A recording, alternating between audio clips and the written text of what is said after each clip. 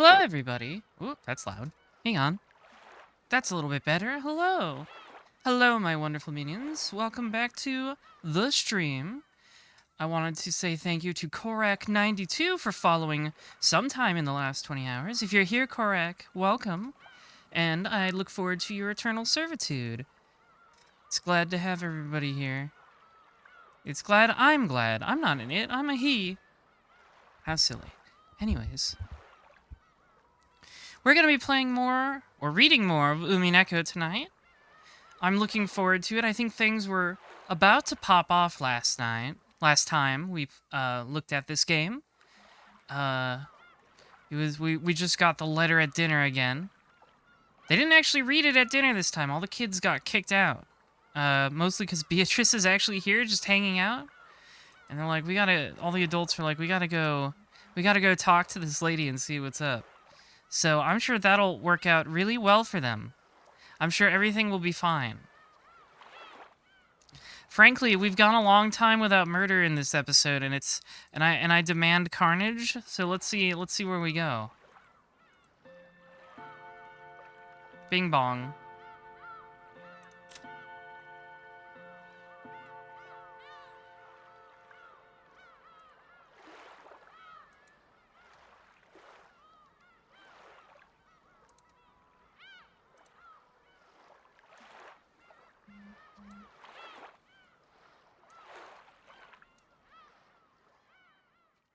Let's see here.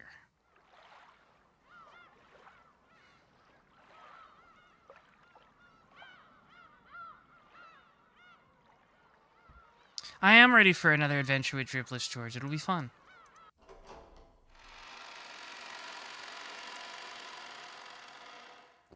I'm sure it won't involve anything weird.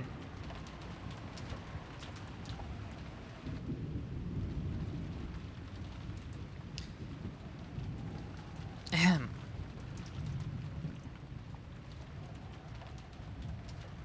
Let's see. Okay. Hideyoshi's claim that advertising doubled the taste was apparently right. After being chased out to the guest house, the kids and Nanjo had gathered in the cousin's room and were eating the cake that Kumasawa had brought for dessert. It was both wonderful and high class, topped with lavish amounts of cream and decorated deliciously with fruits. But delicious as it was, it didn't taste quite as good for some reason.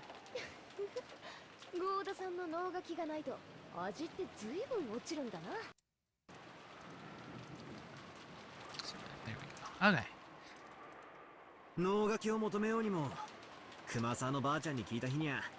She's always talking about mackerel. I don't know what Kumasawa's thing is with that. Why is it always mackerel? Like, she can't make a weird lie up about any other fish or another food?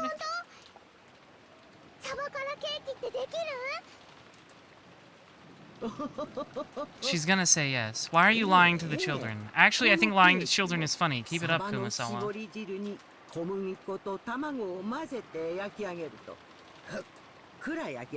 Why are you always lying about food with mackerel? Why is that your one thing? I don't get it.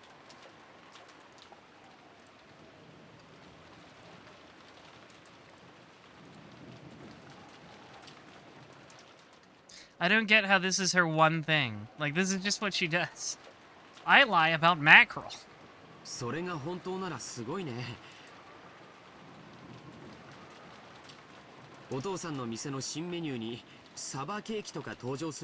I'm sure it would be very popular. Oh, Daisuke Ota, I've missed you. Is it? Is mackerel full of nutrients? I guess fish is pretty good for you if you prepare it right.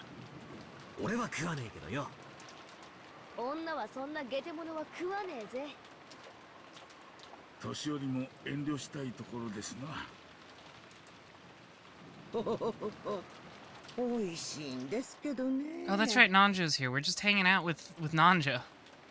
Kumasawa was really cheering up the mood with her classic mackerel jokes. Classic Kumasawa!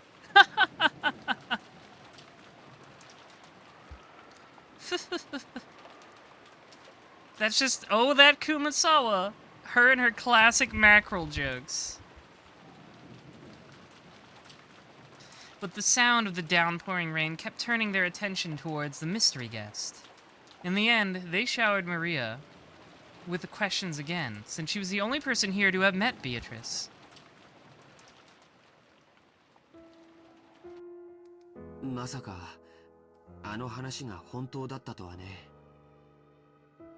You made a bad decision and bought canned Baja Blast Mountain Dew. I didn't know they sold it in cans.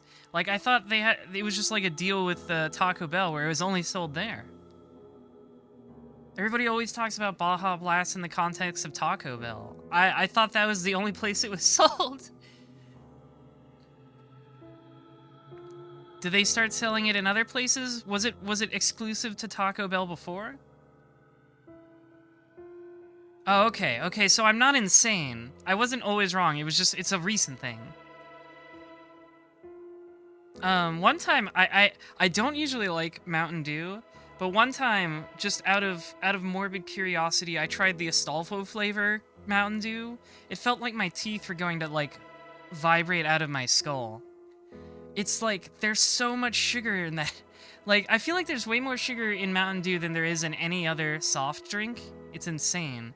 The pink one. The pink Mountain Dew. What's it called again? I just call it the Astolfo flavor. Spark. Sparku.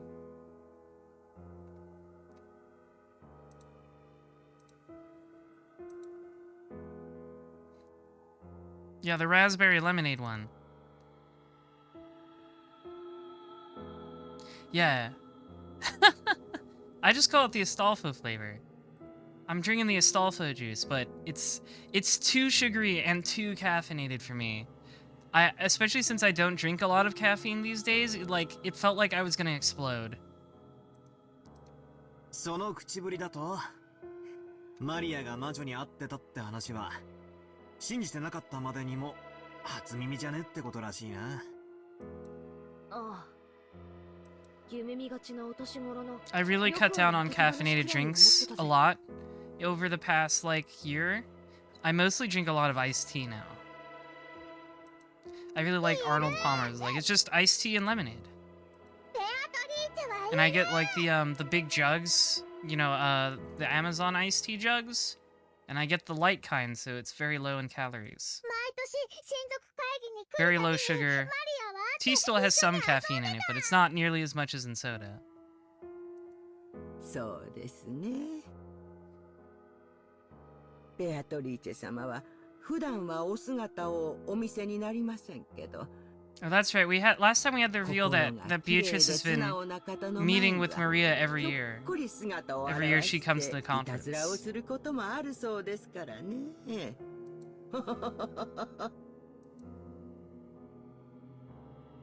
Beatrice referred to that character in the fairy tale about the Rokanjima witch. To keep Kinzo in a good mood, the family and servants acted as though they believed in the witch of his delusions. That's how Rokanjima's fairy tale, or maybe ghost story, had come into being.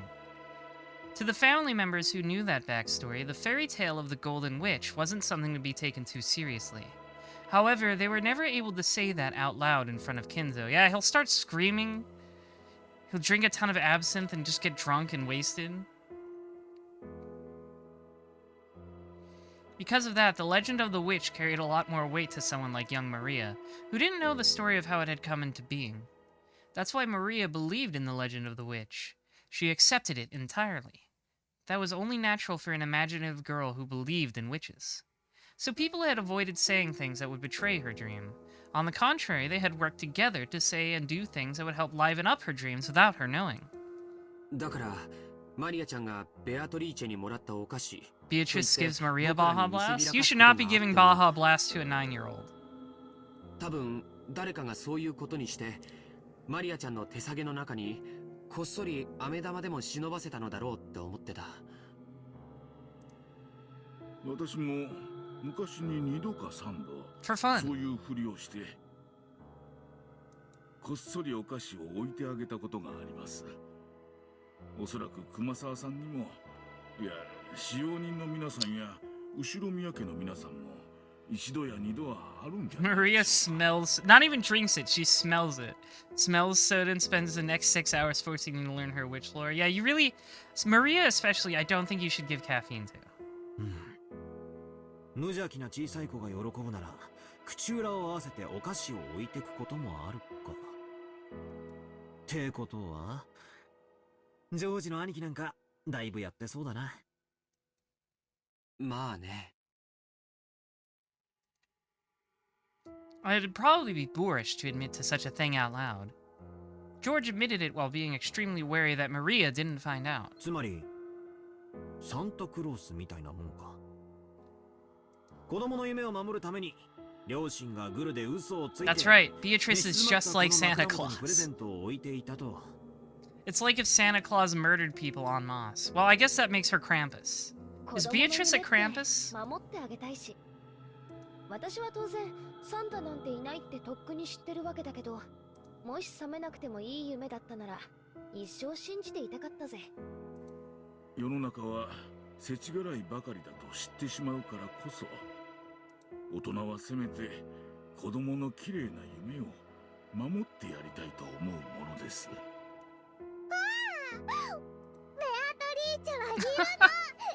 I like how they're talking about comparing Beatrice to Santa Claus right in front of Maria. Ieru! いますとも。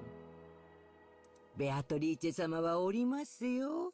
Like, Maria's fine with Santa Claus not existing. Beatrice, though, that's a step too far. この前もですね、サバを干して紅茶の出汁に使おうとしておりま What した。 again with the そ mackerel? こへひょっこり。 Why is that your one joke? まあつまりこういう調子だったはずなんだけどね。つまりマリアを除けば誰も信じてなかった Hello, sweet はずの魔女ってわけだ。少し言葉が足りないね。信じてなかったんじゃない。信じさせてあげようとしたんだ。 So, this is about not betraying a child's innocence. But Santa doesn't exist in reality. If you don't want kids to be all disappointed when they learn the truth, you'd be better off not showing them that dream in the first place. You started Omori? Fantastic. I love that game.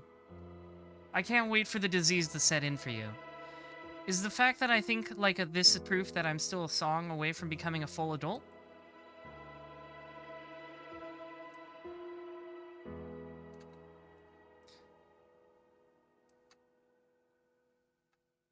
The true nature of the Rokenjima Witch was finally starting to take shape in Battler's mind.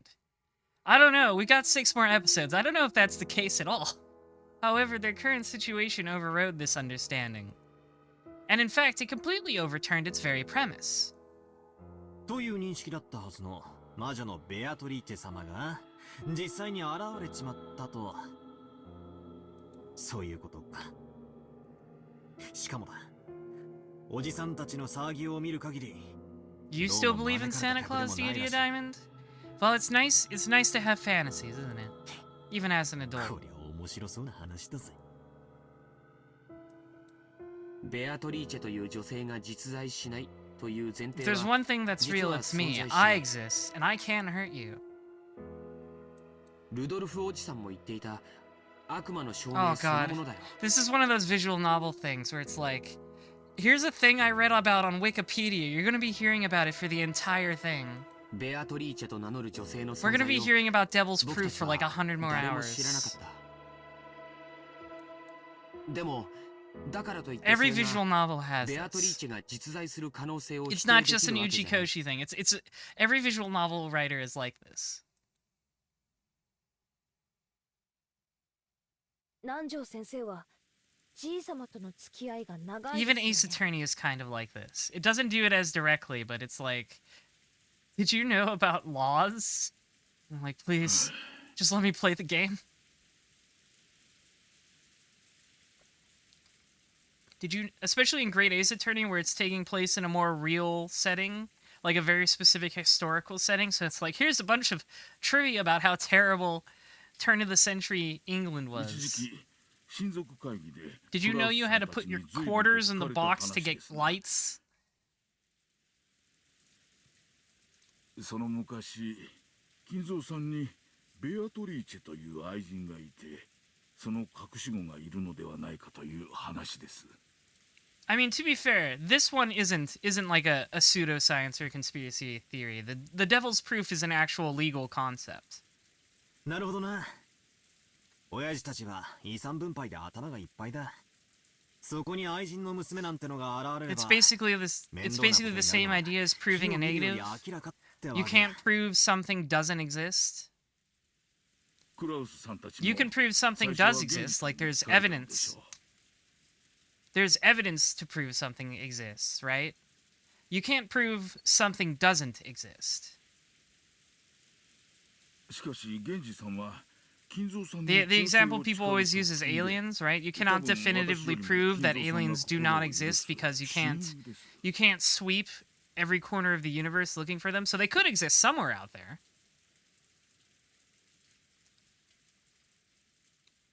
源氏さんは多分何も語 You らな can't かったの prove で a しょう。 negative, basically.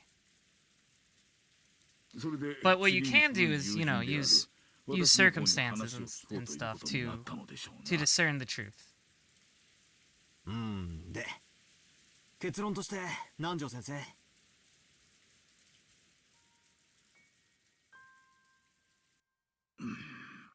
おりました。 All right, Pyropo. If you want to be pedantic, intelligent life on other planets, okay? 私は That's what I 会ったことは mean. ありませんぞ。ですが、そういう女性と交際があったと金蔵さんから聞かされたことはありました。相当昔にお亡くなりになられたそうで。 Exactly. I'm intelligent life 死んだ。 on the moon. その間に子供がいたとか。 I'm proof. So because I exist and you can prove it, therefore, you know, there's evidence. But you can't say there's no life on other planets definitively because you can't look at every planet. それはわかりません。 That's the ただ devil's 金蔵 proof. さんはベアトリーチェを蘇らせるために研究をしていると常々言っておりました。普通は愛人を失い忘れがたみがいたならばそちらにその分の愛情を注ぐものです。ですから金蔵さんとベアトリーチェの間に子供はいなかったろうと私たちは自然に考えました。 Yeah, the example works for multiple things. God, aliens, you know, it's just a concept. It's a legal concept. When you're in like a legal argument, you can't say I have proof this does not exist. You have to use other methods because it's like a fallacy. A logical fallacy. The picture changed. Ooh. ってことは、それも It's really weird that none of the characters have like pointed out the painting changed. なるぜ。愛人との間に子供がいなかったことは証明不能。現にこうして現れた以上、いたってことになっちまう。 Yeah, she updated her PFP 少し when you've got a new 暴力的な理論 hyperfixation だ on ね Twitter.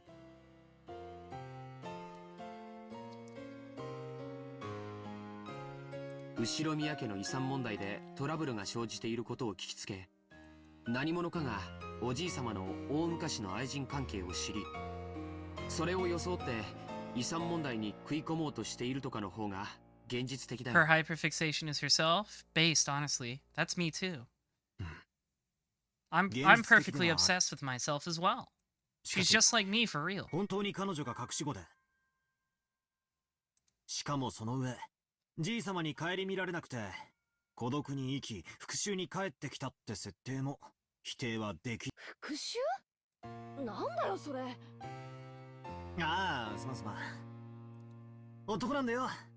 ついつい面白そうな方に脚色しちまうぜ。So true. 妙なドラマの見過ぎだな。I love being dramatic.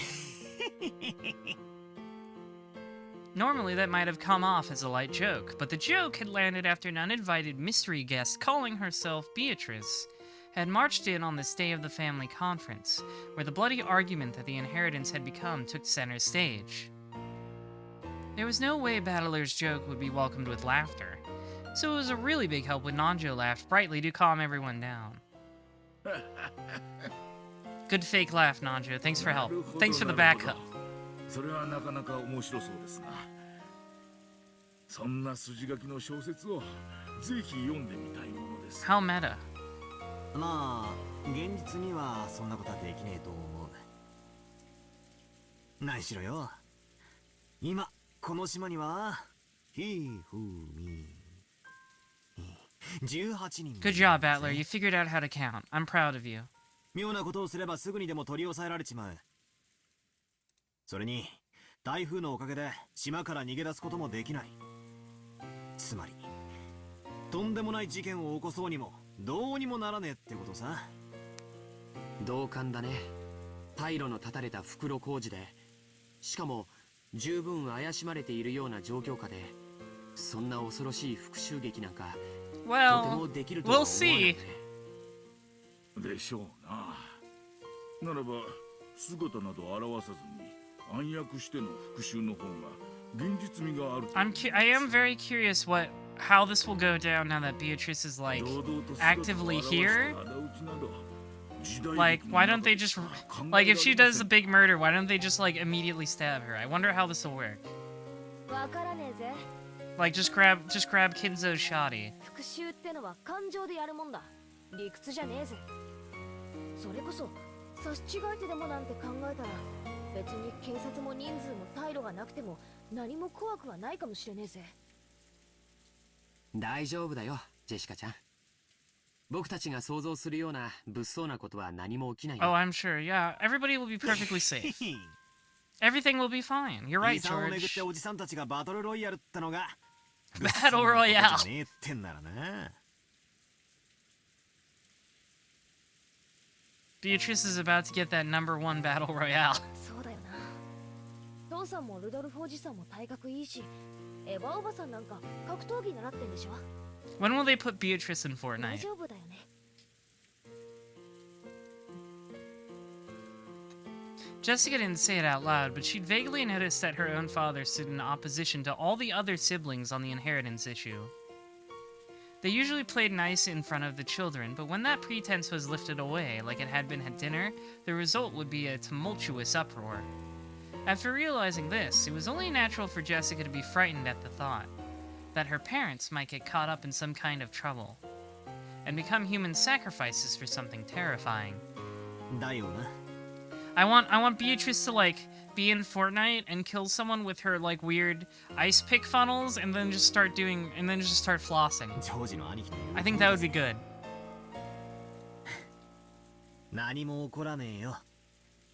魔女様の名前を語ろうとも魔法も使えない人間の女が一人で何ができるってんだ。 It's bolded for emphasis. That means it'll be funny later.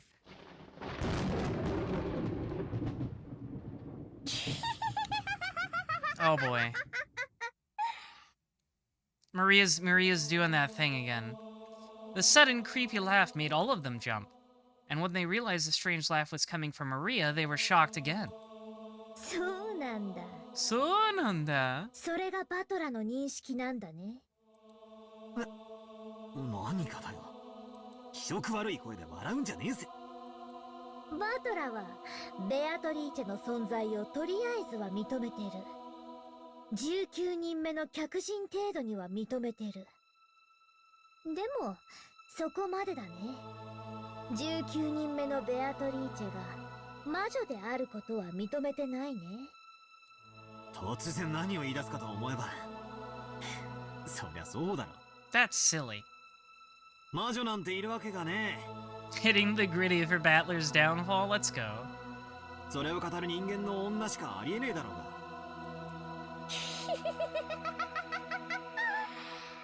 あれあれ？おかしいよバトラー。それは悪魔の証明だよ。 Oh no. 魔女なんて Voiced by his いる own わけじゃない petard. でもそれはバトラが魔女に会ったことがないというだけで魔女の存在を否定することにはならないね。そうだな。 You're getting owned by a 9-year-old, Battler. What now? 確かにそうだ。魔女がいねえを証明することはできない。しかし、証明はできなくても主張はできる。Battler has figured out how to win Twitter arguments. Every time you're in a Twitter argument, someone's just like, that's a logical fallacy. You can just say it's Twitter. I can say whatever I want. 魔女はいねえという俺の主張。どうして魔女はいないなんて証明できないくせに主張できるの？ Really, Umineko is really just teaching you how to argue with people online. そんなものはいねえからだよ。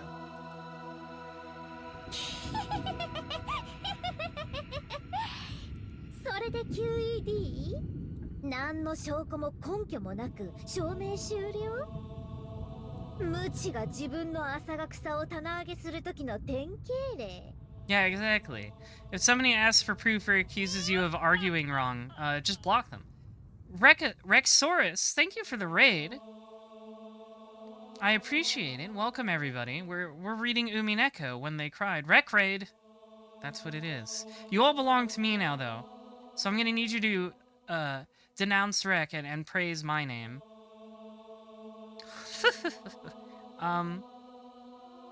That's right. We're reading Umineko. So if you like reading, stick around. 暴力的思考停止だね。I do love recklessly suspending my own thought. となりゃ、答えは一つだぜ、マリア。We're gonna own this 9-year-old with 魔 facts 女 and 側の logic. 反証しかねえってことだろ。これまた悪魔の証明だ。連れてくりゃ話は早い。この場合はベアトリーチェと名乗るご婦人がお星様がキラキラ飛び散るような華麗な魔法を Yeah, just do it. Just do some funny ステッキででも magic. 披露して人間には不可能なことをやってみせればいい Thanks for the Prime sub, Griffith from Berserk. ってことだろ。ほら、お二人とも。 I appreciate it. Every 落 sub ち着いてくださ I い gain makes me な。 more powerful. I love having a lot of subs. Kumasawa noticed that the atmosphere between them was getting worse and tried to calm them. It seemed as though Battler quickly realized that he wasn't acting like an adult. Yeah, you're arguing with a 9-year-old. But Maria's expression didn't loosen. As she laughed creepily, she kept staring at Battler. マリアももうよせよ。機嫌直そうぜ。な。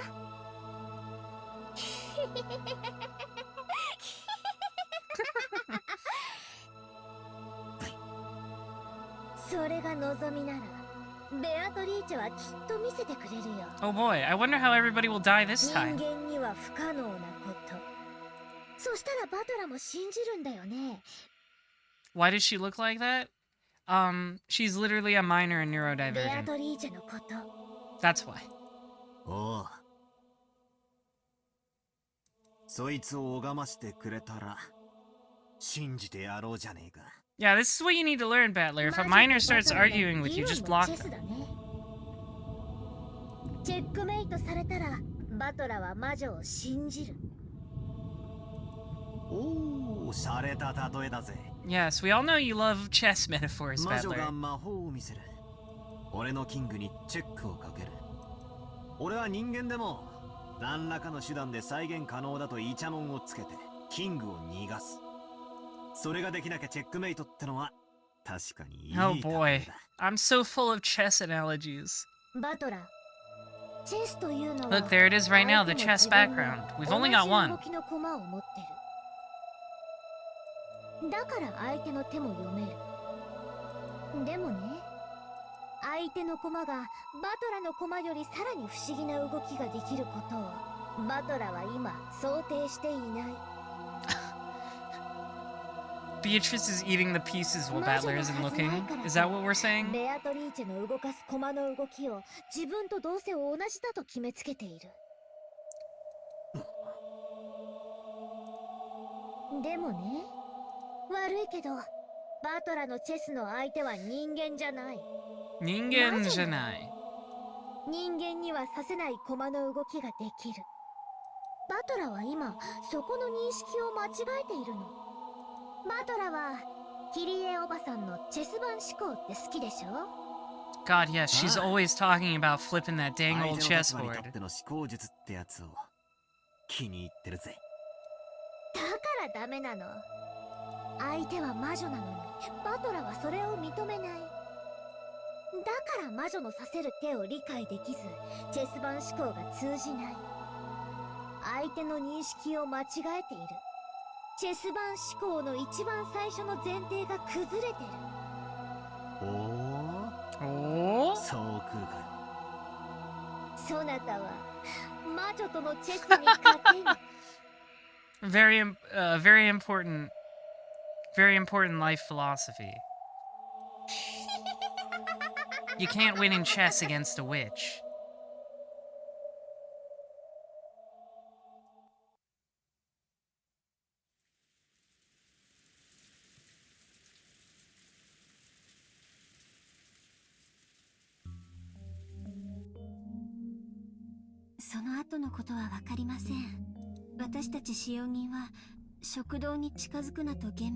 This song in the background is very Twin Peaks. なるほどね。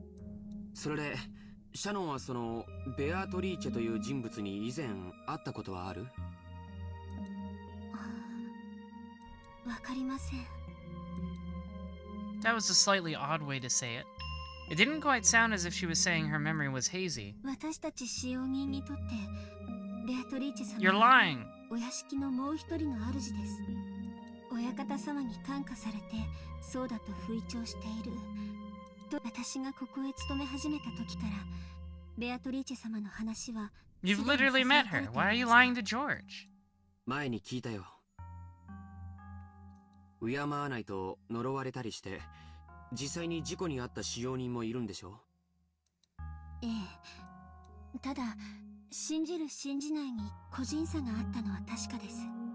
私はそういうものには敬いを忘れないのが信条ですので、存在を疑ったことはありません。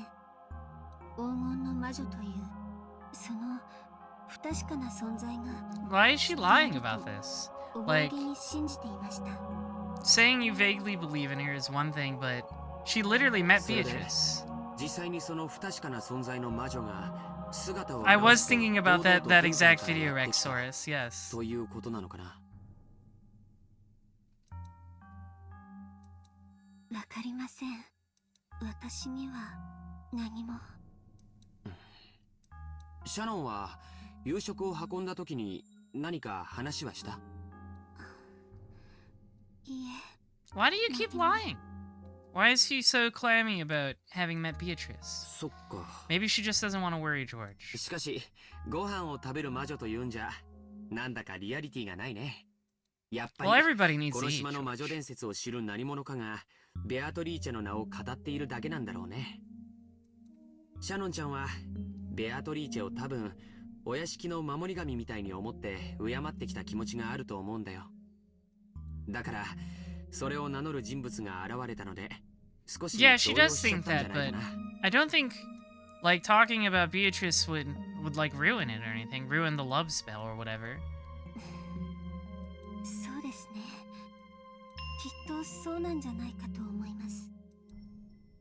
George was slightly at a loss at what to do about Shannon's downcast appearance. Maybe not just Genji, but even the young servants had been ruthlessly questioned as to whether they knew anything about this Beatrice person. Thinking that, he tried to cheer her up somehow.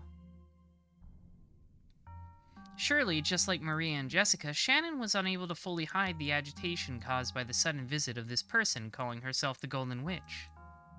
He'd been so sure that was the case, but George probably had no way of looking into Shannon's heart. Shannon was bitter and sad. The door to the Golden Land would be opened. The witch had definitely told her that. That meant the demise of everything. Even if she accepted the ring from George, they would never be married now. No, in the first place, did furniture like her even have the right to be married? Even if the witch had come to signal their demise, wasn't their relationship fated to fail sooner or later? Had she turned her gaze to focus solely on those fun days spent with George while purposely closing her eyes to the sad reality? どうしたんだい？さっきから本当に元気がない。You have no idea what's going on here? There is a lot of context you're missing out on. There's this lady, she calls herself a witch. She claims that she gave this rich family the wealth that helped them become wealthy in the first place, and now she's come to reclaim it. So they have to own her with facts and logic to prove she isn't real before she kills them. It's a lot. It's a lot. 婚約って何でしょうか？ Many things will happen. Just enjoy the ride. あ、結婚の約束をするという意味だよ。でも僕はその意味において結婚と同じものだと考えてる。本当なら僕は今すぐにでも君をめとって家へ連れ帰りたい。でも僕は今修行中の身でまだまだ自らの城を築き上げる力量がない。だからこそ一人前になって初めて胸を張って君を連れ帰りたいんだ。それは遠い未来の話じゃない。ほんの3年ほどを待ってほしいというだけの話なんだ。でも僕はだからといって3年間自分の気持ちを偽っていたくない。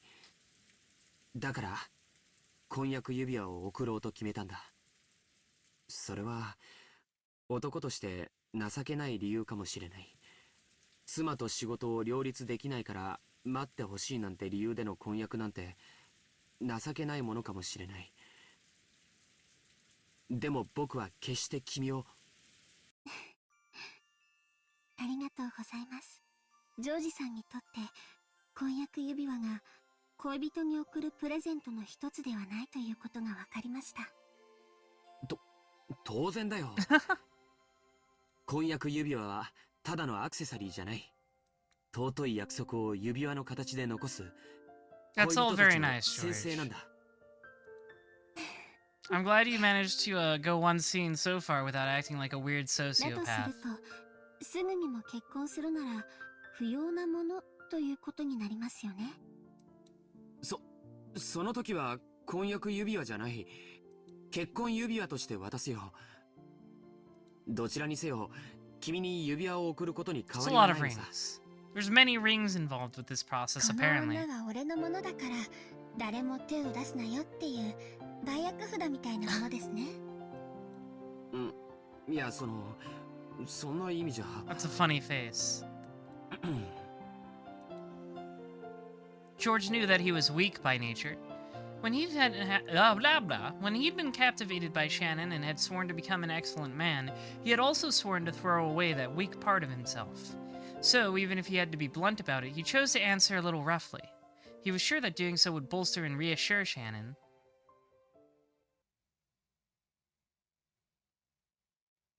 いや、その通りかもしれない。さよ、君を僕の妻にする。 My wife!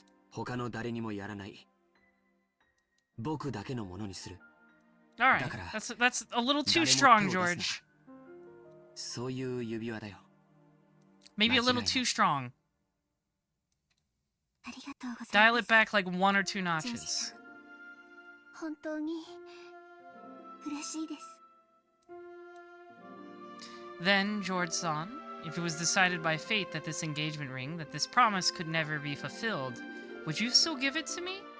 Shannon tried to ask that, but she swallowed her words. Because George had already spoken the answer. George had said it. He had said that to him an engagement ring was infinitely similar to a wedding ring. Therefore, accepting George's ring had a significance far more sacred than a promise to marry. だから、僕はあえてこれを婚約指輪。今からこれは婚約じゃない。結婚指輪だ。いいのでしょうか。神様の祝福もなく、私たちが結ばれた。 God's got nothing to do with it, baby. 勝手に宣言してもいいのでしょうか。神様も父さんも母さんもすべて事後報告で十分さ。僕たちが二人は結ばれたと一方的に宣言する。それは誰にも覆せない。ジョージさん。僕は一時の感情で言ってるんじゃない。 I love this Disney house 今だ music. けの君を見て言ってるんじゃない。明日の君も明後日の君も、それこそ未来の老後の君すらも見据えて言っている。いつもジョージさんが話していることですよね。元気な子供や孫たちに囲まれてゆっくりとした老後を過ごしたいって。うん、その時僕の隣には年老いた君がいる。それを僕は予告いや予言するよ。 Is this what they mean when you say you gotta make the MILF yourself? 必ずその日は訪れるから。必ず訪れますか。信じてもいいですか。必ず、絶対。それを言葉でない形で証明するのがこの。見せてください。えああこれさ。George, thinking he was being told to show her the ring, hurriedly took out the ring box. Even though he had practiced so much, he hadn't been able to do it cool. But Shannon wasn't looking at that. In her straight and direct gaze were vague tears and a smile.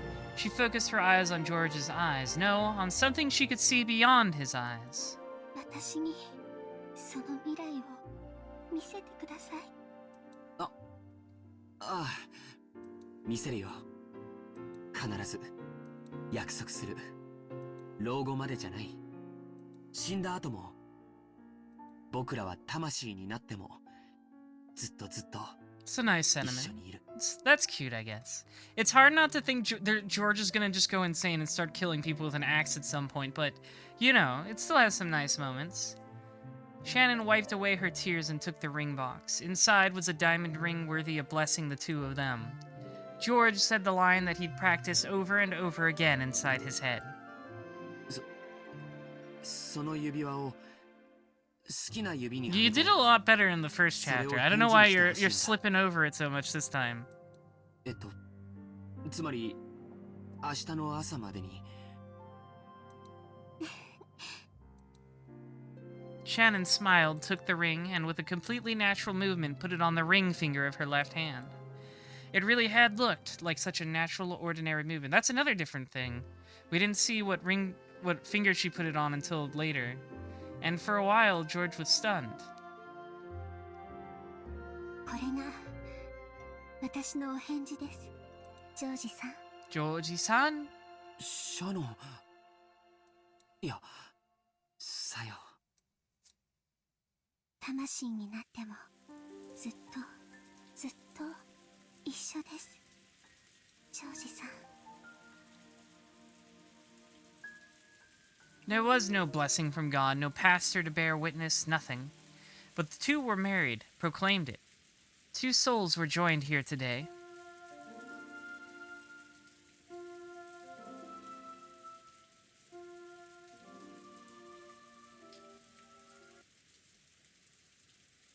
Music's over. Everybody go home.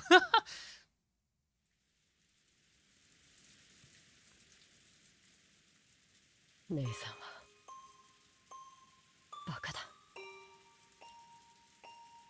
そうかな。家具のくせに家具のくせに。私家具じゃないよ、もう。嘘だ。どうして自分を騙すんだよ。 No, I don't want to be a 人間にな person. んか絶対になれないって I 知 don't ってる want く to せに。 feel things. 黄金鏡へ行かなきゃ人間になれないって知ってるくせに。なのにどうして黄金鏡へ生きる約束を自分で保護に。そっか。指輪を受け取ったらベアトリーチェ様との約束が They なかったことに they なっ don't ちゃうん mean だ she's ね。 literally not non-human. It's weird. They're servants for the family, and so they're raised to think to think of themselves as furniture.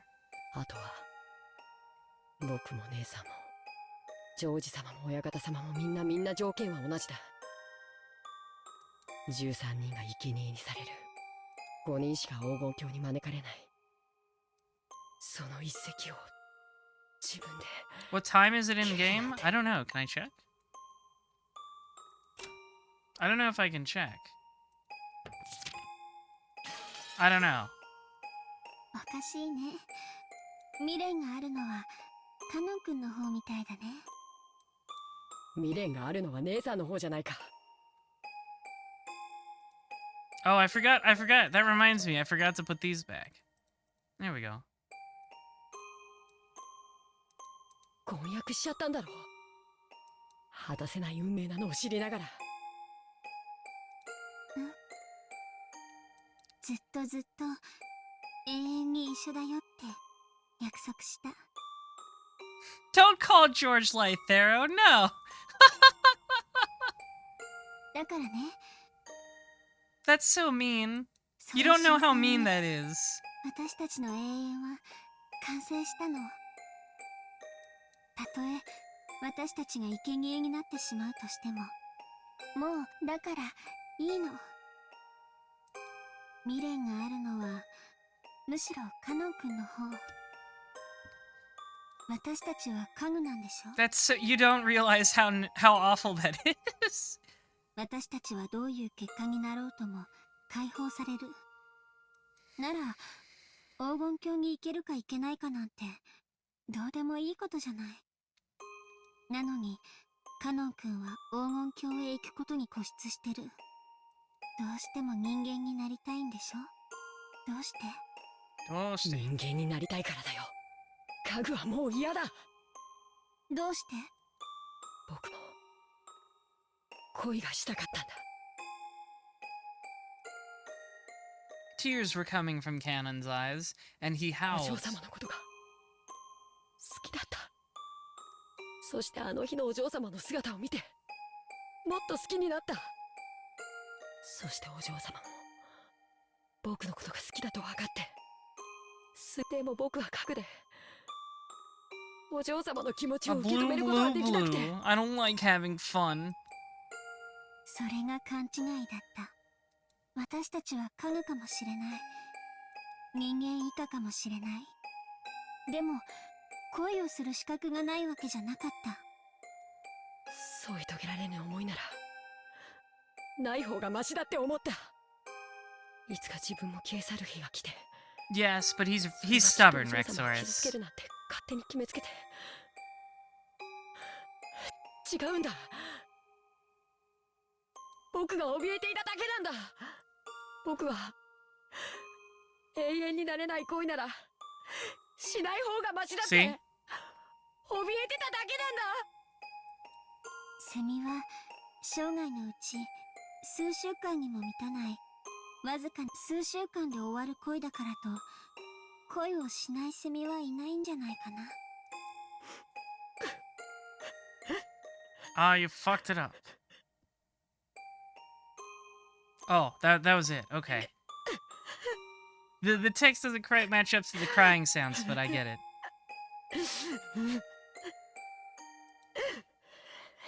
It seems that Canon was still muttering his regrets, but by now it was all jumbled up with sobs. あの魔女が憎い。僕に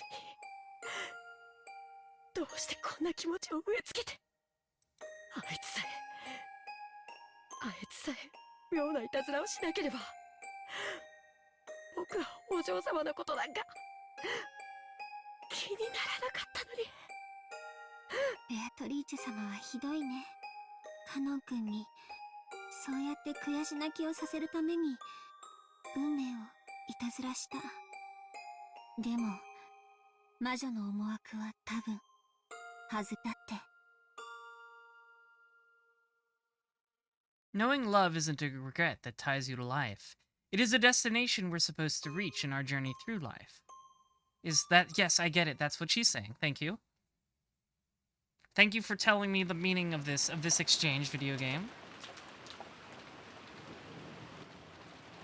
というわけだカノン。Beatrice is just like peeking in through the window of everybody's せっか conversations. くの約束はこれで遂行だな。 She's in your さて walls. さて、 This is the witch. これにて全ての駒の条件は同じよ。駒は18。生き残る5人は誰？ Who will the 5 survivors be? それとも誰かがこの儀式を打ち壊してみせるか。誰がどうやって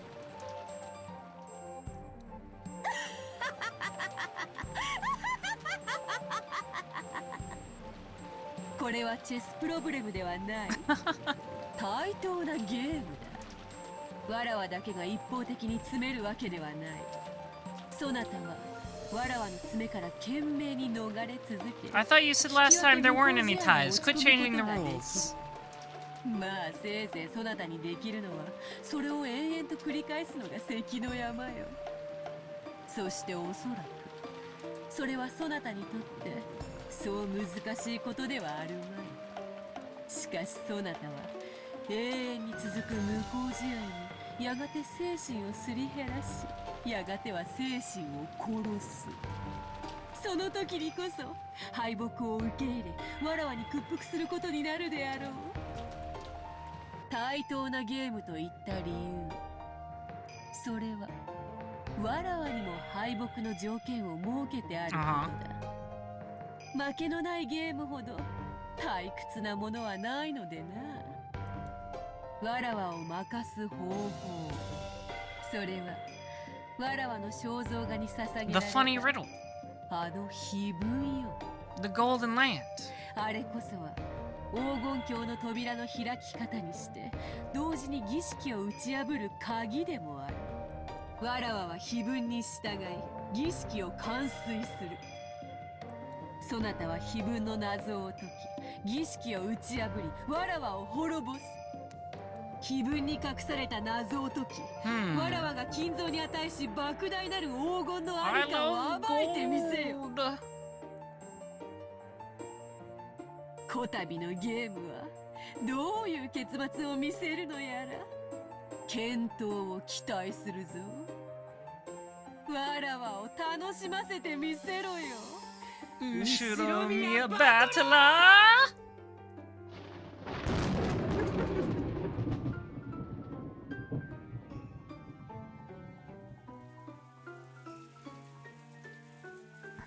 Wait, where are we now? 異論はない。私と夏日は認める。信じられないし What is 信じたくない this? けれどそれが Yeah, I've never. This is a new background. It looks like a church, yes. 夏日、言葉を少し選びなさい。彼女は当家の最高の賓客なのだ。わしらも認める。 What's going on? グーの根も出えへん。へえ認めるわ。一遍の文句もない。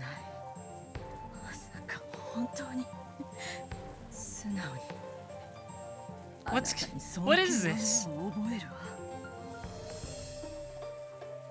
私もよ。すごいわ。純粋に尊敬する。だから認めず。俺も認めるぜ。 I don't know what's going on. This is a completely new scene. 未だに信じられね I assume that's on purpose, though. It's a mystery. え。だが、どうしようね。どうしようね。悪魔を証明しちまった。 What? Okay. あんたの勝ちだ。悪魔の証明はそなたが好む証明不能への便利な Okay, so Beatrice has somehow managed to convince everybody else.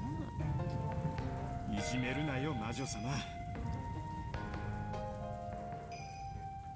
I don't know how she accomplished this. 俺はもうあんたを認めてるぜ。降参だ。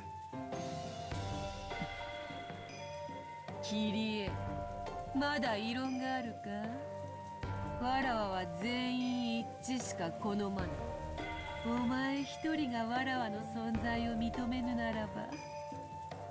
As the witch laughed boldly, the siblings started getting frantic. They were afraid of displeasing the witch.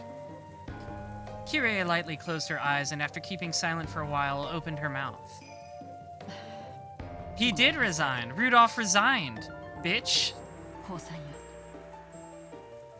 Only Kyrie had faced the witch with stern eyes until the end. However, this had only resulted in her refusing to accept the truth for a short time. The truth, the being that was before her eyes, couldn't be denied. Devils had already been proven. 私も認めるわ。あなたはベアトリーチェ、後宮家の顧問錬金術師、そして偉大なる魔法の使い手、魔女であることを認めざるを得ない。 How did she prove it to them? What did she do? Does she know? What was she cooking?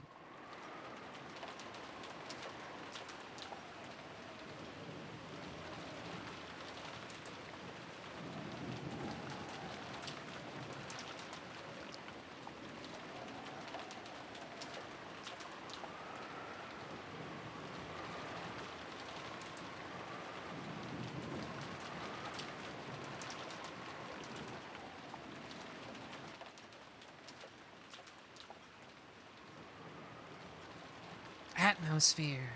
It's about the atmosphere. Oh, it's midnight. That's important. Midnight is when the fun starts.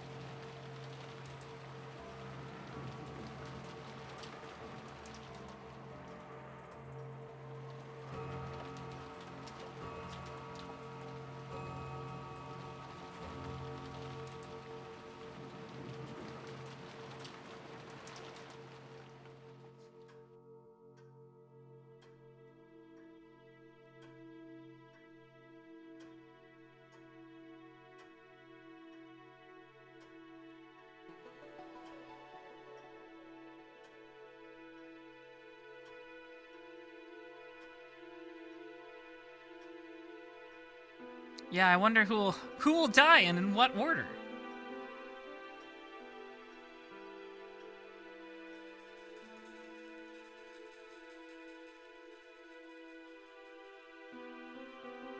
How do I feel about the Andy Bogard Mark of the Wolves data mine? You know, I didn't see Andy. I saw Joe.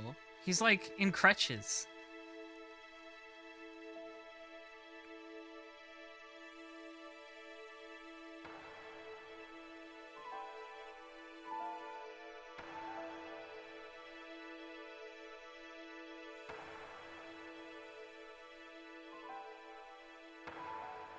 Andy has some gameplay sprites for Mark of the Wolves too. He looks almost the same.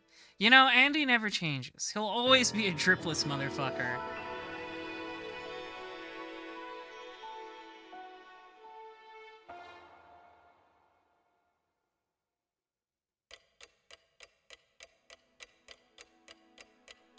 Alright, 6 a.m. the next day.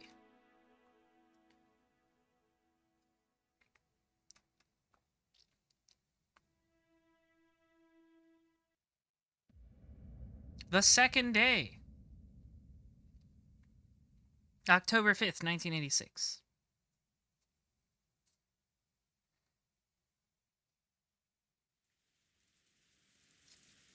What is that sound that always fills my ears? Is it the sound of the rain, the sound of a waterfall, or could it be radio static? Yeah, this takes place in the 80s. If not, I want it to be the sound of blood flowing through my body. I want it to be the sound of the blood circulating throughout me, telling me that I am still alive.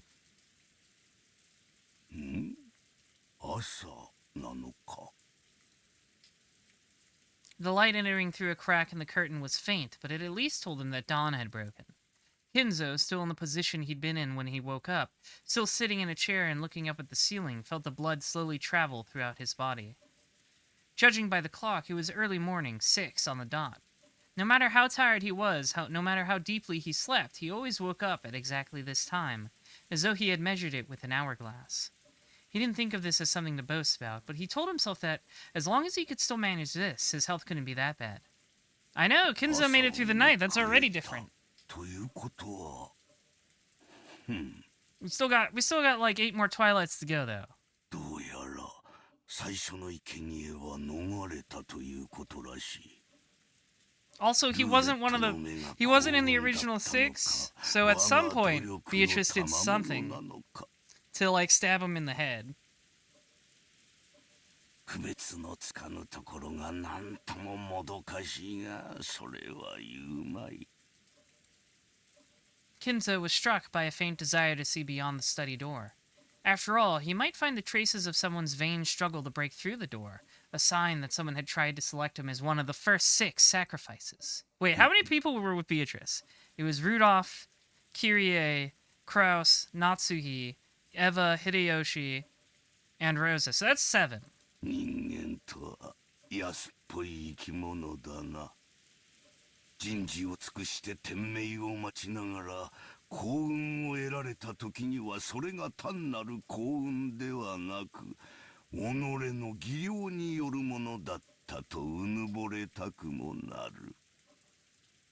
That was why he wanted to check whether there was a scratch mark on the door. The very desire was human, and that was why Kinzo did not check. He often rejected desires that came to him because he was human. I'm a Sigma male. By doing that, he could be immersed in a feeling of sufficiency, as though he himself had become a being that surpassed humans. He recognized human desires for what they were and guarded against them. Things that a human would want to do, he resisted.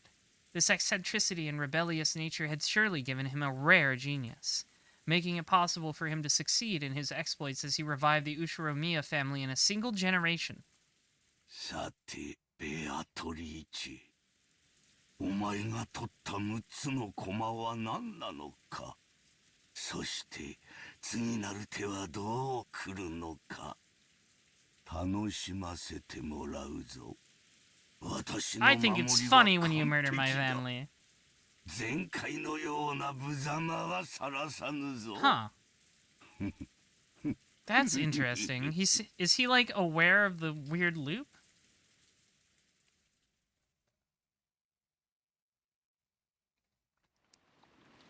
The servants woke early. They had to open the curtains, prepare breakfast, and complete various other tasks to welcome the guests to a new day.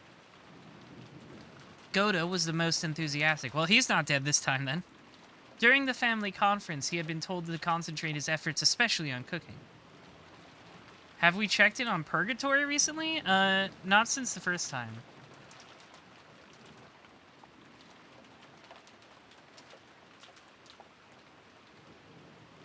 We haven't seen...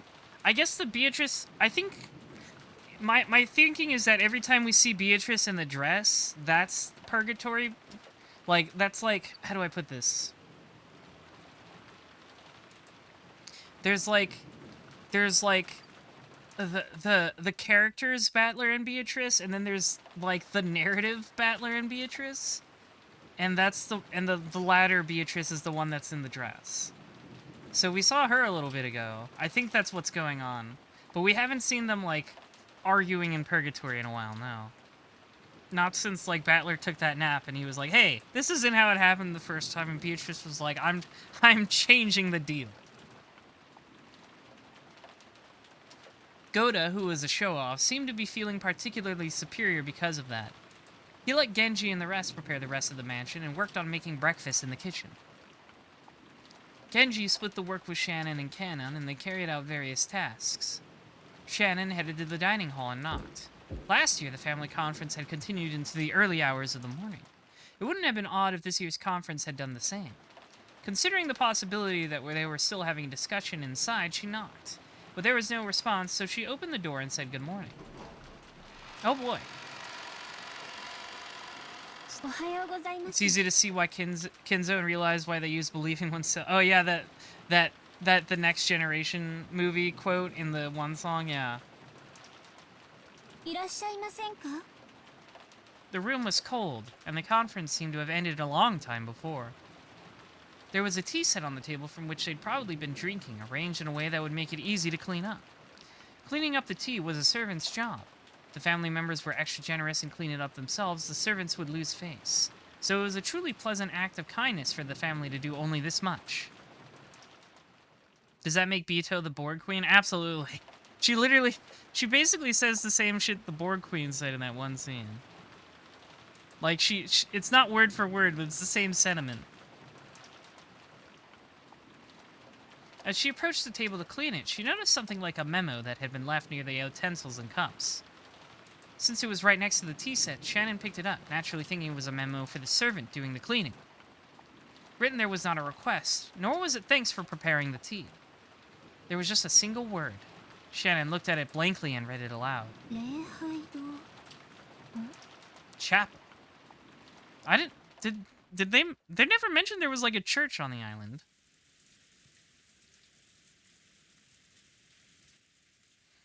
A small sound kept repeating over and over. Normally, that sound would have been too trivial to be worth caring about. If only I could stop hearing it soon, I could go back to sleep right away, she thought vaguely. But no matter how much time passed, the sound did not end. It repeated over and over. Ah, shut up. Who is it? Banging on the door this whole time?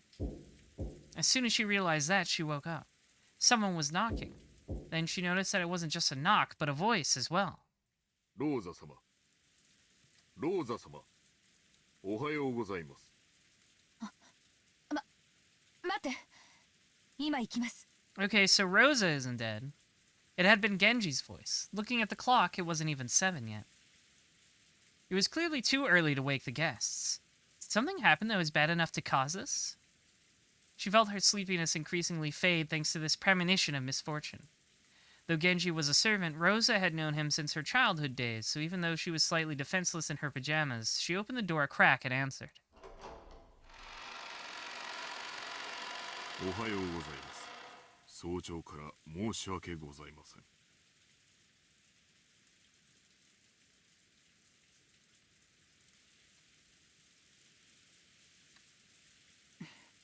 何かあったの？はい。実は礼拝堂に。The chapel. Okay, so it's like a thing they know about. Genji whispered something into Rosa's ear. For a second, it seemed Rosa couldn't understand what she'd been told. After having it repeated several times, she realized that apparently something strange had happened. Rosa closed her door for a second, changed her clothes quickly, and followed Genji towards the mansion. No Rosa PJ sprite? I know. So disappointing. The chapel requires some explanation. Oh boy! I love it when my visual novel tells me that. It wasn't in the mansion, but in a grove behind it, a short walk's distance away. It had been built at the same time as the mansion, so though its walls had been repaired many times, making it look new from the outside, it was a very old building. Rosa dashed through the rain along with Genji. Just like the previous night, the rain was falling in earnest.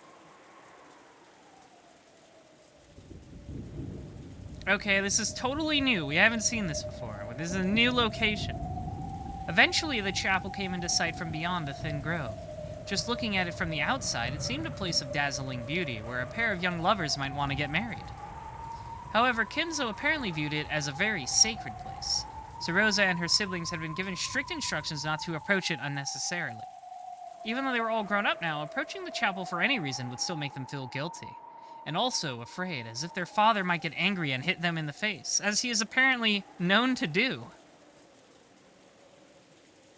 The servants' silhouettes could be seen in front of the chapel's entrance. Goda, Shannon, and Kanon, which meant that all of the servants on the morning shift had gathered.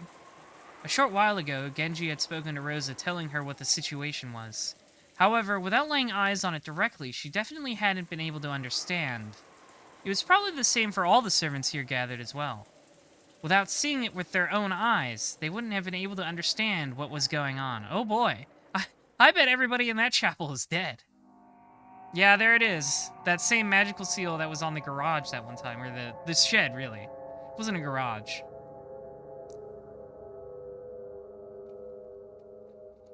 On the door at the entrance to the chapel was something very large, drawn with a creepy, stringy paint made one think of blood. Something like a creepy magic circle. I've used that card in Yu-Gi-Oh! 何よこれいつ書かれたの The servants looked at each other. Goda was the first to open his mouth. 申し訳ございません。普段はここへは立ち入りませんもので、いつ書かれたのかは分かりません。じゃあ最初に見つけたのは誰？私、食堂へお茶の道具の片付けに行きましたら、礼拝堂と書かれたメモがあったもので。 Shannon held out the memo with a shaking hands. 誰の字？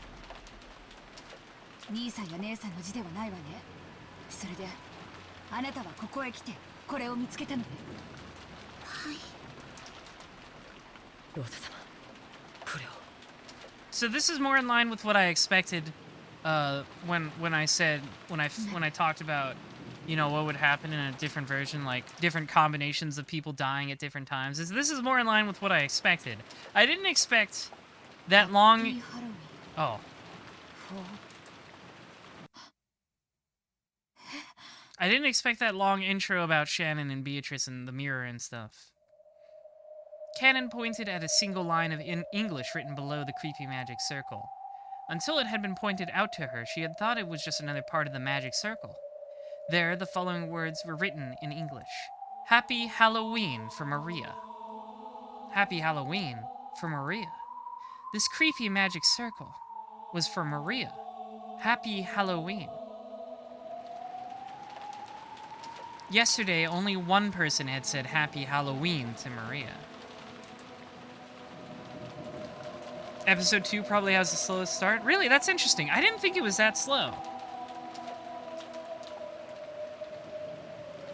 Like, I guess it was kind of slow-paced, but I didn't feel like it was slow because it was all... I was like, okay, I get it. This time we're building up a lot of the characters that didn't get much in episode 1, like Shannon, Cannon, George, and Jessica. Like, outside of their parents getting murked, I didn't think George and Jessica got a lot of material in episode 1. Like, they were kind of just there. And obviously, Shannon bit it pretty fast. And Cannon didn't do much.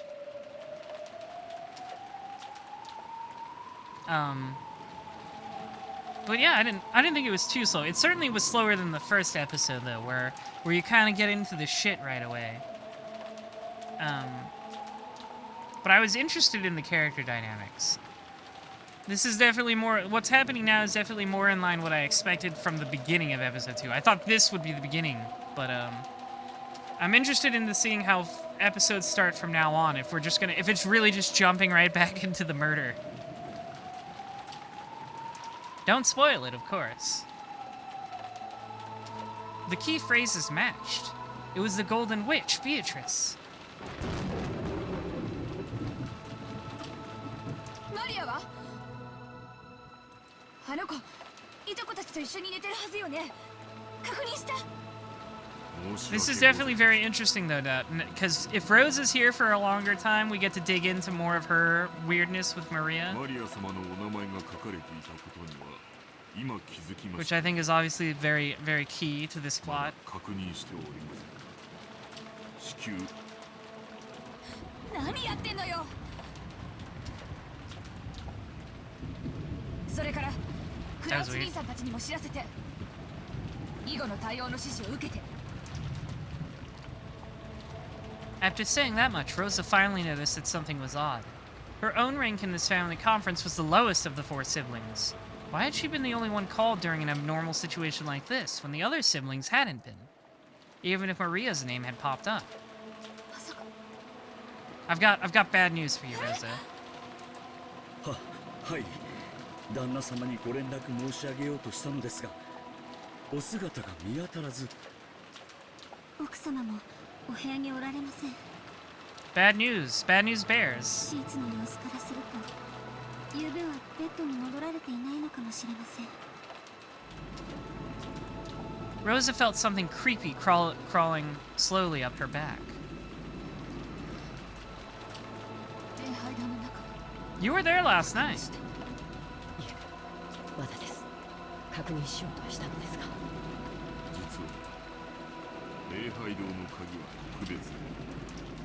Oh, really?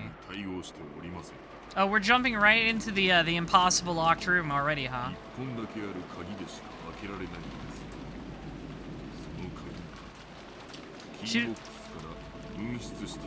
Oh, sorry to interrupt you, Genji. She didn't want to get closer to the door with the creepy magic circle if she could. Rosa readied herself and approached, then tried pushing and pulling the knob. All she felt was the resistance of the sturdy lock. What? There's a window? I see windows. What? I know. It's just an abstraction. Because it's a photo CG, but like... I don't know. There's windows right there. Oh, they're all locked, I guess.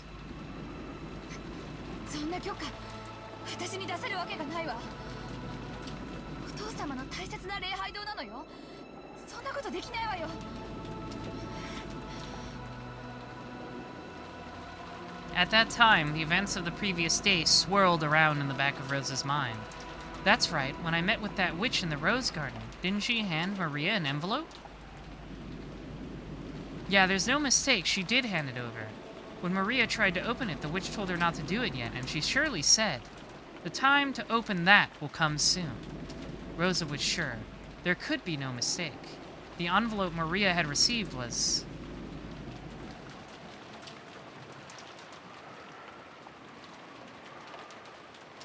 Yeah, that's probably a good time, right?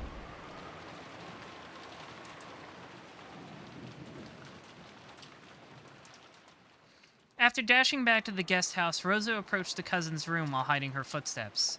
Softly opened the door and peered inside. From the inside, she could hear the healthy snores typical of young people. There were 4 children, and Maria was there, sleeping soundly. After breathing a sigh of relief, she entered the room with quiet footsteps. She was after Maria's handbag, which was resting on the sofa. Maria always liked carrying her treasures around with her. She was probably emulating how her mother always carried her makeup with her. Of course, she was just imitating her mother, so everything on the inside was junk. In Maria's case, it was full of small, creepy occult items, notebooks describing things of that nature, and so on. Rosa had never been happy to see her daughter walking around with things like that, which weren't girlish at all. However, trying to force Maria to stop had resulted in a big fight, so she decided to let it be. I do not support my daughter's interests. I think she should... I think she should die.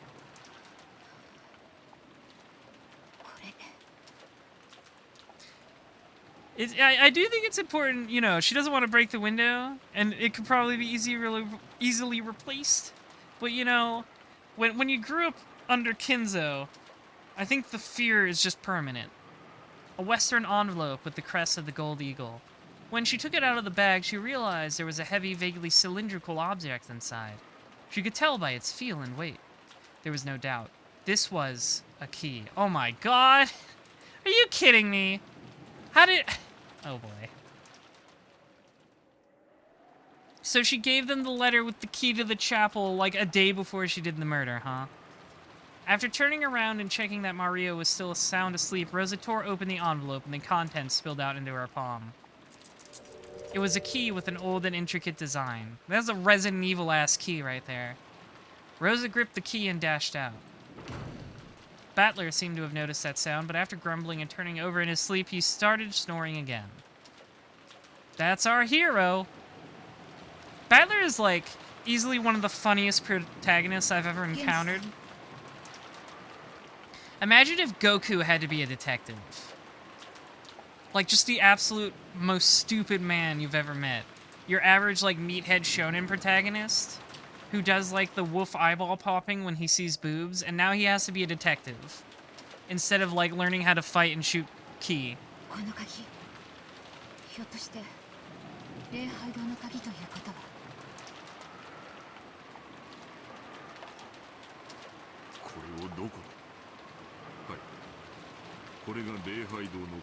It's magic. That's Date? I think Battler and Date would get along, probably. Rosa approached the creepy magic circle once again and put the key in the keyhole. There was a strong resistance. To be fair, they did say it wasn't his turn. Oh yeah, they did say that, huh? You're not the protagonist in this episode, Battler. We actually we have been spending very little time with Battler. Which is interesting. Very little time with Battler. After it resisted for a short while, it stopped resisting with a clunk. Then, squeaking with a noise that hurt one's ears, it slowly began to open. Wow. We only have one door opening sound. We here at 7th expansion only have one door opening sound. Her voice reverberated throughout the massive room. Of course, there was no answer.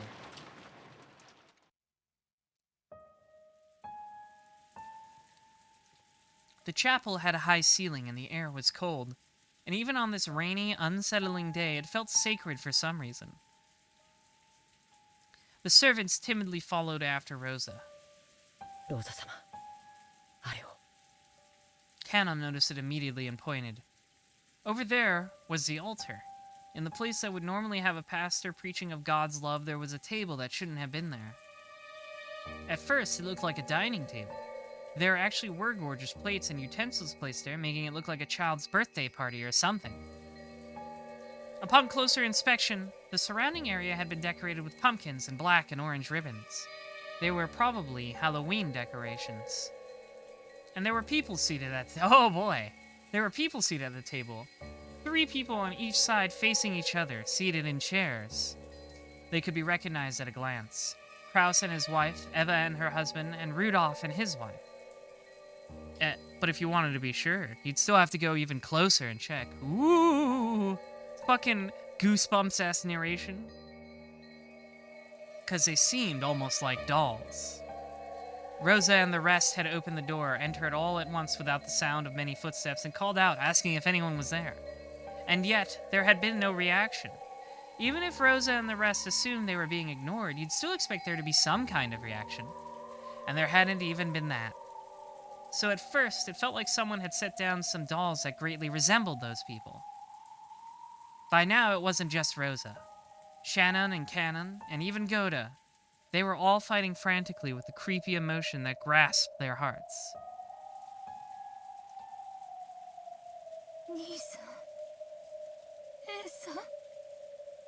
As she walked towards the altar, she called out again, but there was still no reaction. Yes, by now, Rosa was sure of it. She was sure these weren't dolls, but the people themselves. They grew close enough to see clearly what lay on the table. It still looked like an adorable banquet, reminiscent of a child's birthday party.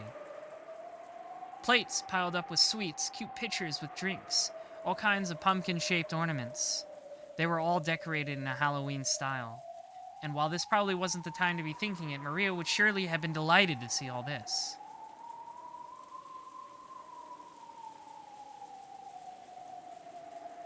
That was the state of the table they sat in front of, apparently asleep. It was an eerie scene, as a small, fun-looking Halloween party had been stopped in time. Sure, yeah, they're sleeping. It's like what you say to your kid about the dog. Yeah, no, he's just sleeping. When she approached even closer to them, she realized that there were snacks scattered all over the floor. Candies, cookies, soda, and chocolates, all with heavily fantasy-themed packaging. They were all scattered across a carpet covered with blackberry and cranberry jam. Oh, I don't think that's jam.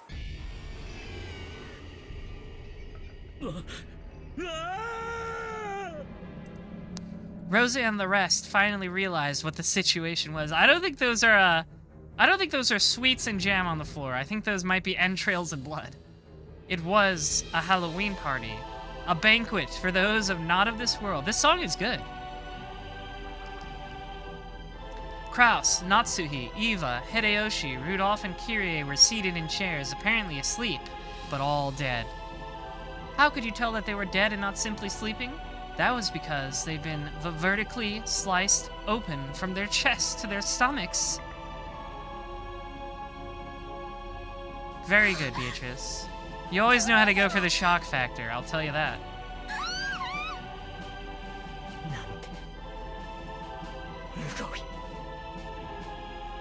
I know! We've lost multiple MILFs again. We didn't lose the MILFs this fast in the first episode. Now we're already down 2. The 6 of them had sat down at a Halloween party before having their stomachs slit open, killing them. Then the jam covering the floor must be what overflowed from their stomachs when they'd stuffed themselves completely, right? No! The contents of their stomachs had been scattered all over the floor. You're right, 3! The dossier should have updated again? Okay. That's right, it was Kyrie, Nazi, and Eva. We're 3 down already. Oh, they sure did. That's great. His corpse was found in the chapel. The direct cause of death is unknown, but it seems his stomach was cut open and his intestines pulled out after death. On top of that, sweets and candies were packed into his stomach. Welcome, Maria. Happy Halloween. Her corpse was found in the chapel. The direct cause of death is unknown, but it seems her stomach was cut open and her intestines pulled out after her death. On top of that, sweets and candies were packed into her stomach. Didn't I tell you? Stomachs are packed full of candy. Her corpse was found in the chapel. The direct cause of death is unknown, but it seems her stomach was cut open and her intestines pulled out after her death. And on top of that, sweets and candies were packed into her stomach. Everyone has a stomach filled with sweet dreams. His corpse was found in the chapel. The direct cause of death is unknown, but it seems his stomach was cut open and his intestines pulled out after his death. On top of that, sweets and candies were packed into his stomach. Why would there be anything filthy inside someone's stomach? His corpse was found in the chapel. The direct cause of death is unknown, but it seems his stomach was cut open and his intestines pulled out after his death. On top of that, sweets and candies were packed into his stomach. This is why we want to be as sweet and innocent as candy. Her corpse was found in the chapel. The direct cause of death is unknown, but it seems the stomach was cut open and her intestines pulled out after her death. On top of that, sweets and candies were packed into her stomach. And so I give you the land of dreams. Happy Halloween. Wasn't that fun? Out of their stomachs, it was almost as though they'd been poured out, as though snacks had overflowed from there.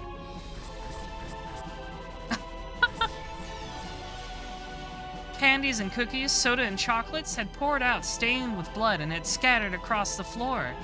What could have happened to cause this? It's almost as though their stomachs were stuffed full to bursting with sweets, and it all poured out when their stomachs split open. What did you miss?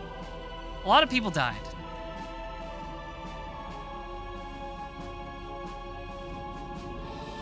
Rosa remembered a certain shocking meal, a turkey that had been served at her own birthday. When it had been cut open with a knife, outflowed one of her favorite foods.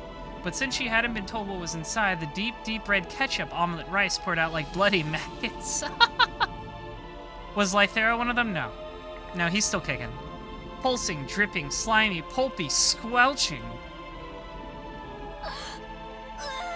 Excellent birthday party you threw there, Kinzo. Good job.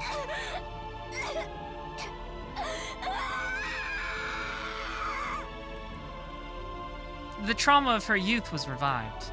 Rosa felt a monster raging inside her stomach as the acid started to rise. Unable to hold back, she threw it all up on the floor. Nasty. Her empty stomach had nothing but stomach acid.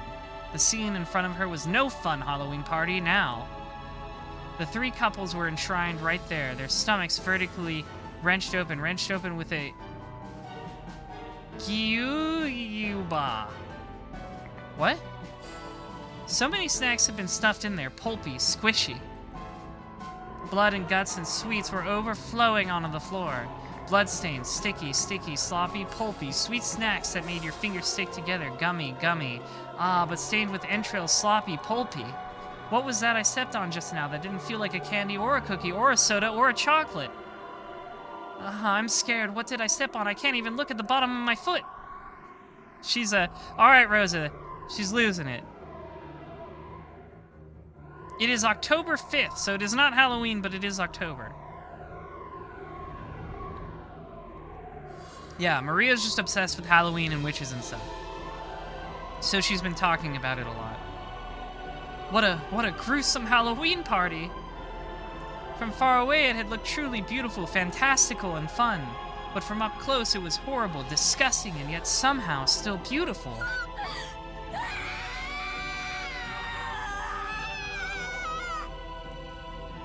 Rosa's wild thoughts tried as best as they could to escape her throat with a loud voice that was neither a scream nor a roar.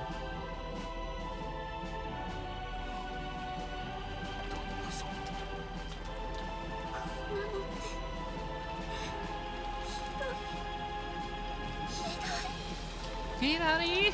救急車警察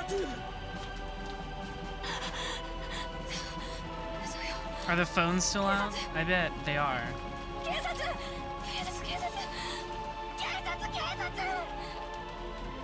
If a word so tied to reality hadn't come out of Goda's mouth, Rosa and the rest would probably have found themselves unable to escape that nightmarish party even now. But it wasn't because they thought the police might be able to do something. I don't think it's not fire, it's the rain. They didn't keep yelling about the police. It felt as though another seat might be set up at this demon's party and given to them. Their own chests felt like they were expanding unpleasantly from the inside. Oh, it's alien. Rumbling, churning, and it was surely because candy was about to overflow from their stomachs. Rosa, once again tortured by a desire to vomit, threw her stomach acid up on the floor. And then she searched to see if there was any candy in it. Rosa's sanity meter is very quickly depleting. She doesn't have as much constitution as some of the other characters, it seems.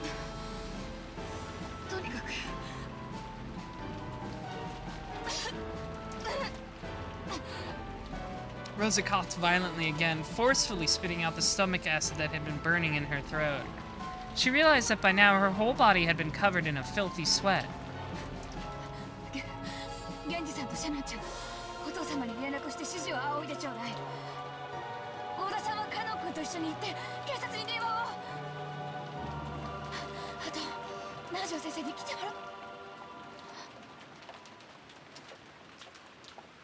Why even bring Dr. Nanjo here? It's a bit too late for medical care. The servants accepted their orders and dashed outside.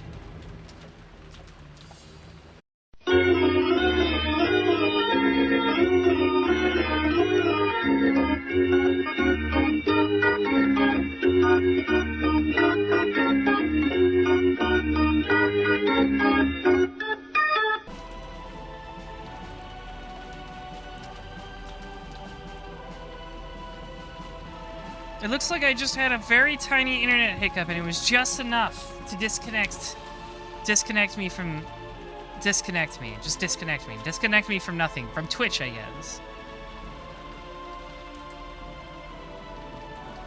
I'm back. We're back. We're online. It lasted, the disconnect lasted like a second, but it was just enough to make the stream go online. Darn it! This has plagued me recently, and I hate it.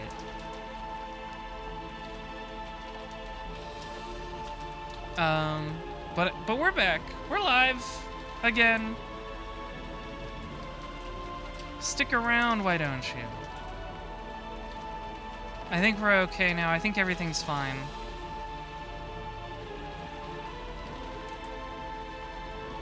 We're all here, right? You're all still here, yes?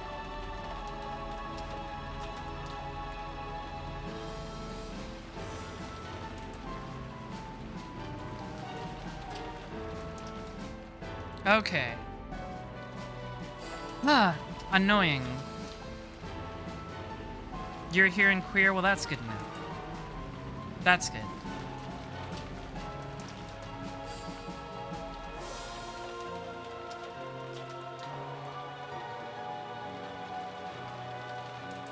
After watching them leave, Rosa once again stared at her siblings with whom she'd spent good times and bad, and their partners.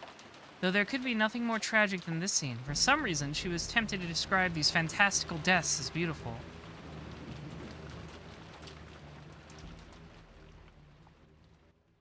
Oh boy. Well, that was fun, right?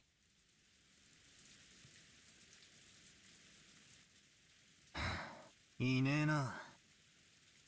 に行っちまったんだろうな。使用人室も厨房も空っぽだぜ。一体どうしちまったってんだ。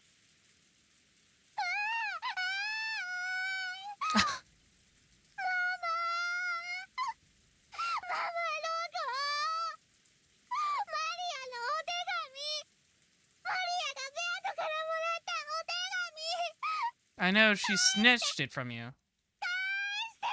She stole it. It was at least justified this time. 弱ったね。バトラ君、本当にローザおばさんだったのかい？まあ、俺も寝ぼけてたから自信はねえんだが、明け方にローザおばさんが入ってきてマリアの手提げカバンを漁ってるような気がしたんだよ。俺はてっきりマリアの手提げに歯磨きのチューブでも入ってるんじゃないかなんて思って寝ぼけてて。なんで歯磨きのチューブがマリアの手提げに入ってるんだよ。寝ぼけて夢でも見たに決まってんぜ。I love it when any of the characters just calls Battler a moron. Battler vaguely remembered Rosa entering the cousin's room. Also, when Maria woke up before the rest of them, she'd started rampaging around, saying that someone had opened the envelope she'd been keeping safe. Putting two and two together, they figured that Rosa had probably come and opened the envelope. 黄金の魔女様の封筒か。中に何が入ってたんだろう。Nothing. わからないね。でも、あの封筒はおじい様が新書に使う後宮家の家紋の入ったものだった。親族会議と無関係なものが入っていたとは考えがたいね。She hadn't let anyone touch it, but yesterday Maria had shown that envelope off to Battler and the rest a whole lot. So they remembered it well.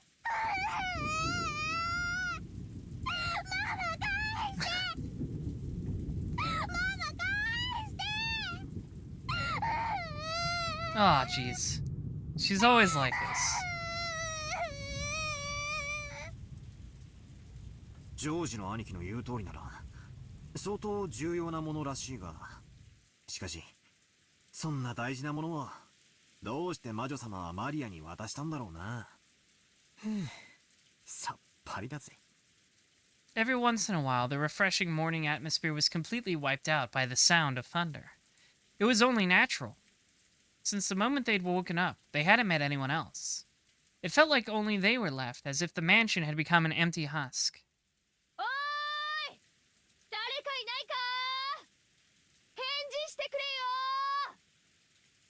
Jessica called out into the hallway, and eventually an answer came back. It came from the entrance hall. 聞こえますとも。何かありましたか？南條先生だ。Hello, Nanjo. よかった。この島から僕たち以外が消えてしまったわけではないようだよ。Not yet. 南條先生、おはようございます。すみませんが、うちの親たちとかどこに行ったか知りませんか？はて、私も今起きてこちらに来たばかりですからな。わかりかねますが、さて。It was only natural. Nanjo was a guest just like the rest of them. He'd come just now to pass the time in the parlor until breakfast.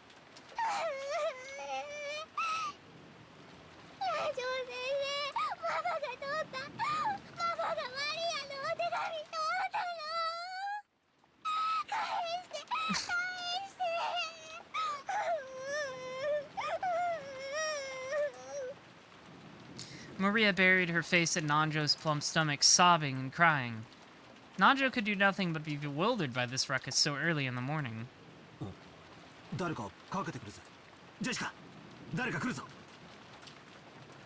From down the hall, they could sense people running hurriedly, and also probably hear it? I don't know why sense. They saw Goda and Kanon coming towards them. Normally, it would be disgraceful for a servant to run inside the mansion, and yet Battler and the rest didn't even think to question that now. Maria's sobbing had become so unmanageable they wanted to ask someone, anyone, where Rosa was. But the two servants seemed to have bigger things on their minds than Jessica, who was waving at them. Goda flew into the servant room, and when Kanon noticed that Nanjo was there, he bowed and approached the doctor at a quick pace before whispering something into his ear. 何ですって？ローザさんが。はい、ご案内いたしますので、どうかご同行お願いいたします。わかりました。こちらへ。Without saying anything more than that, Kanon finally noticed Jessica and bowed to her, but he wasn't calm. He dashed back down the corridor by which he had come, followed by Nanjo. By looking at how hurried they were, Battler and the rest realized that, yes, something bad really had happened. They saw Goda through the door to the servant room, which had been flung open. He was holding the receiver and violently pressing the hook. From that, they realized that he was trying to call a hospital or the police. In any event, he was trying to call someone because a serious emergency had occurred. 行ってみようぜ。 I'm sure this will be great.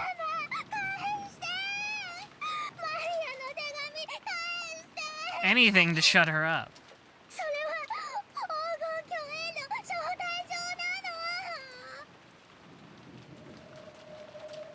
Well, they didn't know that. Didn't know what, but something was happening. Battler and the rest chased after Kanon and Nanjo. And then we realized Kanon-kun had called Dr. Nanjo, but he hadn't called us. So we shouldn't have gone with them. I wonder if Alice regretted her excess curiosity when she chased after that rabbit holding a clock.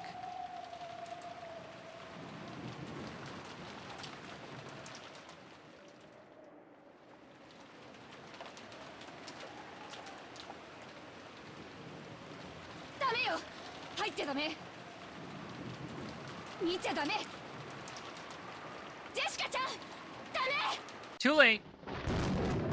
I'm busting through.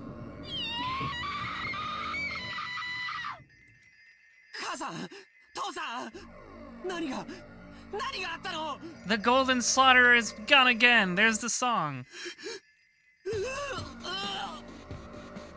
Ryakishi confirmed American McGee fan. I should play American McGee's Alice. That game looks fun.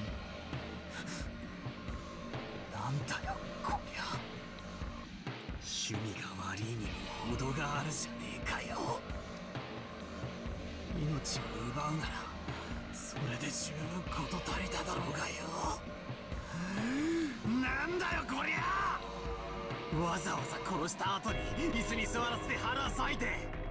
Yeah, it's pretty gross. 歌詞をわざわざ中に詰め込んだってのかよ。 This is the song Beatrice does to Gritty too? I believe it. なんだって。 She's just doing the Gritty as like Battler falls to his knees weeping over his dead family.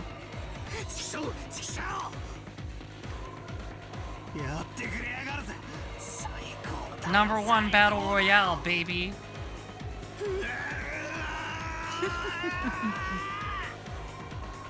皆さんは外へ出られた方がいい。こんな姿を皆さんに見せたいなどと彼らが思うわけがありません。 Nanjo told the children to go outside, but no one listened. No one listens to me.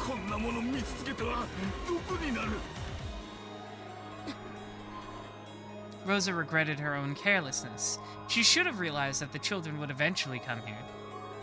She should have quickly looked up instead of standing around stunned. So the children had come here. They had seen it. Surely at this very moment they were having a sight burned into their eyes. That was far more grotesque than the shocking meal Rosa had witnessed in her youth. While she hugged Maria, who seemed to be too shocked to show any emotion at this gruesome scene, Rosa cried for them and their parents. The four groaning and crying voices their sadness continued to echo in a place that should have known God's love. Wow. Oh, now we're back in purgatory. またこんな殺人を。しかも今度やたらと凝った最高にふざけた殺し方をしやがって。 Now this is the narrative Battler and Beatrice. わらわはそんな嘆きより感謝の言葉が聞きたかったぞ。感謝。感謝と言ったがこのクソババア。てめえ。 Old lady. 俺が両の耳を引き裂いてよく聞こえるようにしてやるぜ。なんて俺がこの最高にイカれた殺し方にありがとうございますベアトリーチェ様なんて言わなければならねえんだ。ぶっ殺してやる。 Very violent. 前回のゲームでお前は自分の親の死に顔が見られないと嘆いたな。 Oh, very cute. だから残したぞ。 しっかり残した。よく拝んでおけ。間違いなく父親たちが殺されたことを。そうか。そいつがサービスをだぜ気に入った。俺はてめえの息の根を止めたら顔面耕してやる。そいつは取り消してやるぜ。てめえの腹渡を引きずり出してやる。感情に任せて思考を止めるな。すでにわらわのゲームは始まっておるのだぞ。Don't stop thinking, Battler. I know it's very hard for you. わらわは今回は綺麗に死体を残すこと I wouldn't describe this as tidy, but I guess it's more tidy than their entire faces being turned into pulp. なぜだかわかるか。前回のゲームでそなたがわらわの存在を否定するとき、こう考えて否定したである。顔面が潰され遺体の身元が確認できる。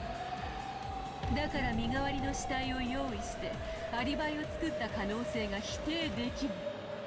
その可能性が排除できない限り人間犯人説は維持できる。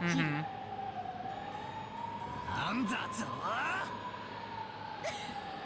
と。なんだと。さあバトラー、さあバトラ任ー。せてよいのか。ミステリーの古典では検視の医者がグルというのが伝統なのだろう。なら南條に検視を Yeah, that's right. 任 Nanjo せ did る。 it. そなたが自らするがよい。間違いなく6人の死体が当人で、死んだふりなどでなく本当に死んでいることを十分に確認するがいい。お前の父親が母親が腹を裂かれて臓物を引きずり出されて殺されていることを腹に手を入れてその手触りで確認するがいい。 I don't think that much is necessary, but... Oh, the good old little laugh. Haha! You get both, since we have the voice acting. 泣かねえ。ちくしょう、ちくしょう。泣かねえぞ俺は。 I'm just gonna need to screen cap this, thank you. Quote from a man visibly crying.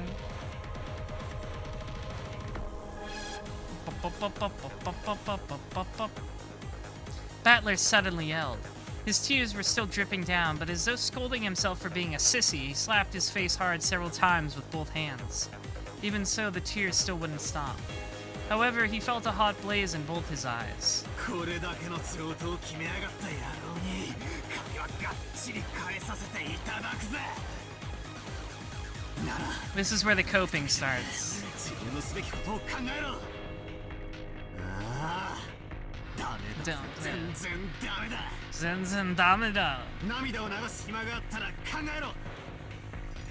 涙腺なんかひるませる時じゃねえ。 Rather than genuine anger, maybe it was more of an evasive anger to blot out his sadness. However, it gave a little courage to George and Jessica, who'd been crushed by the sadness. そうだね。僕たちが泣いても起こってしまった現実は変わらない。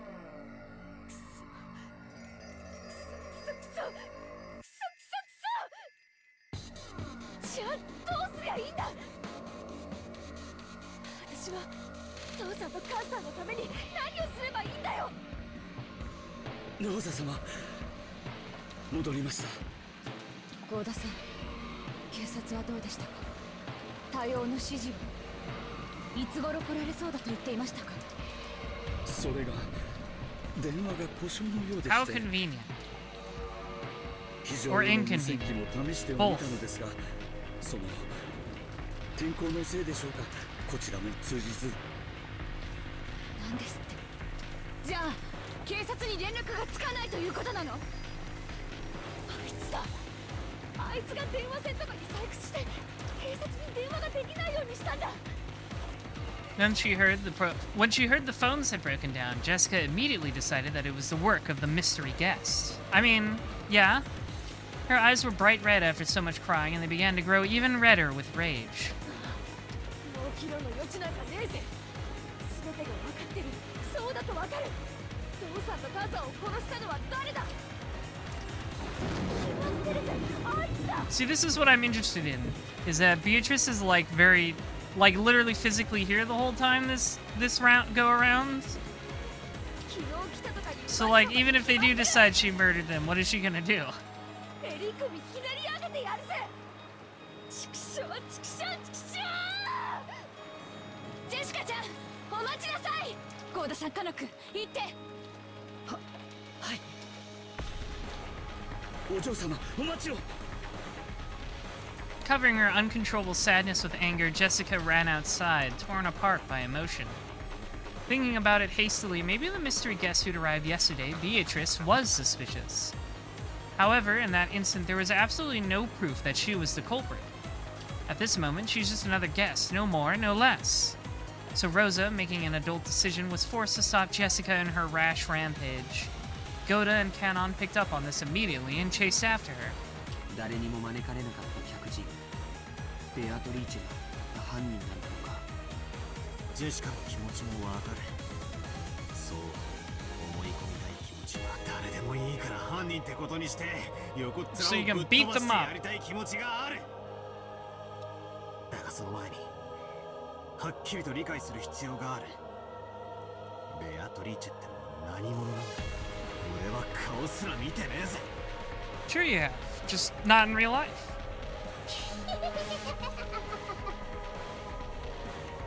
Oh boy, funny Maria moments.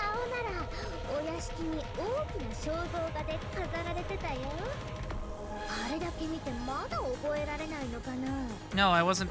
Battler doesn't pay attention, come on. なんだよ、アリアン。こんな状況で何がおかしいよ。 ベア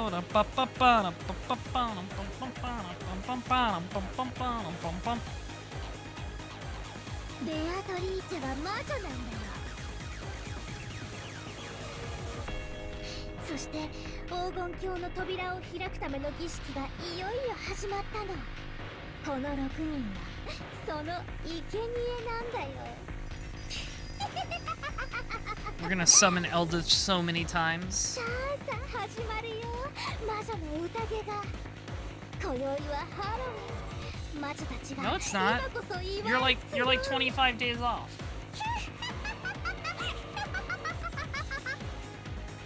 マリア、その気持ち悪い声で笑うのをやめなさいっていつも言ってるでしょ。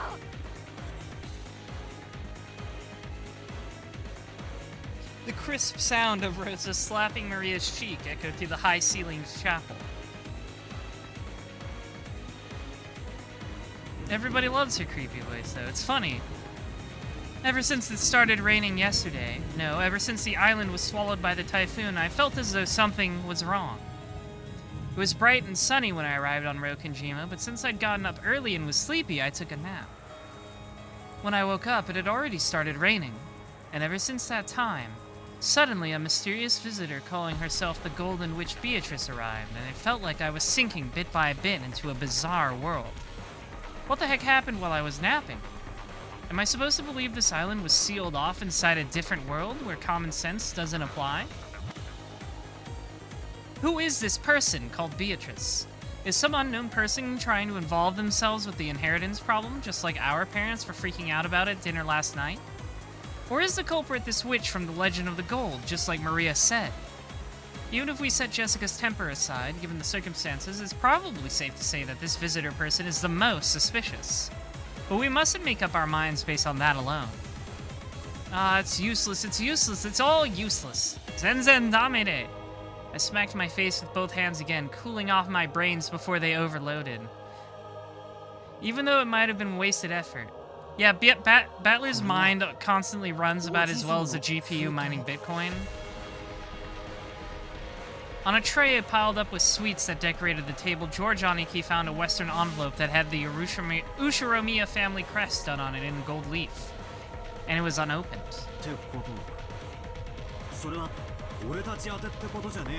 Fun. その推理は正解のようだよ。書いてある。残されし者たちへ。To those who remain. それは犯人が残した手紙なの。中身。兄貴、開けようぜ。After nodding silently, George Aniki broke the seal. A folded letter came out. 読むよ。六軒島へようこそ。後ろ宮家の皆様方、私は金蔵様にお仕えしております当家顧問錬金術師のベアトリーチェと申します。 That letter really was a joke. This Beatrice, who called herself the family alchemist, had announced that she was collecting the gold she'd lent grandfather, along with interest. And with that interest was everything grandfather had ever created. Since this tragedy was right before our eyes as this paragraph was being read aloud, it clearly wasn't referring just to the wealth that grandfather had built up. It was literal. Everything that grandfather had created. In other words, all of grandfather's descendants were included in the interest. ふざけやがって。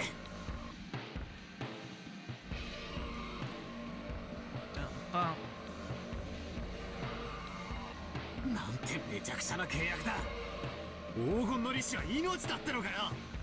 そんなのまるで悪魔の契約じゃねえかよ。それで魔女気取りってわけか。 I mean, it does a little bit. どうせやがるぜ。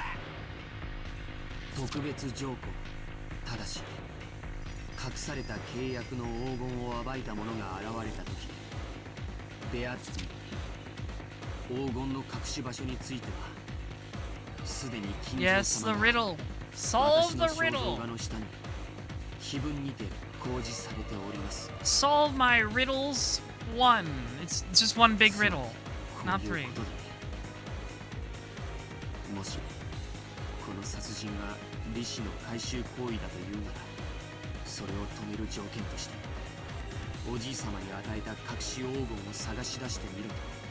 そしてその秘密は例の肖像画の碑文に隠されているとも言ってる。つまりこいつは魔女様の挑戦状ってわけか。 Solve the funny riddle. 黄金の隠し場所を記した暗号文を解けるものなら解いてみろと。そしてそれができなきゃ利子の回収をこの後も着々と進めていきますとぶっ殺してやる。上等だ。バトラ君これ What now? The table was covered with sweets, so even though those things were right out in the open, we just assumed that they were sweets too. I mean, come on, you see them a lot, right? Oh, the gold! You know, those boxes of chocolate shaped like gold ingots.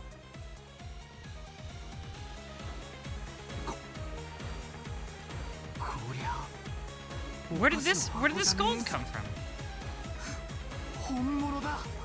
In the first episode, Kraus had found one of the ingots, but he didn't know where it had come from, and now there's more. Or maybe this is the one Kraus had. 前に母さんが話してたのを聞いた。これはおじい様の黄金伝説の金塊だよ。 Gold ingots weighing a full 10 kilograms. A whole 3 of them were piled up in the very center of the table. Okay, so there's 3, which is more than Kraus found. We don't even know where Kraus found that one ingot. It was where a cake would be placed if it was a birthday party. In other words, this was without a doubt the birthday cake of the party known as the family conference. これが本当に純度49のインゴットだったなら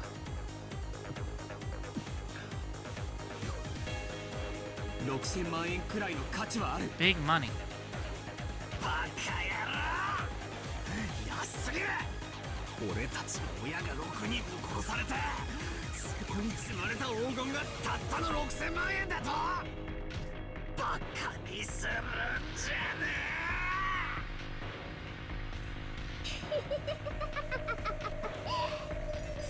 I'm glad one of us is having fun. Yeah, she probably showed them the gold, right? To make them believe her. That's probably what these ingots are probably what she showed them. どうせこの謎は誰にも解けないよ。だから絶対にベアとの勝ち。早く黄金鏡への扉を開いて、そしてマリアを連れてって。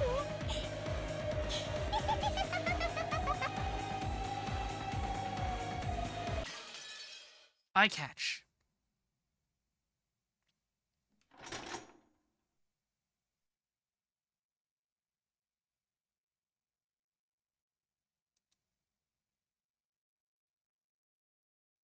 Still just past 6. お嬢様、どうか気をお静めください。誰が犯人かはまだわかりませんぞ。それにベアトリーチェ様は親方様の大切な賓客です。だからなんだってんだ。本人の胸ぐらひねり上げてやれば白状するに決まってるぜ。目を見ればわかるんだよ。私が見破ってやる。何が魔女だ、ベアトリーチェだ。化けの皮を剥いでやる。 Exposed. Beatrice exposed.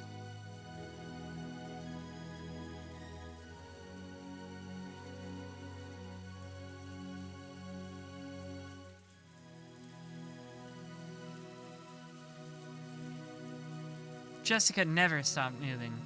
Goda and Kanon chased after her, doing their best to convince her to stop, but Jessica never lent them an ear. Eventually, the witch's VIP room came into view. This VIP room was always sealed and never used. No matter what kind of guest came, Kinzo wouldn't let them in there. And yet, the servants were always made to clean this room so that it could be used at any time. So the servants had started calling this room the witch's VIP room, after the second shapeless master. Jessica knew about this too. And she couldn't forgive the arrogance of the one who called herself a witch by staying in that room. The Golden Witch was just a fairy tale.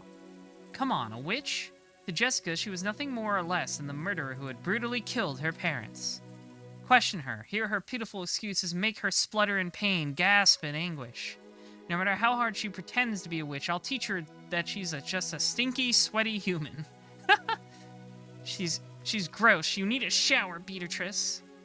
Take a shower, Stinky. As Jessica yelled with all of her strength, she hit the door to the VIP room. It definitely wasn't a knock. That sound was the beating of her anger's hammer, as if she was determined to break the door down if it wasn't opened.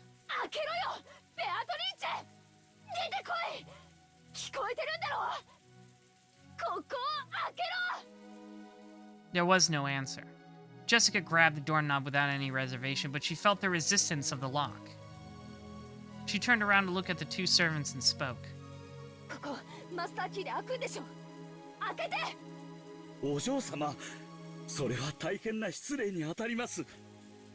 Although Goda was flustered, he still tried to somehow calm Jessica's anger. After hanging his head silently for a while, Kanon pulled a master key from his jacket pocket. Kanon-san, いいんですか? もしおられたなら無礼になるのは承知です。それにもしベアトリーチェ様が何の関係もないというならそれを僕たちに釈明してなって Which I'm sure she'll be very ready to do and won't just laugh at you そうだぜ、その通りだ。 and make a funny face. Jessica snatched the master key from Kanon's hand and violently shoved it into the keyhole. Immediately there was a small sound and she felt the lock click. Then, without asking permission, she flung the door open.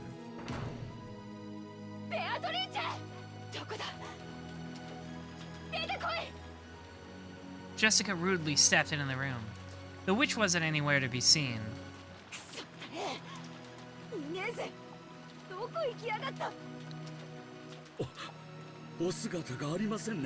Oh, okay. Is she just gonna disappear for most of the rest of the episode and just kill people off silently?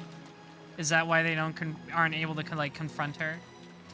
Jessica, thinking she might be hiding somewhere inside the room, peeked behind the curtains and under the bed, but she couldn't find anyone. However, there definitely were signs that the bed had been used, and though it was only a vague sense, the atmosphere in the room felt a little soft. It wasn't the hard atmosphere of a place normally devoid of people like the chapel. You could definitely tell that someone had spent the night in this room, but she could not be seen.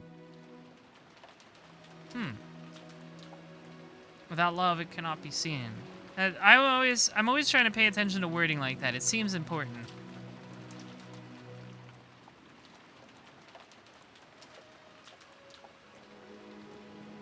It seems important when things are worded specifically like that.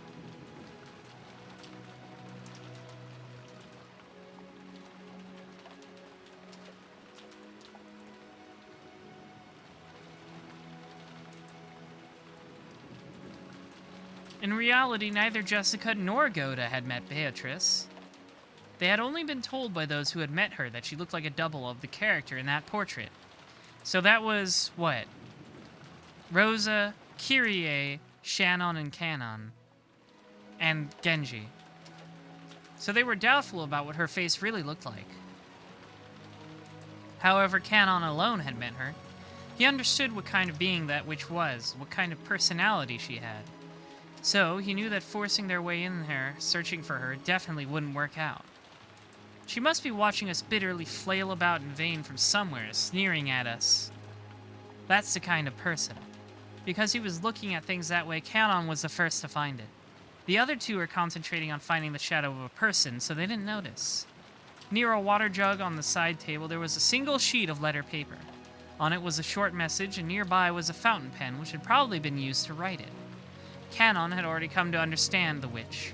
After finding the corpses, they'd been overcome by rage and barged in here only to find no one.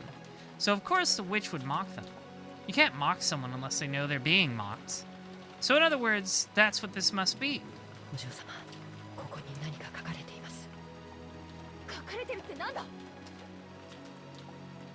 Jessica dashed over and violently snatched the piece of paper away. She probably wasn't trying to be violent. She just couldn't control her strength right now.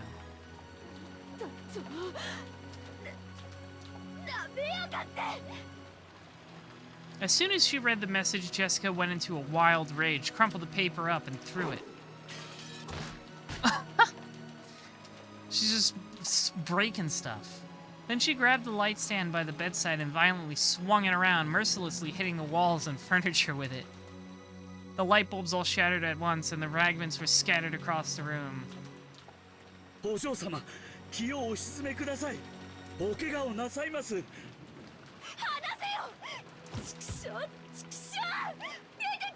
That's fine, you can beat up Goda. He kinda deserves it.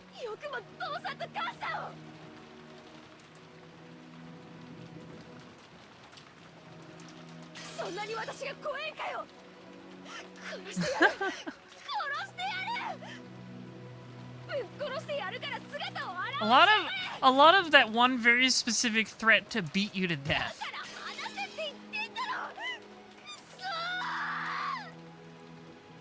This was written on the paper. That's a good point.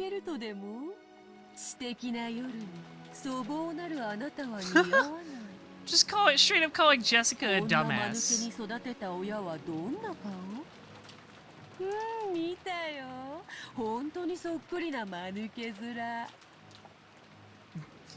She just writes on the paper, "You just got trolled epic style. Beatrice." It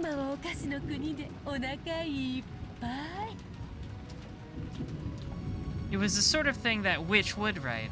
It meant she'd predicted that one of the children who'd lost their parents would come running in here. She's hiding somewhere in this room. She must be rolling around laughing now. The witch was that kind of person. She sneered at people's misfortune, using it to stave off the boredom of 1,000 years.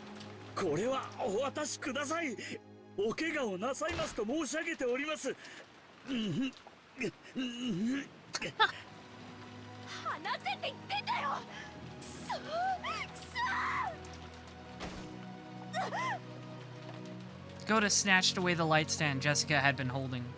After all, if she kept swinging it around, she might end up smashing it against something which could cause serious injury. To Goda's eyes, Jessica probably looked mad with rage, burning herself up with the flames of anger. But Kanon's eyes saw it differently. Those were probably tears of sadness hidden by rage. I mean, yeah, you can feel many emotions at once. Good job, Kanon. So, when the light stand was taken from Jessica, when she started crying on the floor, scratching at the carpet as though she was groveling, Goda was surprised, but Kanon was not. Of course, she had lost her means of crying by lashing out in rage.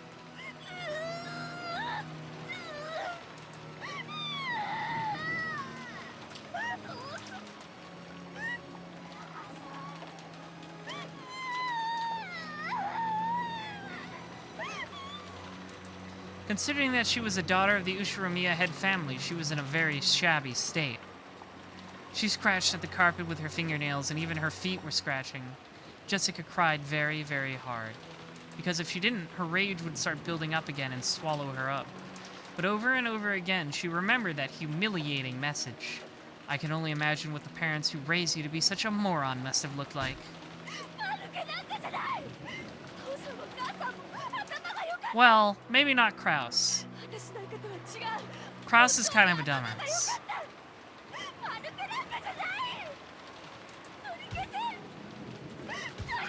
Kraus is a crypto guy. Oh right, I saw them and they look just as moronic as you. Now their bellies are full in the land of sweets.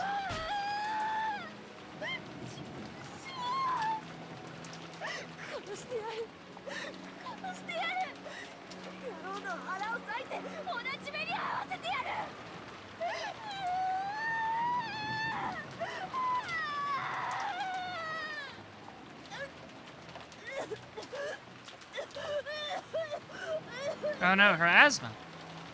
As Jessica cried and screamed, she triggered an asthma attack. The servants watching over her hurriedly ran up to her and rubbed her back, but that only provoked Jessica's wrath.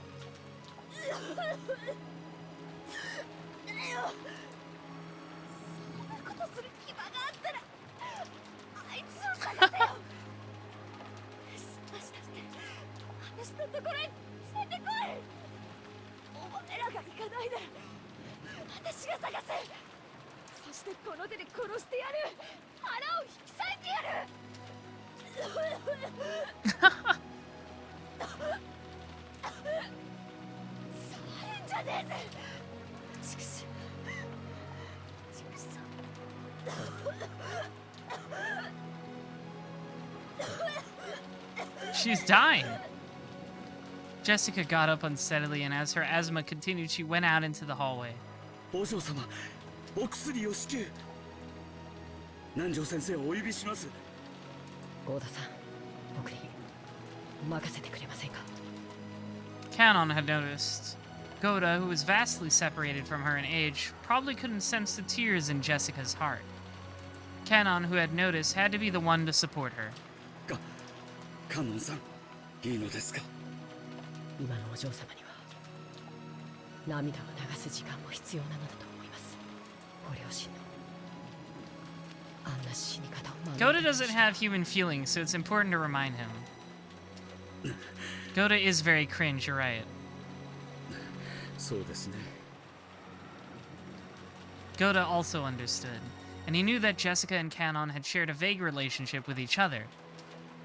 So he understood everything and left it to Canon. わかりました。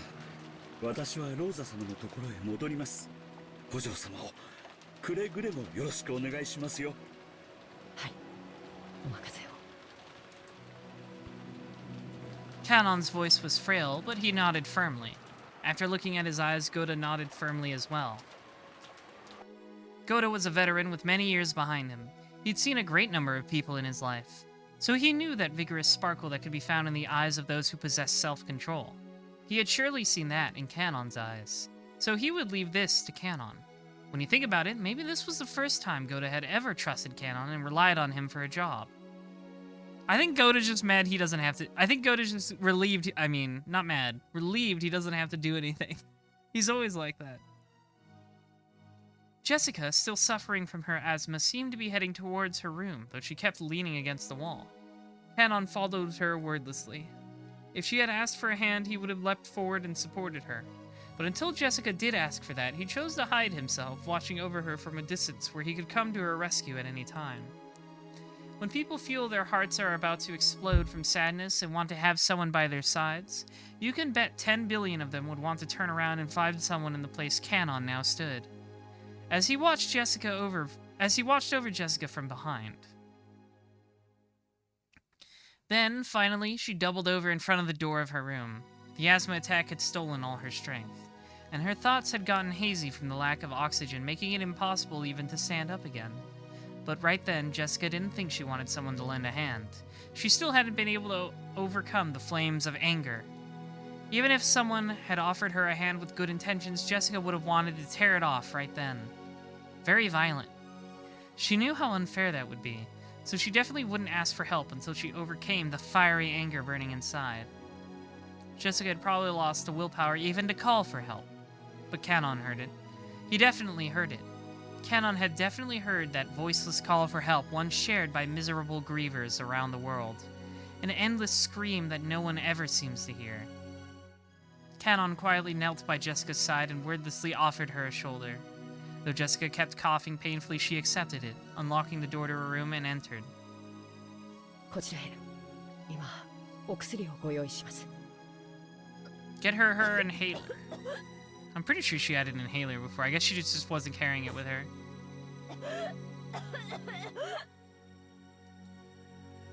Jessica often said that when her asthma got serious enough, it hurt so bad that it felt like she'd vomit up her whole stomach. Her face was pale and her gaze wavered, and yet the coughing continued.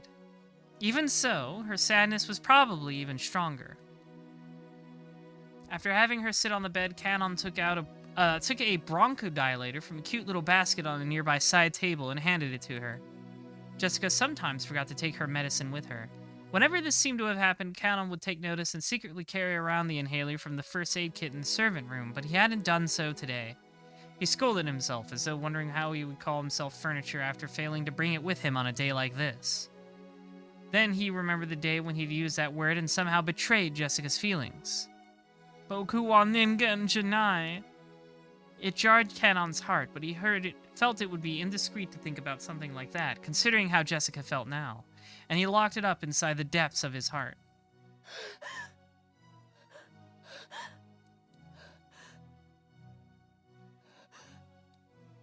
When she inhaled her medicine, Jessica's wild breathing calmed down bit by bit, and she was finally able to regain her composure. But she'd lost too much strength and willpower to get up from the bed.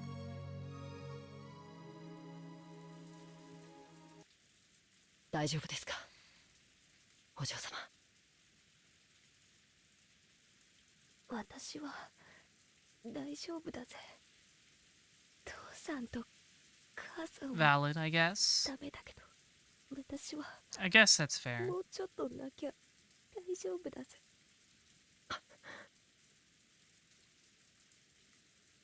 Canon regretted his poor choice of words. Did he really say, "Are you all right?" to her? Was he really that clueless of the pain in her heart? This was what made him furniture. This was why he couldn't become human. 廊下におります。ご用がありましたら。 Canon really beats himself up over every little thing, doesn't he? Canon understood that she still needed some time to cry alone. He told her to call him at any time, bowed, and tried to leave the room. 何か。 Jessica had spoken up as though she wanted him to stop, so Canon had stopped. If she asked it, I'll do anything I can to help her. Right now, I'd become even a cane or a chair if it would help ease the pain in her heart. If by doing this, I could make up for the pain I dealt to her heart on that day. For a while, Jessica stared into Canon's eyes. It was as though her reason for stopping him was something she couldn't put into words. For a while, neither spoke. Jessica broke that silence with a small voice. なんでもないぜ。しばらく一人になりたいって。一人にはしません。あなたを僕は一人にしない。だから廊下にいます。いつでも呼んでください。 Canon is so funny. For just an instant, it looked like someone kind of hope had flitted into Jessica's eyes. But it was very faint and disappeared like the first snow on the surface of a river. ありがとな。しばらくだけ。一人で。はい。失礼します。 Canon bowed once again and closed the door. Canon's such a dummy. He thought those words of his he thought those words of his would give her some courage, but now it felt as though they'd actually hurt her for some reason. Why? He didn't know. Surely that was because he was furniture. That you're just 16 and emo, Canon. You just have a hard time relating to people. That doesn't mean you're inhuman.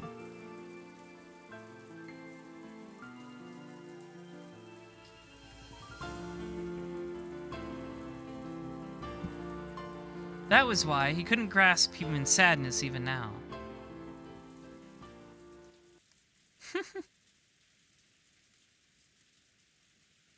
As Canon repeatedly questioned himself, he walked down the corridor. He felt like the window at the corridor's end was coolly calling for him. 僕はやっぱり家具でしかないのか。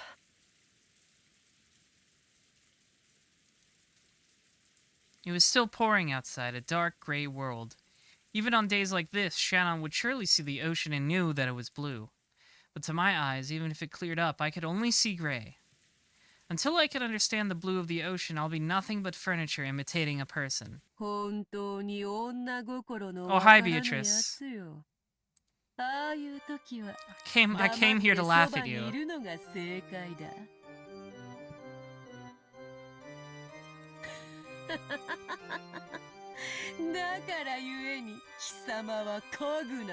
She came here to laugh at you. There shouldn't have been any trace of human life in this corridor. It had been an empty corridor filled with frigid air. But those scoffing words approached Canon from behind. When he turned around, he saw that witch who had somehow shown herself when Jessica, who hadn't shown herself when Jessica had searched for her with a rage bordering on madness, and who had left that sneering letter to toy with Jessica.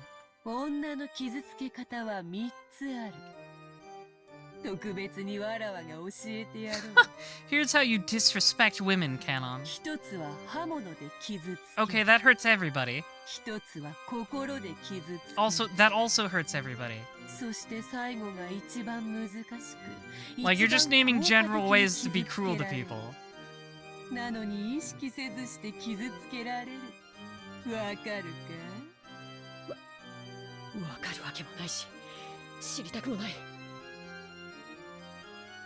期待を裏切る。女ほど夢見がちな生き物はいない。勝手に夢を見て、勝手に傷つく。Women, am I right? Says woman. お前のような距離の男が一番女を傷つける。わかるまいな。貴様、どれほどジェシカを傷つけてきたか、全く考えが及んでいまい。家具だから。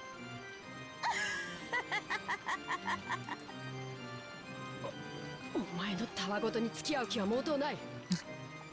僕を嘲笑うためだけに姿を現したというのか。That's true. Who would be a bigger expert on hating women than a woman? Full of hate. 貴様ごとき嘲笑うにも足りぬわ。しかしそなたも一人ではそれに値しなくても二人揃えば十分に足りる。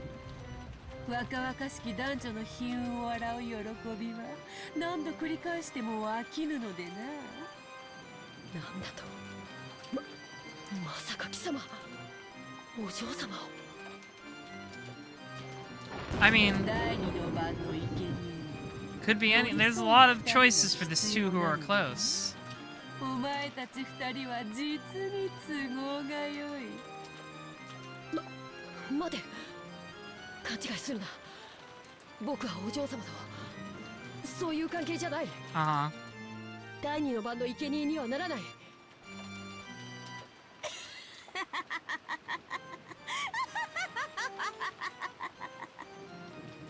だからお前はジェシカを傷つける。だからお前は人間になれぬ。You lack honesty. Quigsies, thanks for the resub. You see, Battler, I've depicted you as the crying Wojak and me as the Chad. So clearly I have won this argument. Yeah, that's how it goes. That's basically how it works. This is the world's longest Twitter argument.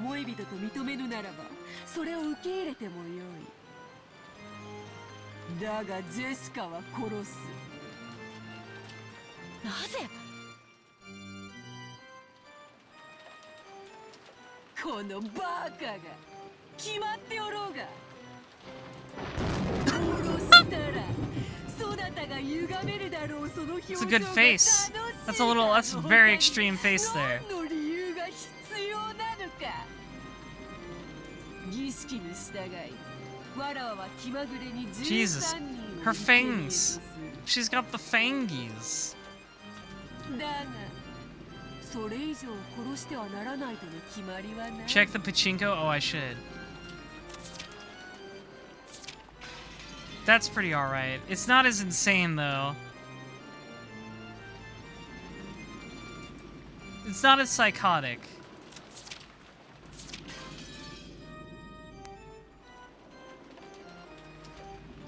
I mean, yeah, I guess... I like how she's like, yeah, I can kill whoever I want. I mean, there's no hard limit here. There's just a minimum. There's no maximum. わらわが楽しければ幾人でも殺す。だから殺す。わらわを思いっきり笑わせてみせろよ。カグ、カノン。 The voice is so good. Canon! Uh-oh. At that time, Canon definitely heard Jessica's scream. When he blinked and looked down the corridor, the witch who'd supposedly been there so nonchalantly just a second ago was gone. I think this is a song we haven't heard before. It's pretty good. At that moment, he was just standing there all alone in the corridor, doing nothing. And the person who he wanted to protect was asking for help from far away in that direction. It was obvious what he should do. It wasn't logical. It was an electric reflex, without a trace of hesitation or distraction. There was a person he wanted to protect, and she was asking for help. And at the same moment, he genuinely wanted the person by her side to be him. Butterflies. When he flew into Jessica's room, the scene that greeted his eyes was a bizarre one. The room had become a fantastical world where a blizzard of gold-colored specks danced, almost as though gold leaf had been scattered inside a snow globe. No, that's not it. I've seen this spectacle before. This isn't gold leaf. It's countless golden butterflies, Beatrice's minions. Jessica was surrounded by countless butterflies, waving her hands around, trying frantically to drive them away. お嬢様。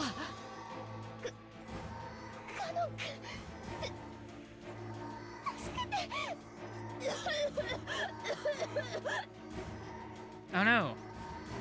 Canon rushed towards Jessica and violently brushed the clouds of butterflies away. The butterflies, which were sickening despite their beauty, surrounded Jessica's face, trying to crawl in through her mouth and— oh, gross. Jessica choked violently, almost as though the butterflies were triggering an asthma attack, mocking her. But when Canon ran towards her, the butterflies stopped attacking and began to dance an elegant rondo around the pair. Oh, that's my favorite Castlevania.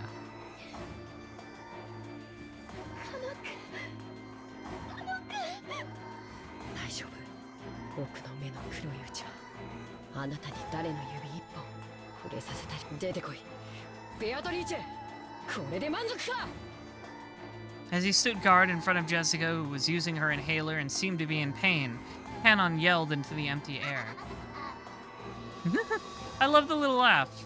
And when he did, the empty air did indeed laugh back, satisfied.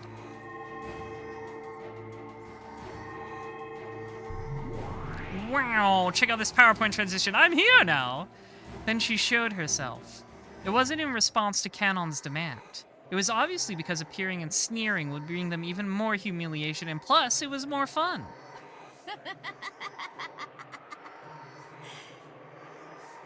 これで全ては筋書き通りよ。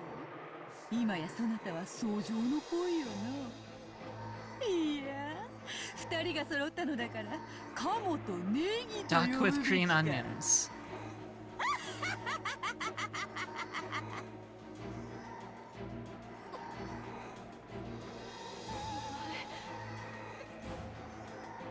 Beatrice! お下がりください。お嬢様。 Leave Beatrice to me. 姫に騎士が揃わば魔女が現れるのは必然よ。どれ金蔵の家具がどの程度の力を持つか Maybe a little 見 bit. せてもらおうじ I ゃ hope ない I hope he at least gets a hit in this time. Canon got owned really hard the last time he tried to stand up to Beatrice. She snapped her fingers with a piercing sound. When she did, a blizzard of gold butterflies was stirred up, and they began to form a small mountain as they whirled around in a circle. It was just like the swirling of a cold, wintry wind that builds up a mountain of leaves.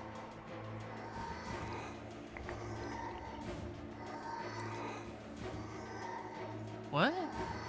From that mound of gold, a hand sprouted and it appeared, as though a resident of the world world below was crawling up from beneath the ground. What is this? Oh. That's Jessica speaking.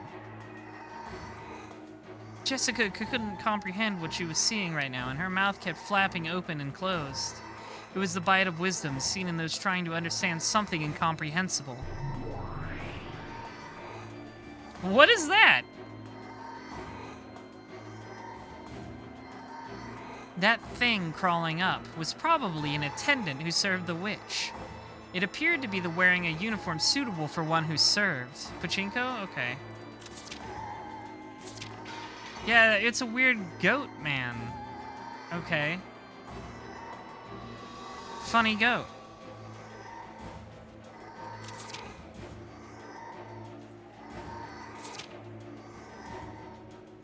Is he in characters? No.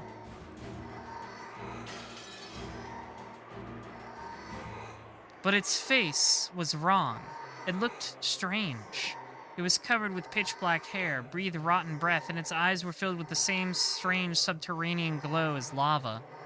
And to symbolize its non-human status, it had 2 horns. It was the figure of a goat-faced attendant who served the witch. Okay, things are getting weird. By now, Jessica had no idea what she should say.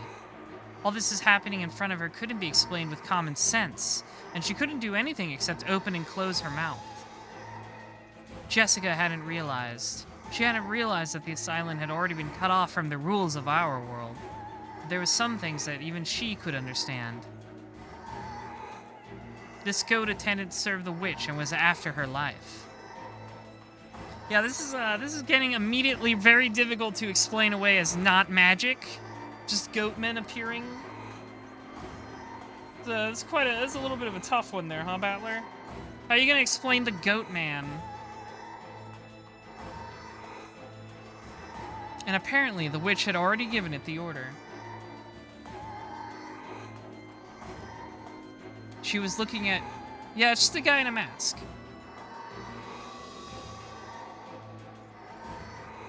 Just a guy in a mask. Beatrice has a bunch of guys she brought with her. They're in masks. Simple. She was looking at Canon with an expectant gaze. She looked at him with an expectant and therefore challenging gaze, as though asking him how he intended to protect this maiden. Though the attendant had looked especially bestial while crawling to its feet, you could see in the way it carried itself that it possessed more than enough grace to be worthy of serving the Golden Witch. I'm fine with Lynx? Okay. Yes, yeah, I'm fine with him. And you could tell that it was overflowing with the joy of furniture wanting to meet its master's expectations. The console version of the goat? Oh my god, it's fucking jacked. Console goats are huge. Why are they so jacked up? They've been hitting the gym. Bro, you look huge.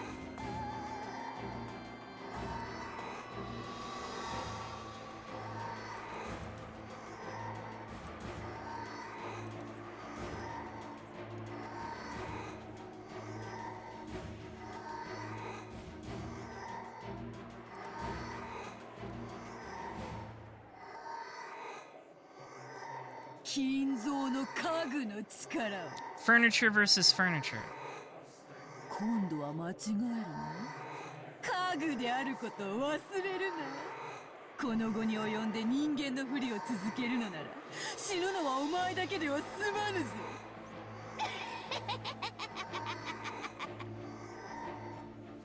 The goat attendant made what seemed to be a silent, respectful bow. Was it directed at its master, or was it offered to Canon, its opponent? Then, on the attendant's hand, a blade of wicked malice appeared. What? What? Energy Sword Sunday came early.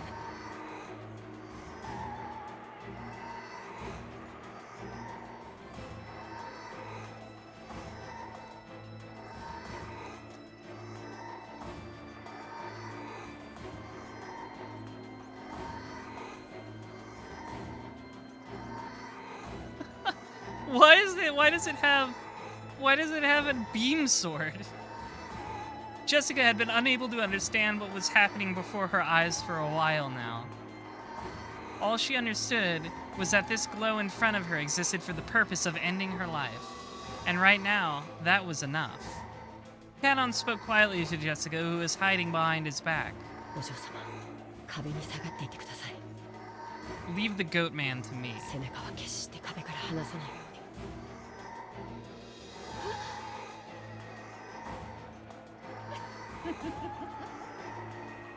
姫君はおとなしく騎士殿の背中に隠れているがいい。自らの命を男に守らせる醍醐味でも存分に味わえばよい。 Wouldn't we all want that? さあ、さあ。カノン、お前の刃を見せてみよ。 What do you get, Canon? Do you get an energy sword? Are we gonna duel?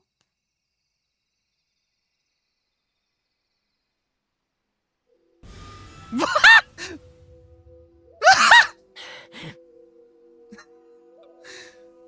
didn't think you would get one.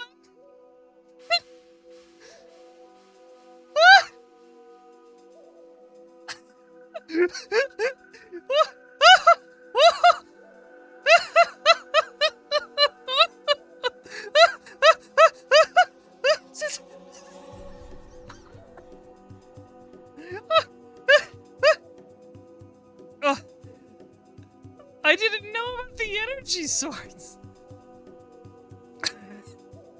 Oh, I can't breathe. Oh God. Explain this one, Battler. Oh God, I feel lightheaded. Okay. 美しい。金蔵は家具を生み出すことに関してだけはわらわの足元に及ぶやもしれん。 Oh God. Oh, I feel lightheaded.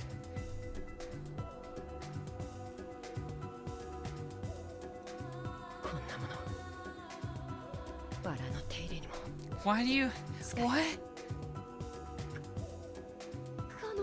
What is going on?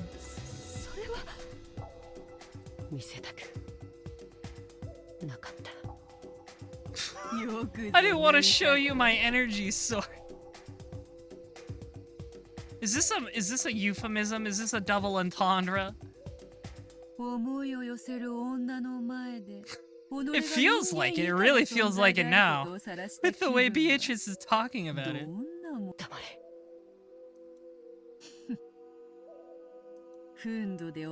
All the girls say my energy sword is too small.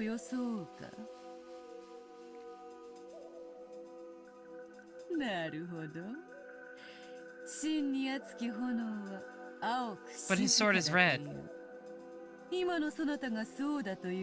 No, his sword is red. Not blue.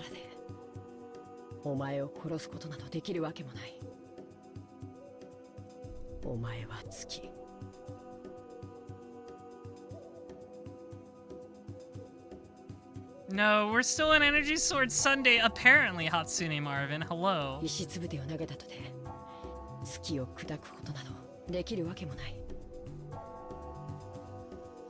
だがお前は権限するために水面にその姿を映す。 You gotta beat up the moon cannon. Actually, don't do that. I live here, and also you couldn't anyways. 月を乱すこともできるかもしれない。しかし月を砕くことなど至らない。 There's a lot of metaphors going on right now. だから僕は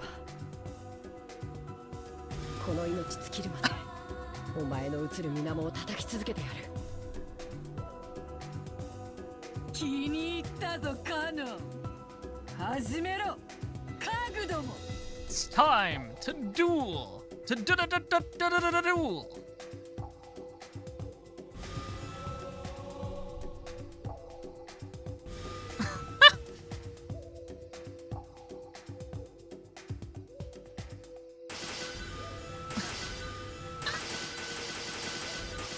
They're having a fucking anime sword fight.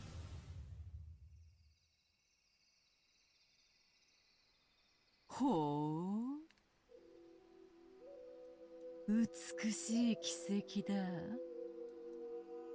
The witch's words of admiration broke the silence, and for just an instant they broke Jessica's paralysis.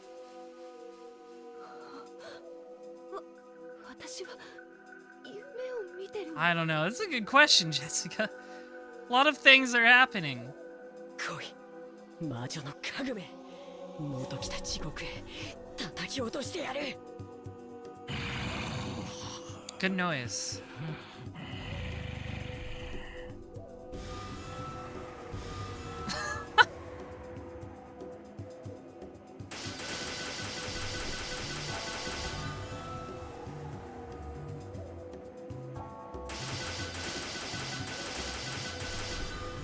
It's pretty cool, I guess.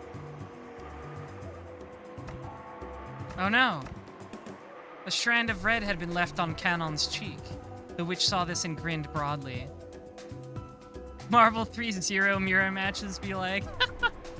No, they're not doing lightning loops.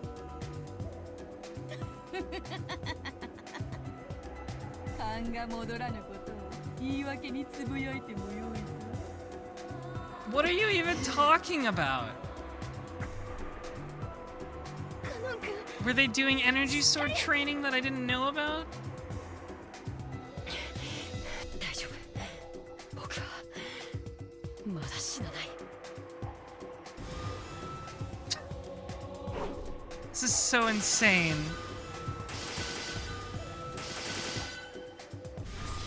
Oh, rip.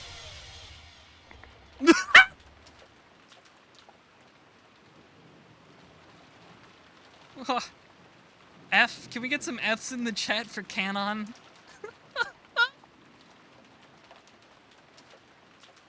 Canon, you had burst! You had burst, Canon!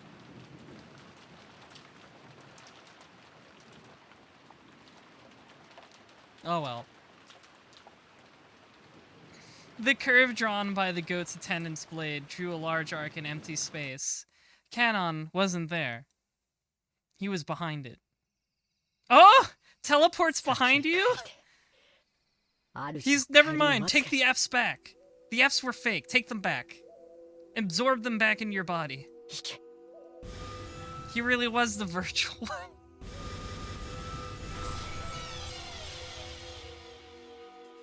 He did have burst. If this battle of drawing sparkling curves was chess, then Canon coming from behind was check. Stop talking about chess. And press and press and press and press. Oh, that's what I do when I see a new twink I like. Use 7 more moves and make it mate. Perhaps the goat attendant had even been granted the ability to go into the death throes. As its knees buckled and it fell over, it broke into a bunch of gold butterflies with a pop. So there was no sound of it hitting the ground. Even those unable to understand this battle would surely realize that Canon had been magnificent.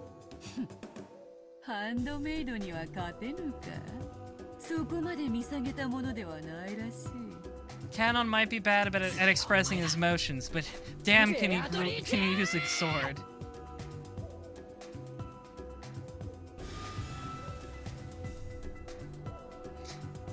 Autism be damned, my boy can work an energy sword.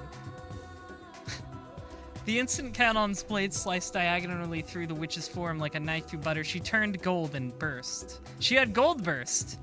She scattered into several thousand gold butterflies, and for just an instant the room was filled with the color of twilight. It was just as Canon himself had said. Slicing Beatrice was just the same as slicing the surface of the water where the moon was reflected. The witch's form, with an ordinary expression on its face, as though she'd been there the whole time, was right behind Canon.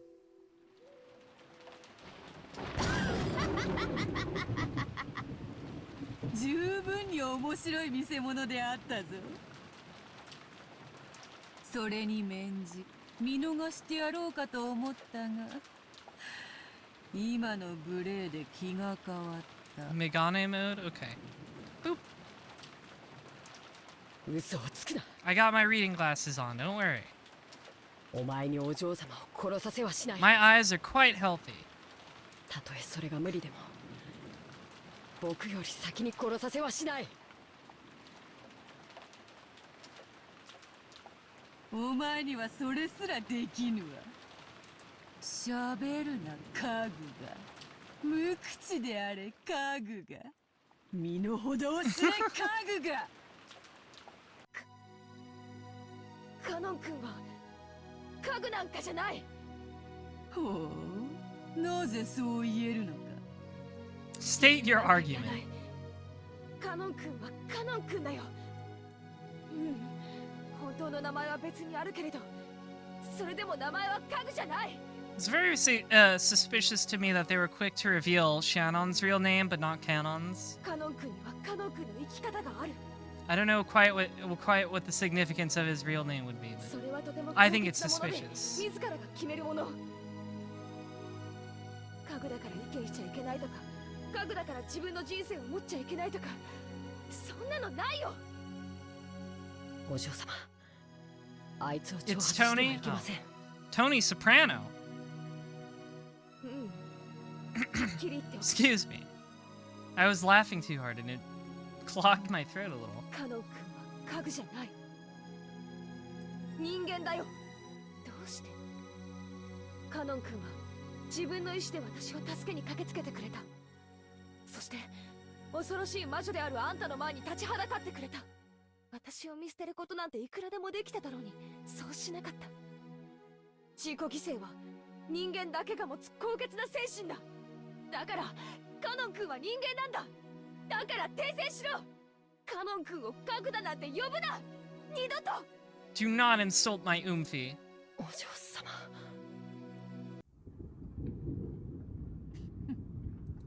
語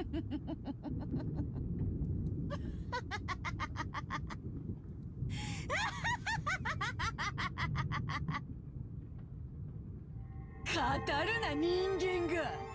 とっとと終わらせよう。何しろまだまだ第二の番。互いの尊厳を認め合う寄り添いし二人を今こそ生き Talking is a free action, you're right. さあさあおいでなさい。罪を許しなさい。煉獄の七杭が一つ。色欲。 The witch summoned her furniture with a mixture of laughter and anger on her face. What? Wait, so the stakes are people now? 茶番は飽きた。 This is I didn't expect it to escalate into madness this fast. Oh yeah, let's... Thank you for the resub, BBW Wild Wings 420. That's a great name. Is that like Femboy Hooters? Anyways, let's look at this. I like the outfit at least. I like the outfit there. Leotards are always cool. Do we have a profile for her? I guess not yet. For Lust?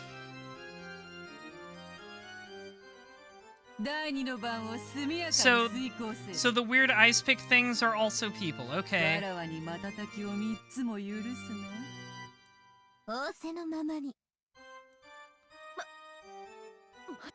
I know! That's how I'm always saying this. Another weirdo has in fact shown up. It took Canon less than an instant to understand. That goat face from a second ago had been nothing more than a pawn to the witch. However, this newly summoned furniture was a game piece with a vastly different value.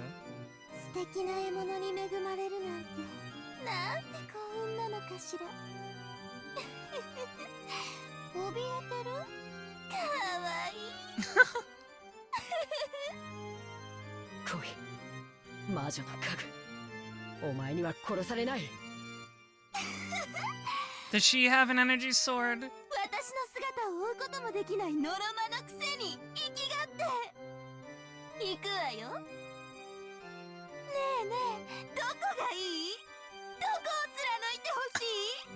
That sounds a little lewd.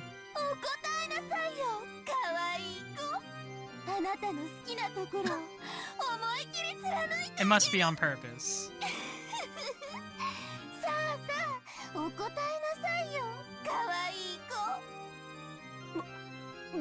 僕を可愛いと言うな。行くわよ、ノルマ。We've been hearing the laugh.mp3 a lot. さあ、追ってごらん。その節穴で。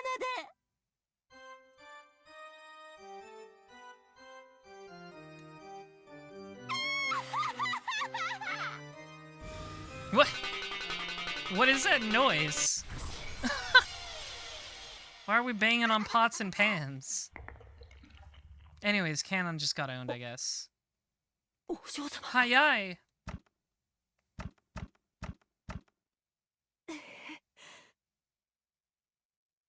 目では追えなかったけどよ。読みは当てたぜ。さあまあ、見やがれ。Catnon's back had been the target, but Jessica had predicted it. She'd predicted that the witch's target would be the complete opposite of fair and honest, his back. But she had no way to block it. She hadn't planned on it being some act of self-sacrifice. She just couldn't think of any other way to protect Catnon's back. So she could do nothing but block it with her own back. The furniture of the witch, which had changed its form into a demon's stake, was buried deep in Jessica's back. It was an obviously fatal wound that reached as far as her lungs. When she saw this, the witch let out a loud, evil laugh, because it had hit where the witch had predicted. Everything was as the witch had predicted. どうしたカノン。ジェシカお嬢様はお前より先には殺されなかったんじゃないのか。そうそう、それそれ、その顔よ。お前のその顔が見たかった。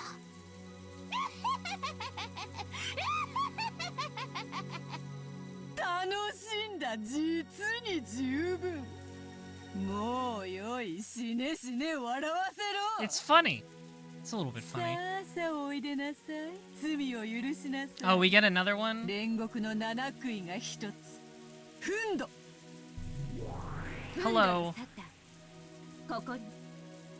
その獲物はお前のものだ。 All of the stakes are just girls, I guess. 今すぐ食らって、こやつの舞台に幕を下ろしてやれ。人ならば交番とも言おうが、家具のお前の場合は、大道具係が舞台裏に運び出すといったところか。 Oh yeah, I'll check out her pachinko sprite. Yeah, it's pretty similar. I mean, I guess they all have the same uniform, so that's expected. 僕はもう家具じゃない。そしてそれを二度と疑わない。なーに？あんたまた私に殺されちゃうの？ Again? あんたの胸。 Oh, I guess in the first chapter it was the same stake that got him last time. さあ、また味合わせて。あなたの温かい胸の中で熱い熱い血潮で私。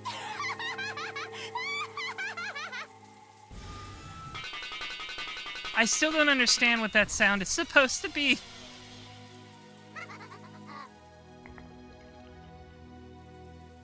There was no way to block it.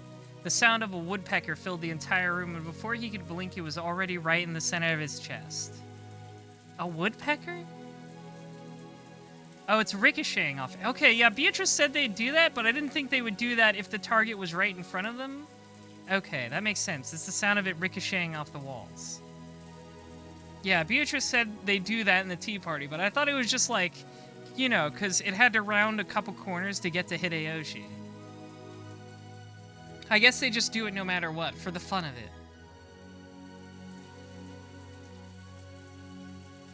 When you take a piece in chess, the rules say that it's impossible for your opponent's piece to defend itself. So this was an obvious result in accordance with the rules. But Beatrice also said it wasn't chess, so you know, whatever. Canon landed on his knees, and he apologized. Not to the witch, and not to Milady. He apologized to Jessica. ごめん。守り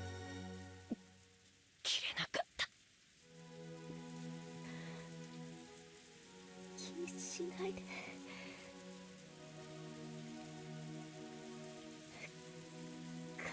It was pretty cool. To be fair, he was pretty cool when he fought that goat man with energy swords. Canon finally fell over. He landed next to Jessica, and the two lay there like the constellation Gemini. カノン君はさ、もう家具じゃないよ。はい。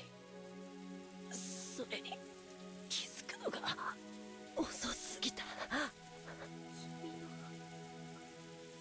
本当の名前聞きた。 Oh, is this where we find out?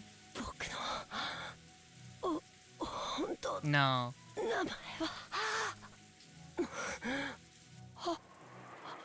No, of course not. See, it's now I'm convinced it's important. In his last moments, Canon wanted to tell her his real name, but Jessica had already fallen into a sleep from which she would never wake. So Canon's real name, which he had protected until today, in the end, he couldn't tell it to Jessica. 僕人間な Alright, well now I'm convinced his real name is extremely important. I don't know what it would be, but it's gotta be something important, because, like, Shannon's they were fine with telling right away, but Canon's is for some reason a secret.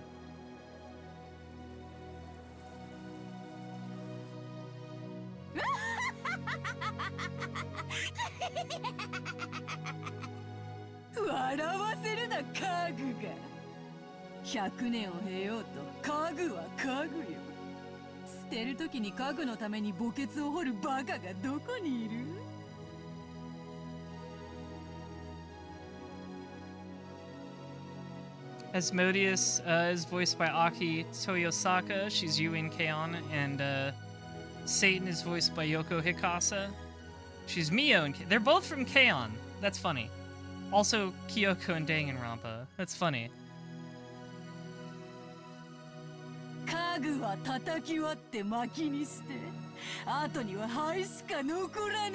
mean, people don't really do that either. そういうことよ。家具に刻める墓碑などない。貴様は死ねばこれ以上の屈辱を受けることがないと信じている Back to purgatory with you. それは甘いぞ。Yoko Hikasa is also Diana from Little Witch Academia. Oh, 死 neat. 者を恥ずかしめるというのがどういうものか。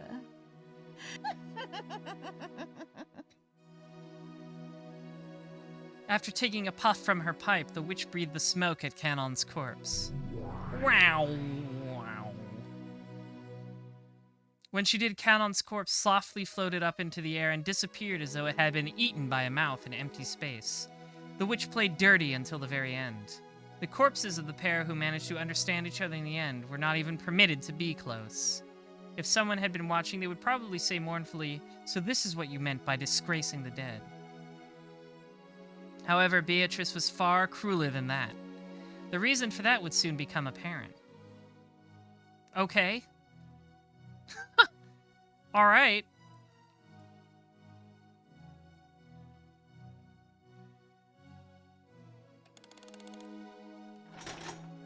Wait, why is it going... The clock went backwards? I guess we're gonna go join people before Canon died. そうか。始まったか。はい。 Hi, Kenzo. Do I believe in magic? I'm not sure what's going on.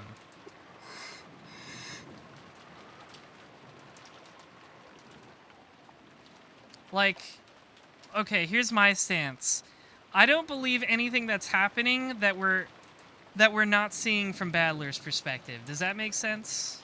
If we don't see it from Battler's perspective, I don't know if it's, like, being presented honestly. Like, it's like an unreliable narrator. Does that make sense?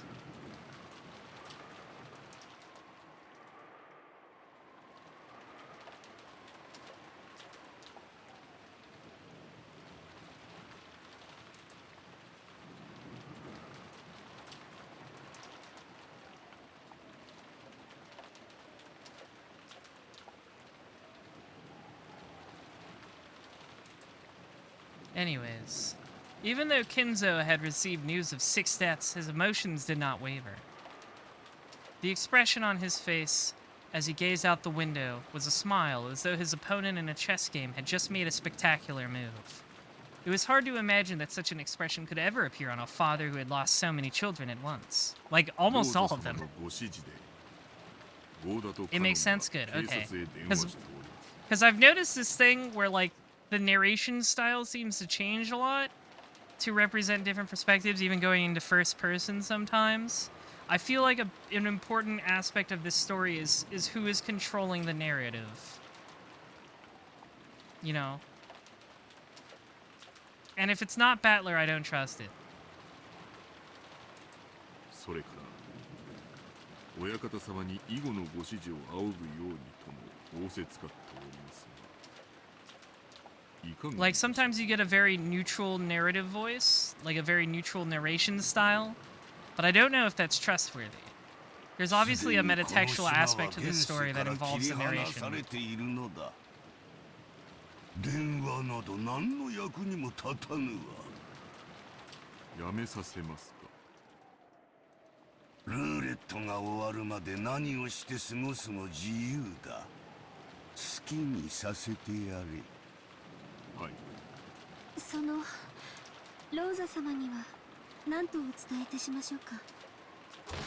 何をして過ごすも自由だと言っておる。Good old Kinzo.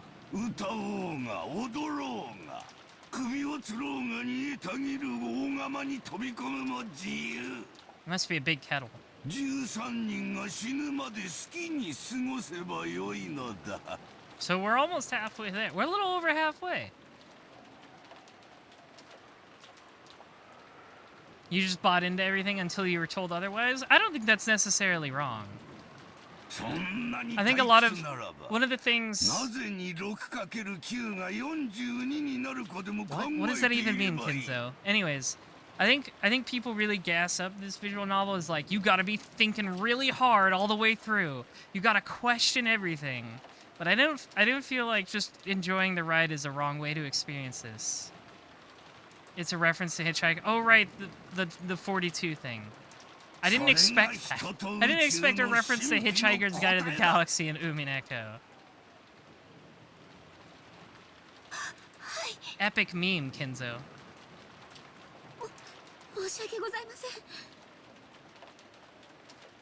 Shannon cowered in fright at this sudden rage. Genji made a gesture as though telling her not to speak out of turn. Shannon couldn't help but regret saying too much. だが自由にしてよいのはお前たちもだ。源氏。 Like, I'm thinking a lot about this story because I think it's fun to do so, but like, if you just want to read it and experience it, I mean, it's a visual novel, you can do that. そしてシャノンも今日までよく私に尽くしてくれた。もったいないお言葉です。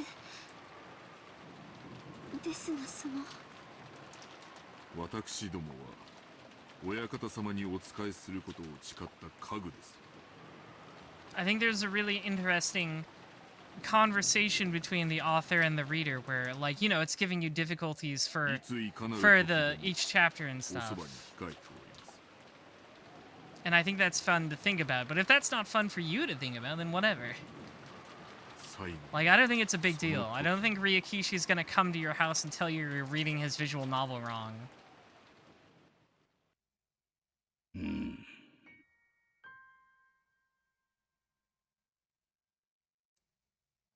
お前たちにはすべてを話しておきたい。シャノン、遺言を書く。Oh, okay. 筆行を頼む。源氏はいつもの酒を頼む。 This is interesting. はい。 Nanjo often recommended that Kinzo write a will because of his health, but each time he had, Kinzo had gone mad with rage. Has the tipsy bartender worked with absinthe yet, Phil? I think that would be funny if he has. Ever since then, you'd think will would have been the word Kinzo hated the most. After hearing such a word come from his lips, Shannon couldn't help doubting her ears for an instant. Shannon hurriedly prepared the side table and some writing paper. Genji followed his orders and began preparing that usual green evil drink. 準備が整いました。 Yeah, I'm not drinking any green alcohol. It's just gross. 何から語る Unless you can convince me it's like got a lot of lime in it or something. 我 I が don't trust 生 any 涯を alcohol 語 that's るも green. よいか Trying to make me drink the ooze that the TMNT evolved from. 思い出深い対局を寄付に残すのは楽しいことだ。100年以上も昔の寄付を読み、対局者たちの思いを探る思考の旅も実に楽しい。ならば、我が生涯の寄付も後世のものによって我が思いを Mix 探る hypnotic 旅 with へ Mountain の Dew. 誘い I と don't な like る Mountain の Dew だ though. ろうか。Like we had the conversation about Mountain Dew earlier. I don't like Mountain Dew. For a while, Kinzo pondered over whether he should begin, stuttering all over the room with his hands behind his back. 親方様、どうぞ。すまんな、我が友よ。 I guess margaritas can be green, yeah. さて、我が生涯を語るには、あの魔女との出会いから記さねばなるま Oh, い。we're gonna learn some things. シャノン、筆記せよ。私がベアトリーチェに初めて出会ったのは、だいぶ以前に遡る。あれは昭和の何年だったか。確か終戦の。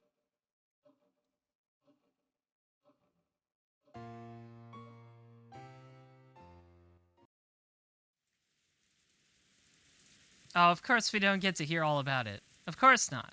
It's all part of the dramatic timing. We took enough time to regain our calm, and we each swore to our parents that we'd catch the culprit. It would be a lie to say that we weren't still torn up. Even now, if we let our guards down just a little, we'd probably start going on a rampage just like Jessica, letting our emotions show with some kind of violence. According to what Goda-san said after he got back, right now Kanon-kun was looking after Jessica. Apparently she was still very emotionally high-strung. そう、ありがとう。若い子の気持ちは若い子の方が汲み取れるかもしれない。今はそっとしておく方がいいんでしょうね。ローザさん、私らにこれ以上ここに留まってできることは何もありません。電話は普通でしょうが、明日になれば船が来てくれて、 It'll definitely do that. 警察へ連絡できるでしょう。警察の捜査のためにも、ここはこのまま残すべきです。私も南條先生に同感です。このようなところにいつまでもおられますと、お体に触ります。戻り、紅茶をお入れしましょう。そうね。私もそれに賛成よ。バトラ君もジョージ君も、もういい。 So does that mean Rosa gets the shotgun this ここは time? 閉めましょう。 Because Natsuhi isn't here to use it. 警察が来た時のためにも、ここはこのまま残しておいた方がいいわ。そうですね。 Are we just gonna revolve through moms with shotguns? Like a different mom gets it each time? 大丈夫かい？ああ。流せる涙は流し尽くしたぜ。もう大丈夫さ。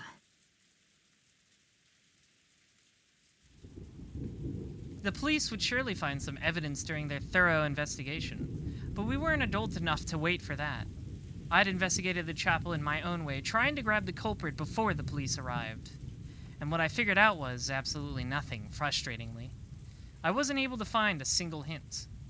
さあ、出ましょう。マリア、行くわよ。いつまでもジロジロ見ていないの。さあさあ、マリア様、参りましょう。ここは肩を冷やします。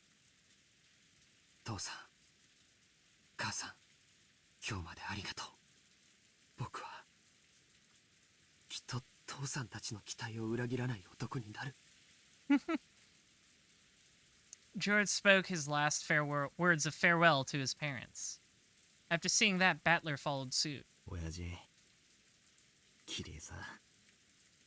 Just looking at their faces, it looked like they were sleeping, but that just made it even more painful. こんな涼しすぎるところに残してくろ。絶対に敵は取るぜ。絶対にな。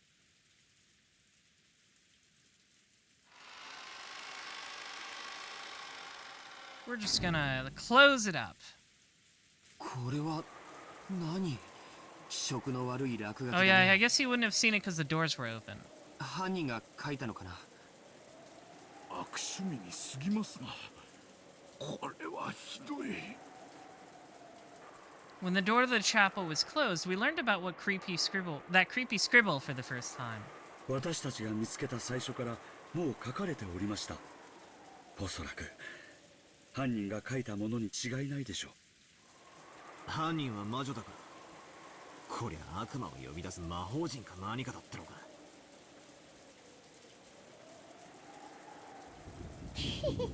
Oh Jesus, you've activated her. これは太陽の7の魔法陣だ。 Yeah, the sun. We learned about this last time. そんなのも知らないんだね。 It's the same one as the last time.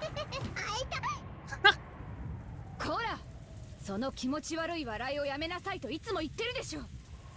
マリア、続けろ。何の意味があるんだ。肉体的、あるいは精神的な束縛から逃れるための魔法陣だよ。そして演習部に書かれているヘブライ語は、主は私の枷を解かれました。私はあなたに感謝の生贄を捧げ、主の皆を呼ぶでしょう。感謝の生贄。父さんたちが殺されたのはこの魔法陣のための生贄だっていうのか。 But it's Halloween, not Thanksgiving. 心を落ち着けてジョージ君。こんなのは犯人の挑発よ。どうせ意味なんてないわ。考えるだけ心に毒よ。そして英語も書いてあるな。ハッピーハロウィン for マリア。なるほどな。それでここを開ける鍵がマリアに渡されてたと。そういうわけか。 Do not give her any of that candy. ここは礼拝堂だしね。マリアちゃんのマリアじゃなく聖母マリアの方の意味かもしれないよ。 That is a huge fucking stretch, George. だとすればハロウィンの名を語った神への冒涜 You're とも受け really 取り、 reaching there, my man. 悪魔と契約した魔女たちは神の名を常に汚し続けることを誓うという、そういうセンスから言えばこれは実に魔女的な Witch 犯行だね。 crimes. 詳しいのね。マリアの受け売り。ええ、そんなとこです。礼拝堂か。礼拝堂にわざわざ呼んで殺した。ローザおばさん、この礼拝堂には何か特別な意味とかあった I の think か。 this is a new song too. 特別な意味ってどういう意味？ No, wait, no, it's not. いや、その This is the suspicious song. 人間6人の死体をはるばるここに運び込んで、ここに6人を呼んでから殺したのか。6人を殺してからここに運び込んだのか。 Doesn't Rosa 断定 know できない this? が。She was there at the chapel when Beatrice revealed the gold to them that proved it. どちらにしても大きな手間がかかる。 I don't know why she escapes. Why she wasn't one of the killed ones. 犯人には6人に死んでほしいどんな理由があったってんだ。そうですな。あんな凝ったことをすれば警察が来た時不利な証拠を見つけられる。 Maybe it's like that thing Beatrice talked about once where people just forget about her. それを犯人が見越さなかったはずもない。なら犯人はどうということになりますな。だとしたらここで出てくる疑問は一つ。6人の死体発見場所になるここにどんな意味があるのかってことだ。ここはお父様の大切な礼拝堂だったの。私が子供の頃からここに立ち入ってはいけないと厳しく言われていたわ。おお、マリアも前にここに来てものすごい怒られた。おお。大切な礼拝堂、後ろ宮本家にとって何か縁のある？わからないの。お父様はこの礼拝堂をとても神聖視していて、何度か化粧直しの工事をさせるくらい大事にしていたわ。でもみんなも知っての通り、お父様は黒魔術が大好きなくらいで敬虔な信者だったわけじゃない。ここで神に祈りを捧げてたなんて聞いたこともない。 Interesting. I wonder why he 私 had の it 知る made 限 them. りでもここに親方様がいらっしゃったことはありません。私たちもここを開かずの礼拝堂と呼んで、そのお化け屋敷のような感じで薄気味悪く思っておりました。お父様自身全く近づかなかったのに、なぜか年に何度か使用人たちに大掃除をさせていたわ。常に清潔 This に might して be い one of the て、 places he prepared specifically for いつ使 Beatrice 用する then. 時が来てもいいようにという Which is weird because it wasn't mentioned at all in the first episode. にもかかわらず開かずの礼拝堂ってか不謹慎だが面白い響きじゃねえ It's a か。 little cool. 南條先生は You find the お Master じい様の Sword 古い here. 友人なんだって。そのあたりの経緯を聞いたことは？ずいぶん昔に聞いたことがありますが、何と言ってはぐらかされたか忘れました。そうそう、こんなことを言っておりましたっけ。いつか自分もあそこで Huh. 祝福を受けることもできるかもしれない。 Maria said the key was to the entrance of the Golden Land. しかしそれは奇跡でも起きない限り訪れない。どういう意味だろうな。礼拝堂ですることってなんだ。まさか自分の葬式ってんじゃねえだろうな。金蔵さんに限ってそんなはずは。死後のことより生きている今に一生懸命な方でした。しかしそのせいで遺産問題をこじれさせる種としてしまったようですがな。あと礼拝堂ですることってなんだろうな。 What does a man need a chapel for? 懺悔も礼拝堂だっけ。何にしろ Everything Kinzo does is super suspicious. どういう理由かわからないけれど、おじい様にとってその南條先生の言っていた通り、奇跡でも起きない限り祝福を受けられないというのは、この礼拝堂を建てた時から決められていた宿命のようだね。どうしてそんなことがわかるの？ほら、あそこにはっきり記されてます。ほら、あそこに。Georgianiki pointed to a relief with rusted gold letters on the arch above the door. It looked like some message had been written there in English. The rust made it clear that the message had been there ever since the chapel's construction. 英語は弱いぜ。何？ This door is opened only at probability of すまねえ、英語ダメだ。I gave up after failing to finish even the first of the two lines. It looked like the others could read it properly. 確かこれは M, B, T, Q だから、いくつのことだっけ。確かとにかくこれはすごいよ。両手の指じゃとても足りない。確かに奇跡でも起こらないとダメだね。ですな。 What are they talking 何 about? 事も博打的に例えたかった昔の金蔵さんらしい言い方です。なんだみんな読めたのかよ。 He's mad because he's left out. 誰か俺にも意味を教えてくれ。 I'm also mad because I'm left out. Tell me. 英語くらい勉強しなよ。この程度読めないでよく高校に入れたね。 Be nice to Battler. He's 余計なお世話だぜ。それで he's the dumbest man alive. Let's help him out a little. ざっとこんなところだよ。この扉は奇跡が起きない限り開かれない。あなたは奇跡が起きない限り祝福されない。おじいさまの魔術は天文学的低確率を基礎とする。つまりこの扉が開かれる奇跡はおそらくものすごい膨大な魔力を必要とするに違いないよ。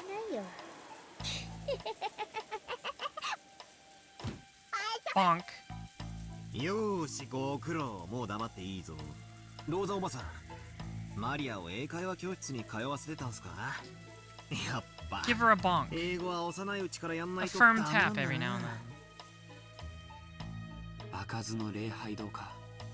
魔女ベアトリーチェは本当に魔女だったかはともかく、何十年も前に実在した女性で、おじい様の愛人だったとささやかれる人だ。これはその私の勝手な想像ですが、親方様はベアトリーチェ様をきっと深く愛しておいでだったのでしょう。しかしすでにご結婚されていて結ばれることはできなかった。なるほどな。 My 死ん wife. だベアトリーチェが奇跡の魔法で蘇るた I な wonder if his original wife will be ばあ様 important. が死んでる今、 Like Battler's 大手 grandmother. を振って結婚できるわけだ。で、この礼拝堂で結ばれようと、そういうメルヘンチックな話だというわけなのかな。そう高等無形な話とも思えないわね。お父様が今なおベアトリーチェを深く愛しているのは周知の事実。あと気味が悪いとは言ったけれども、礼拝堂の内装はとても華やかだった気がするの。お父様が死んだ愛人との結婚式を夢見てこの礼拝堂を建てたという想像は、 It does sound insane, which is Kinzo's MO, being insane. この礼拝堂を建てたその当時から、おじい様はこの教会を使うことは生涯ないことを知っていたのだろうね。でも何かの奇跡で魔女が Some 蘇 like ることを祈っ PS1 た。 RPG ass music. そして The mistress guy, もしもその as 奇跡 opposed が to 起 the こった wife なら、 guy. I see. ここで結ばれようと思った。 He really loves the woman he's cheating with なるほ and ど。 will support her. そう考えると確かにここはベアトリーチェ様にとっても大変意味のある場所ということになりますね。決して開かれぬ礼拝堂と知りつつ、悲しい恋の話です。 Even though Goda-san was even bigger than me, his words were touching. Everyone was silent, but it seemed that they agreed with that view. 開かぬ礼拝堂と知りながら、それでもなお奇跡の日を夢見ていたのでしょうな。金蔵さんは若い日にはとてもロマンチストな方だった。わかる気がします。どうだろうな。でも年に4回 I think he's still a romantic. He's always crying about Beatrice. Beatrice! 何が開かずだ。俺たちだって現にこうして出入りしてる。それは奇跡なんかじゃねえ。鍵を持ってきてカチャリとやって入った。ただそれだけの話だぜ。バカバカしい。 Oh, what now? どういうこと？どういうことって何がっすか？ As far as I could tell, I'd just been joking around, finding myself a bit irritated by the sob story that this was turning into. But then Aunt Rosa suddenly jumped on me with a really serious face. Aunt Rosa's face grew increasingly pale. She looked at the magic circle on the door and then at her hand, back and forth, back and forth. どうなさいましたか、ローザ様。ねえゴーダさん、この礼拝堂の鍵、これ源氏さん言ってなかった？一本しかないって。Oh yeah, I mean, we talked about this, right? Beatrice gave Rosa the envelope with the key in it like a day ago before the murders could have performed, so how did she get into the chapel? Ooh, spooky. みんな気づくのが遅すぎるんだよ。 Yeah, it took the actual characters so long to mention it that I forgot I had mentioned it myself. When a kid pulls a prank, it sometimes goes unnoticed by the adults, and the kid who did it gets all disappointed. If such a prank thing gets sprung on someone much later, it can really make a kid's day. Maria's celebration just now looked a lot like that. はい。その鍵は一本しかございません。親方様の大切な礼拝堂の鍵ですので、一本しかなく、複製もありません。普段から使用人室のキーボックスに大切に保管されていますが。そうよ。そしてそれがなくなってたと源氏さんは言ったわね。何者かがそれを奪い、封筒に入れてマリアに手渡したのよ。それも昨日。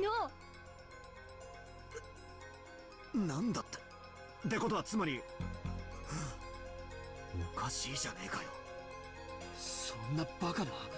これは妙な話になってくる。どういうことでしょうか。私には何が何だかさっ Koda, ぱり。 you're so dumb. 私にもです。どなたか説明してはいただけませんか。 Koda and Nanjo's failure to understand definitely wasn't because they were stupid. I don't know about that one. They didn't know. They didn't know how long the only key to the chapel had been in Maria's possession. 間違いない。閉まってた。私が開けたのよ。間違いなく。 Aunt Rosa kept closing the door, locking it, pulling on it to check the lock, and opening it again. Her face was becoming pale again. 私がマリアの封筒から鍵を取り出してここを開けるまで、確かにこの扉は施錠されていた。でもこの鍵は封筒に入れられてマリアに預けられていたのよ。しかもそれは昨日のお昼前の話なのよ。何ですか。 I would say maybe she made a duplicate, but like, that key is not a key you can make a duplicate of very easily. そうなんだ。 I don't know if you can make duplicates of that sort of old-fashioned key. 唯一の鍵は昨日の昼にマリアが魔女を名乗る女から受け取った。つまり昨日の昼から今朝方ローザおばさんが開場するまでこの礼拝堂は密室だったことになる。どうやって親父たち6人はこの中に入ってしかも殺されたんだよ。 Yeah, show me the diagram again. The deaths of 6 people had shaken us badly. When we learned about that weird magic circle and the history of the chapel, we felt as though we'd figured out at least part of this puzzle. But that was all absolutely trivial. From midday yesterday until this morning, this chapel was a closed room.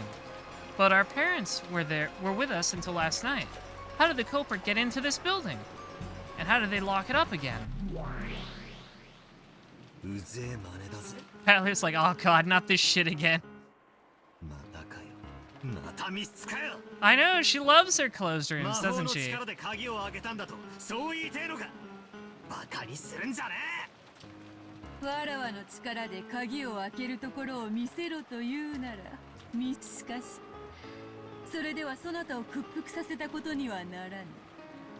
そなたが言う人間での説明、これを突き果てさせた時こそがわらわの勝利の時なのだ。さあさあ、どう崩してみせる？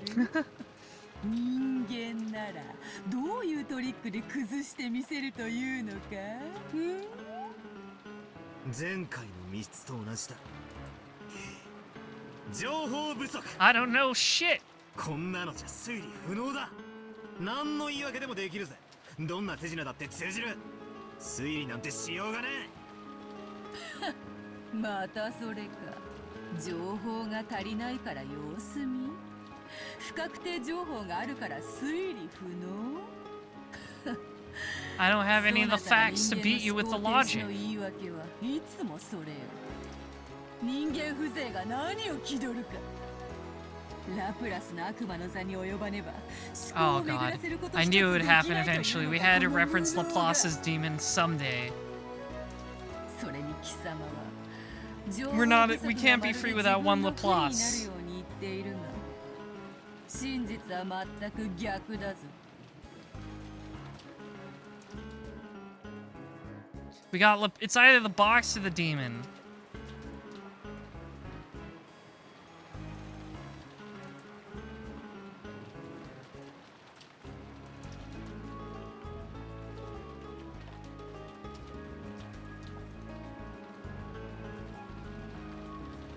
For those who don't know, Laplace's demon. I don't know if it counts as like a philosophy thing or just like a mental. I think it's just like you could think of it as like a mental exercise. I think it's like, what is it? No, that's. I think I'm. It's like a way of saying free will is an illusion. Because if someone, for example, an all-powerful demon could like, what is it? Know the precise location of every atom in the universe and the direction all those atoms are traveling, then they could calculate. You could calculate the future with 100% accuracy, basically. Therefore, free will is an illusion because all the paths of these atoms are predetermined, right? The way an atom is moving now cannot be changed by anything. Yeah, you can predict with 100% accuracy everything that's going to happen if you know the exact location and momentum of an atom in the universe. Obviously, a person couldn't do this, but for the sake of the mental exercise, we're imagining some sort of demon that has that power exists.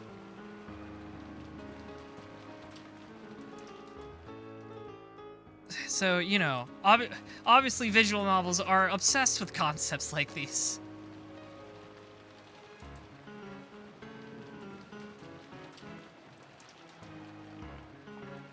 そなたに与えられる情報が増えれば増えるほどにそなたは苦しむことになる。己を締め付ける圧搾機の力を強めていく結果になるだけよ。おお、そうなら言わせてもらうぜ。これがそもそも密室かどうか検証不能だ。悪魔の話が出てきたんで俺も言わせてもらうぜ。密室でないことの説明は。Here comes the Twitter argument. こうやら出入りできるというのを示しゃいいんだからな。だが密室であることの証明は不能だ。Good old, yeah, there's the good old devil's proof again. つまり悪魔の証明ってやつだぜ。密室という定義は実は証明不能なのさ。情報不足を言い訳にした思考停止の次はまあよい。それがそなたの指し手だというなら認めようぞ。続けるがよ。なぜお前は礼拝堂が密室だと言いたいらしい。実際俺もさっき中をぐるっと見させてもらったが、確かに扉以外から出入りする方法は見つけられなかった。だがそれは俺が見つけられなかったというだけで密室の証明にはならないわけだ。俺には見つけられなかった。 This does seem like the kind of chapel that would have a secret basement or something. 全ての前提は吹っ飛ぶぜ。つまり俺が隠し扉を見つけられようと見つけられまいと、密室を出入りできる方法 X は常に否定できないわけさ。そしてその方法 X は魔法でなくても実行可能さ。何しろ隠し扉なんだからよ。この礼拝堂だってそうさ。発見不能な隠し扉がどうせあるんだ。だから推理なんてする必要もなく魔法なんかありえないってわけさ。I don't owe you an explanation. ほうほう、そういう論法か。甘いな。想定していた一手だぞ。ならばわらわも受け手を誘う。わらわは人間風情の推理小説とやらに出てくる密室というものを常々バカバカしいと思っている。なぜか使い方が間違っているからよ。推理小説に登場する密室をお前は本当に密室だと思っているのか。思ってなどいまい。どういうトリックを使えば密室に見せかけられるか、そう思っている。I mean, yeah. つまり人間どもが積み重ねた100年の密室殺人などYou guys' mystery fiction 完成されたこ sucks. とはないのだ。It's no. What's the point if you can solve the mystery? 言うじゃねえかよ。推理マニアは怖えぞ。クリスティが墓の下で歯ぎしりしてるぜ。Agatha Christie's not shit to me. Literally, she's saying she's built different.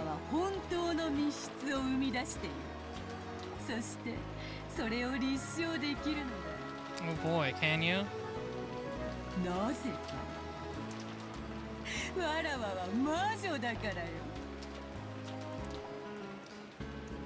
I like that so far this has just been back and forth. I can do it. No, you can't. I can do it. No, you can't. Yes, I can. No, you can't. And they're not actually doing anything.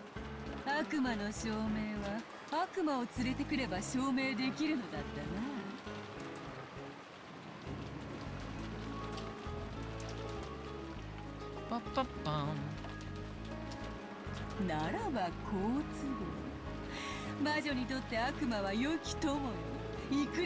That's true. She does have her goat man. 上等だぜ。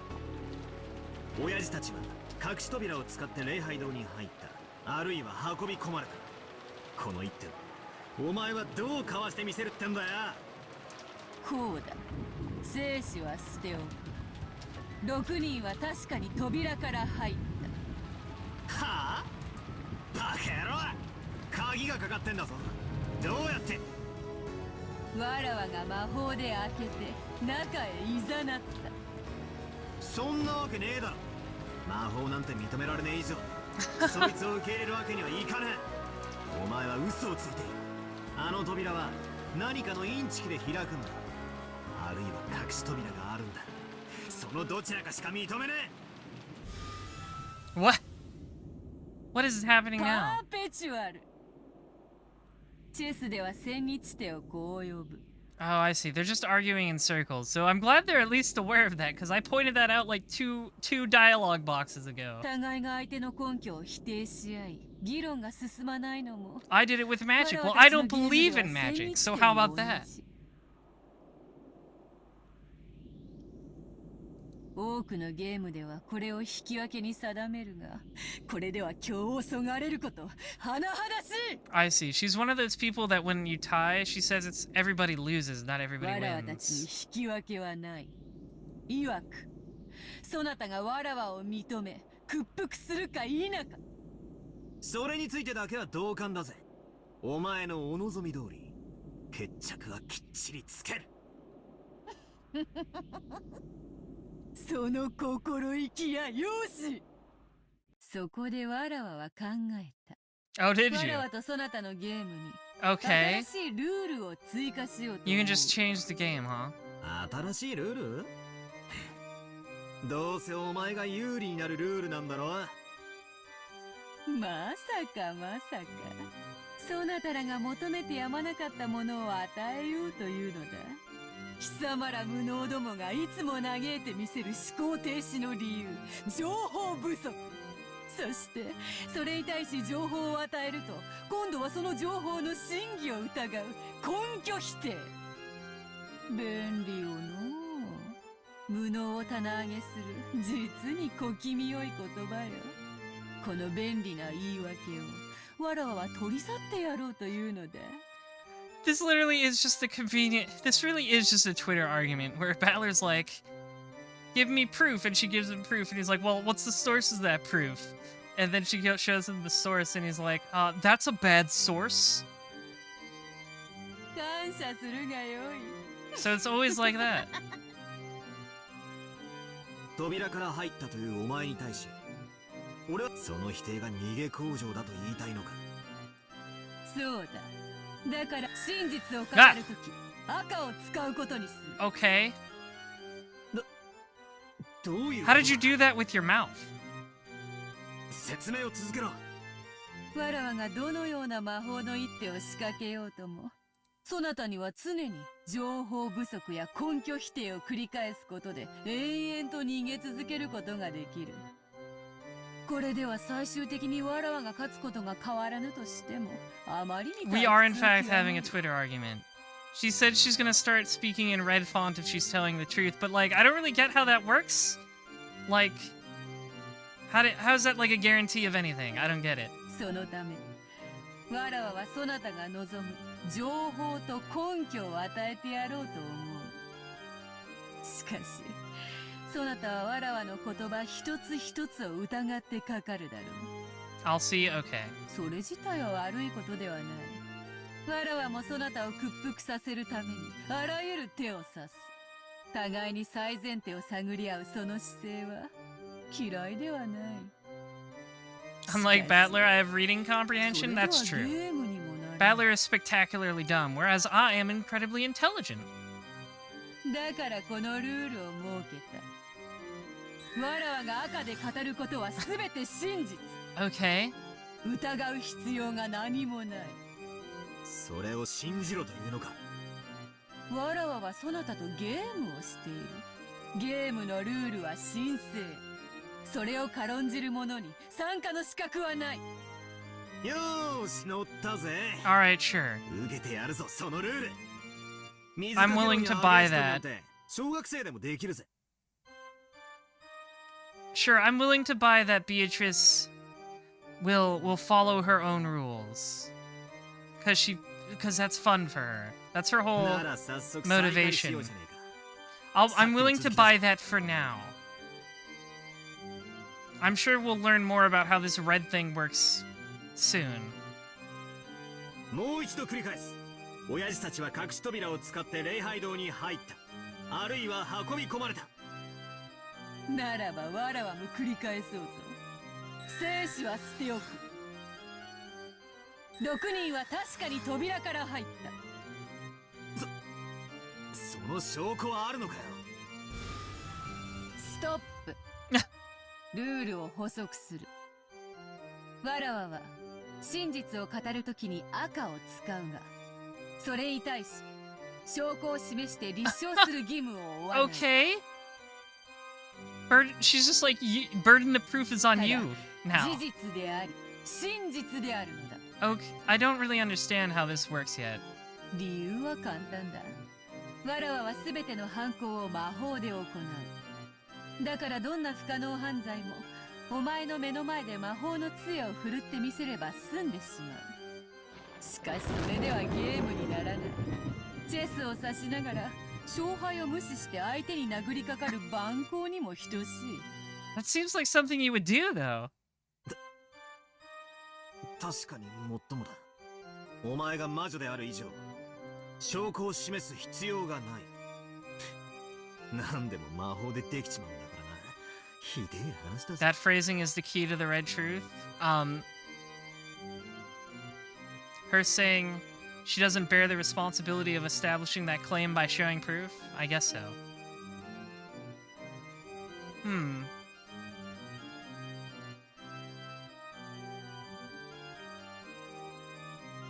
I think it's probably something like, it's what she believes is the truth, anyways.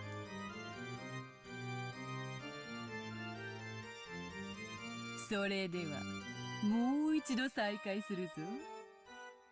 6人は確かに扉から入った。わらわが魔法で鍵を開けた。Like, maybe even to Beatrice, Beatrice isn't like willingly lying. Yeah, also like she cares about this whole game thing. Like that's her motivation. She wants the game to continue. Yeah, this is the part with they introduced the red truth. I'm having a bit difficulty wrapping my head around it. Ow. I bumped something.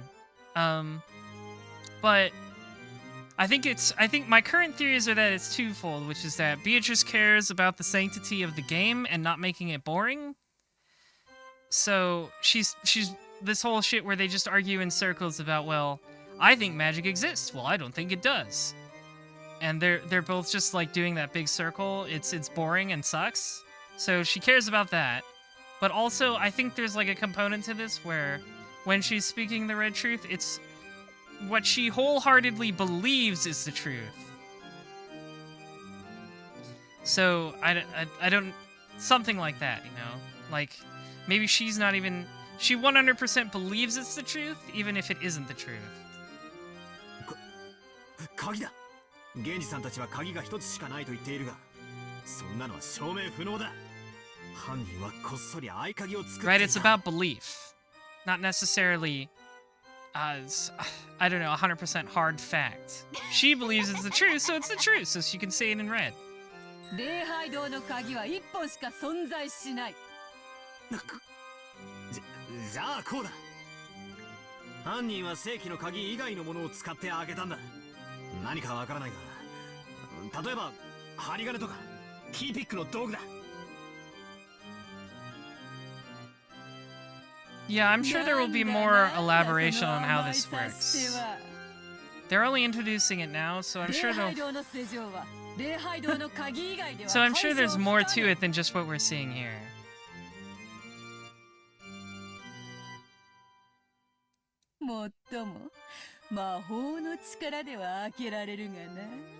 Hey, that's not in red. You didn't say that in red.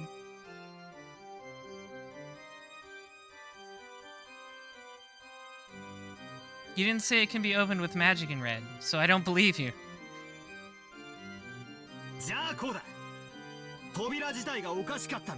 Red shoes show up in the fighting game? Oh, boy. I'm sure that's hilarious. 施錠された状態のままでも通行できる仕掛けがあった。それが何かはいろいろ考えられる。お城の大扉に小さい入り口がついているように、さらに蝶つがいを外して扉を丸ごと外して入ったなんてのもあり得る。それが人間どもの100年の英知なのか、バートラ。バートラ。礼拝堂の扉は施錠時にはいかなる方法での出入りも拒む。魔法が使えない限りな。Again, that part isn't in red.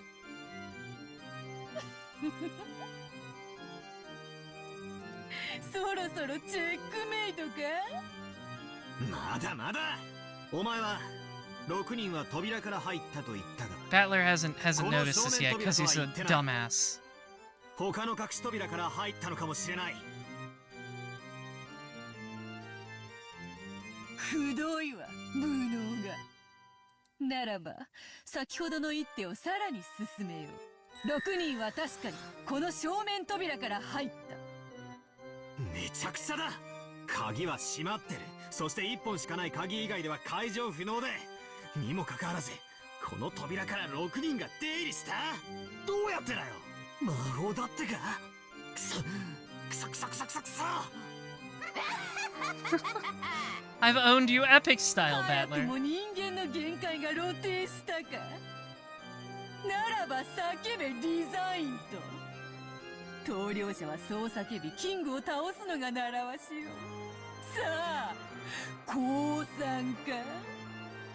ならば屈服を宣言せよ。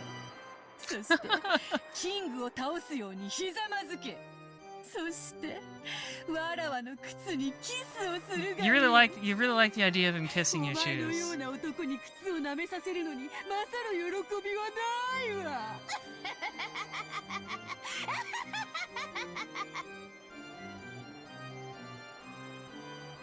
Damn it! Zen Damire. So I can't win against the witch? This isn't chess at all. I've just been made to take the losing side in a chess puzzle. Is quibbling about details and getting a draw the best I can manage? それだけは断じてないぞ。わらわが屈するか。I can read your first person narration, Battler. それ以外の決着はない。互いへの苛波と例えたあの時の勇ましさはどこに？おいおいおいおい、がっかりがっかり、期待外れだぞ。後ろ宮バートラー。Four exclamation points. It's funny. What should I do? What should I do? I can see it. I can see the place where I'll face checkmate. It's useless. It's useless. All my hard-fought moves have been nothing more than me desperately moving my king around, running away from check. No matter how many moves I make, I can't escape from check. So even without waiting for the next several moves, I can see checkmate in my future. Chiksaw! After a few more moves, I can see where I'll face checkmate? Don't give up, Ushiramiya Battler. Battler realizing he's about to face the baby girl allegations. Too true. If I can see myself getting closed in upon, And if I spin the chessboard around, I should be able to anticipate her next move, right? Remember what Kyrie-san said. When you're thinking about something, then the closer you get to the very, very end, the easier it becomes to anticipate. Are we gonna have Battler finally using his brain cell? Spin it around. Spin the chessboard around. Take a deep breath. Send some little brain electricity to that one cell you have. どうした？急に黙り込んだな。安心しろ。 This is his one thing. He spins the chessboard around. It's the only thing he knows how to do, because his stepmom taught him. 後に待つは身を委ねる喜びだけよ。さあ、棟梁を叫ぶがよい。聞こえんぞ。大きい声ではっきりと言えい。寝ぼけるな。お前が聞こうとしていないだけだぜ。ならもう一度言う。棟梁はない。続行だ。ゲームを再開するぞ。ほう、よかろう。そなたの手番からだぞ。His turn, huh? お前の作ったルールを俺はお前の武器だと勘違いしてた。しかしそれは俺にとっても武器になるってことに気づいたぜ。つまりこういうことさ。試すがよい。 This does sound a little bit Metroidy, 密 doesn't 室の it? 礼拝堂にどうやったら入れるかで頭が凝り固まって There's one song I said earlier sounded a lot like something from Twin Peaks, which I'm fully willing to believe Ryukishi's seen. That seems like something that would be on his radar. その考え方じゃダメだったんだ。 It's also just popular in general in Japan. ああ、ダメだぜ。全然ダメだ。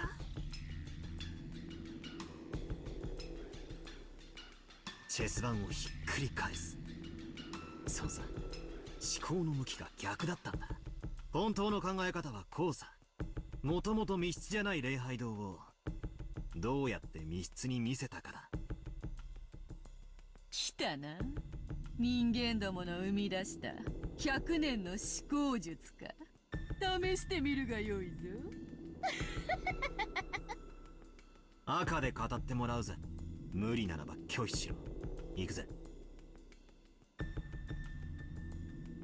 Does this man intend to reverse his defensive posture? He's not bending over anymore. This isn't right.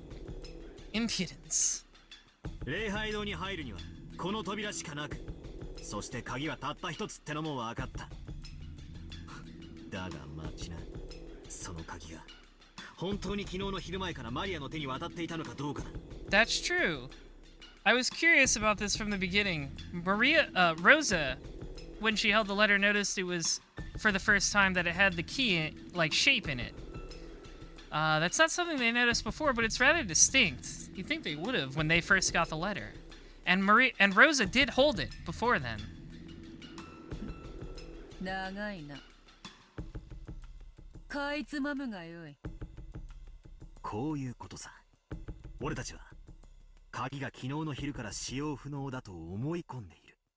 だから昨日の昼から今朝まで密室だと思い込んでる。Like, when they first got the letter, they never noted that, there's like a weird bulge in it.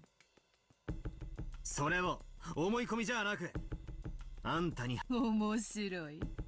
扉ではなく鍵を論点にしたか。マリアは昨日お前から封筒をもらってる。マリアは開封しなかったが手触りで鍵が入っていたことを知ったかもしれない。だが間違いなく礼拝堂の鍵だと確認できたわけじゃない。つまりこういうことさ。マリアに渡した封筒の中身は偽物だったんだ。何を言い出すかと思えばバカバカしい。ローザは今朝確かにマリアの手提げの中から封筒を取り出し、そこから正真正銘の礼拝堂の鍵を手 But に you 入れた。 didn't say it was the same key and the same letter you gave to her yesterday. You didn't say that in red. That's not what Battler's asking. 偽物などということはない。そんなことは分かってるさ。続けるぜ。ならマリアが封筒を受け取った時、その中身は間違いなく同じ礼拝堂の鍵だったのか。 Got her ass. つまりこういうことさ。お前は昨日の昼、マリアに鍵入りの封筒を渡した。決して開くなと言い含めて。マリアは中に鍵があることを悟ったろう。そして後にローザおばさんがその中身で礼拝堂の扉を開けたため、それは礼拝堂の鍵だったということになった。疑わしいのはここさ。こう言いたいわけか。 Pachinko that smirk? Okay, I will the next time I see it. You were too わらわが slow. マリアに鍵を預けた時点では、その鍵は偽物だったと。Oh, okay, there it is. Huh. I like the sweatshop. She does look very annoyed. It's pretty good. Pachinko Battler still looks really weird to me. Like there's something about the quality of original Battler. He looks like too cool in the Pachinko art. He doesn't look like enough of a dork.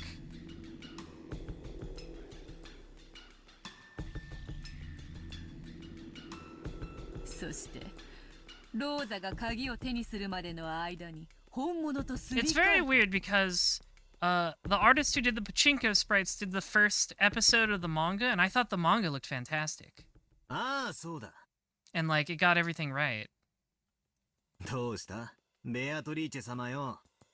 さっきから調子が悪そうだぜ。 Console Battler is a Hang on. Well, now I have to look him up. Now I have to look up his PS3 sprites.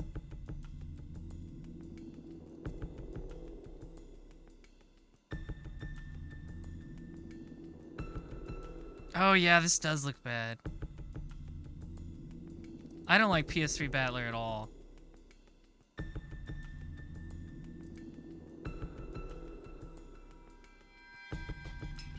Here, I'll show it to you.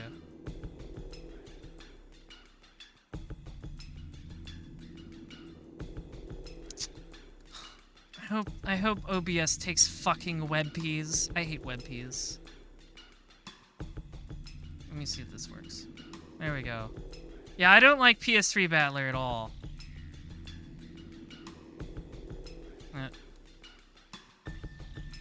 I don't like PS3 Battler at all. He looks like too much of a good boy, which he definitely is not. His hair looks super weird in the PS3 one.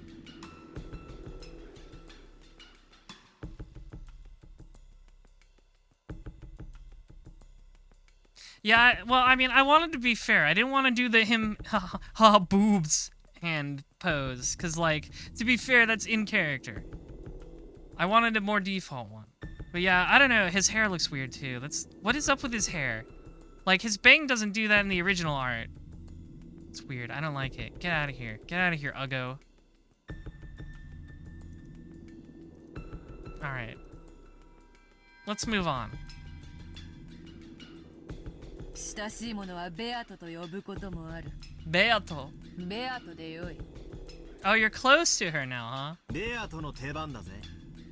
Town of the Golden Witch. That's the name of the episode. Thank you, Battler. かわしてみせろ。よかろう。わらわがマリアに預けた封筒の中身は確かに礼拝堂の鍵だった。追うぜ。赤で復唱できるか。その封筒はローザおばさんが開封するまで完全にマリアの。 It was in her bag and she was sleeping for a long time. Ah. 無理なら拒否を宣言してもらうぜ。チェックだ。Owned.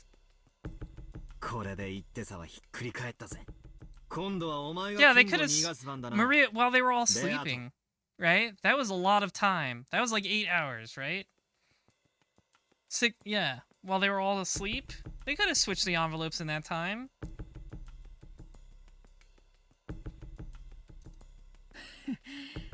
拒否に理由はある。それはそなたの言う監視下という単語の定義についてだ。純粋な意味に従うならばそれは四六時中 Okay, now we're just getting into lawyer speak. だがマリアはそこまではしていない。手下げから出していた時は完全に監視下にあっただろうが、手下げに入れた後は視界から消える。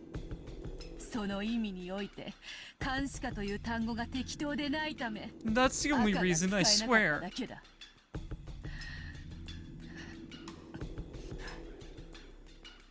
苦しい手なんだろ。俺の次の手も読めてるって顔だぜ。悪いな。俺は女に優しいんだ。 No, you're not. 女を傷つけない。You tried to grab Shannon's tits like 5 hours ago. 女の期待を裏切らない。赤で復唱してもらうぜ。言えるもんなら言ってみやがれ。 Never betray a woman's expectations. That's what she said would hurt her. マリアの手下げはローザおばさんが封筒を取り出すまで誰も触れることができなかった。 No performance anxiety for Battler here. これも拒否する。 Owned. 理由は説明しない。I don't have to tell you shit. 違うぜ。説明しないんじゃない。できないんだ。その手でチェックメイトなんだろ。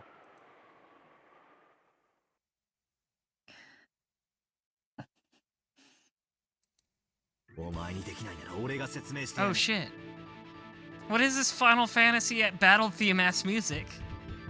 お前がマリアに渡した封筒には確かに礼拝堂の鍵が入っていた。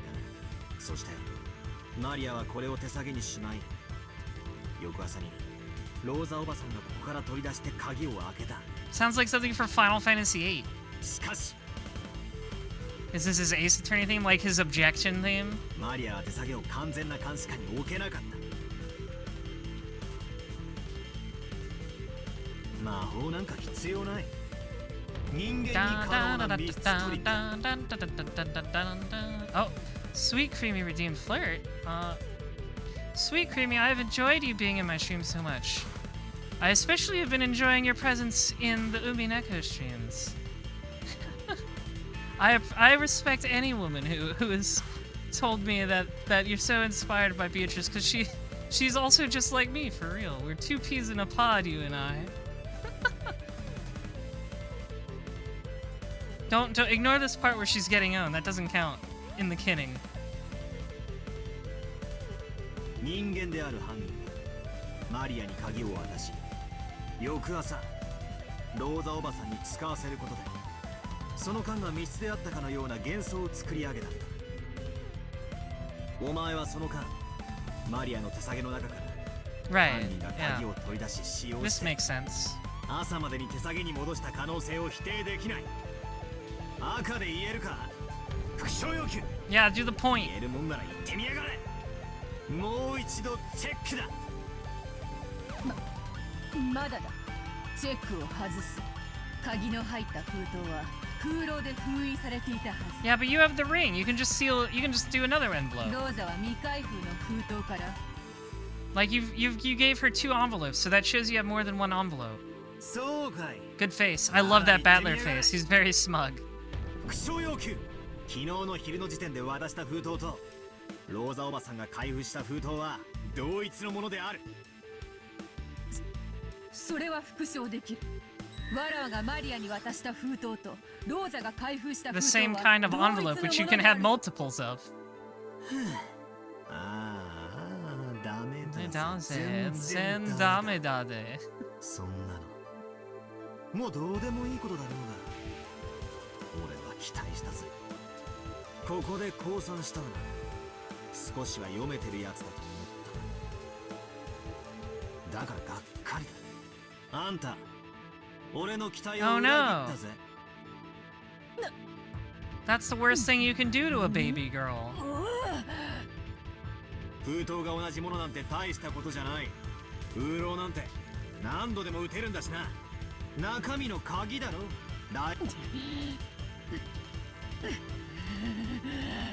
She's seething so hard. これで今度こそしまいだぞ。黄金の魔女。本当のチェックメイトだ。もう一度求めるぜ。復唱要求だ。言えるもんなら言ってみやがれ。マリアが受け取った封筒の中の礼拝堂の鍵はローザおばさんが開封するまで一度も使用 I され do ていない like being able to use her own red speak against her. Battler caught on to this surprisingly quick.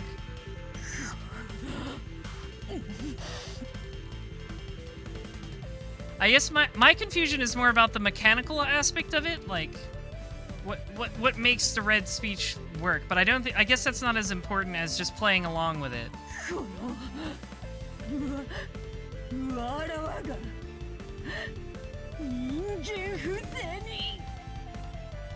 なんとでも繰り返すぜベアトリーチェ。復讐要求。マリアが受け取った封筒の Yeah, 中の exactly, 礼拝堂の Reverana. 鍵は I think the fact that it's a visual novel like kind of tricks you into thinking too hard about the quote-unquote mechanics like the red speech, but like it literally gives you difficulty. Like it gives you difficulties at the beginning of each chapter. Like this chapter is extremely difficult, is what it said for episode 2. So I think it's more about you're supposed to play along with it and treat it like a mental game, right? Like it's a game you're having in your head. I like that image, Pyropoyo, the red speech appearing behind her in big characters like Kill la Kill. That is a good mental image. I like that.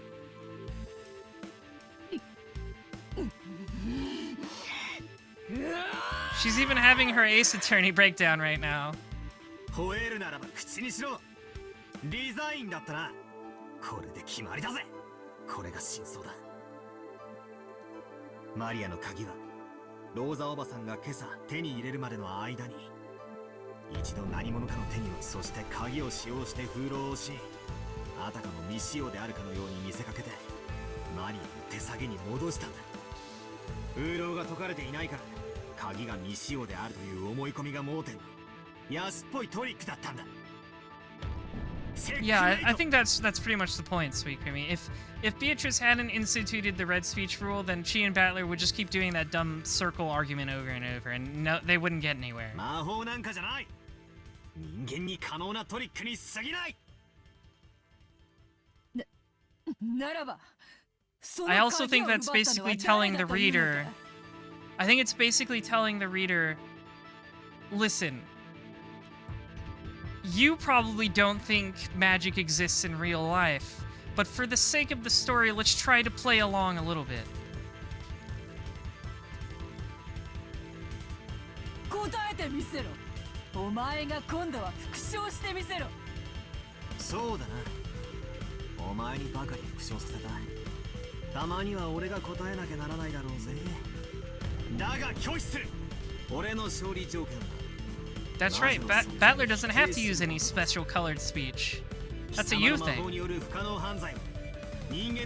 All he has to do is prove that it was possible to commit the crime without magic.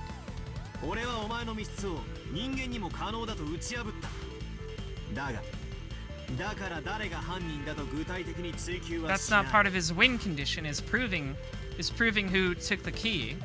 All he has to do is prove that it was possible for a human to commit the crime.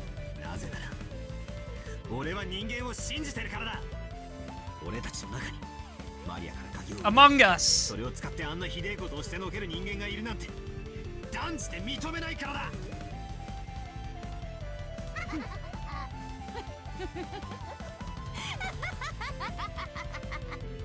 降参だ、リザイン。この盤面についてだけは一度降参しよう。だがやはりお前は甘いな、バトラー。捨て台詞は敗者の特権だぜ。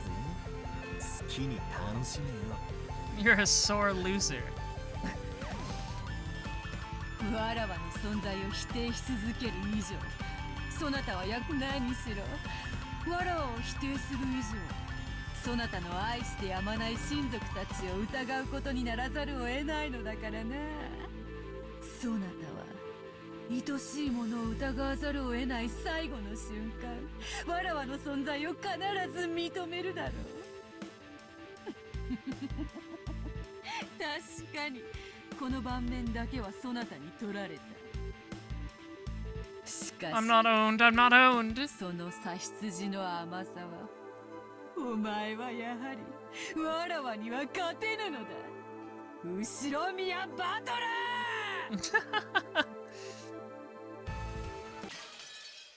Eye catch. What time is it now? Okay. We spent a lot of time in the overvoid arguing about the mystery.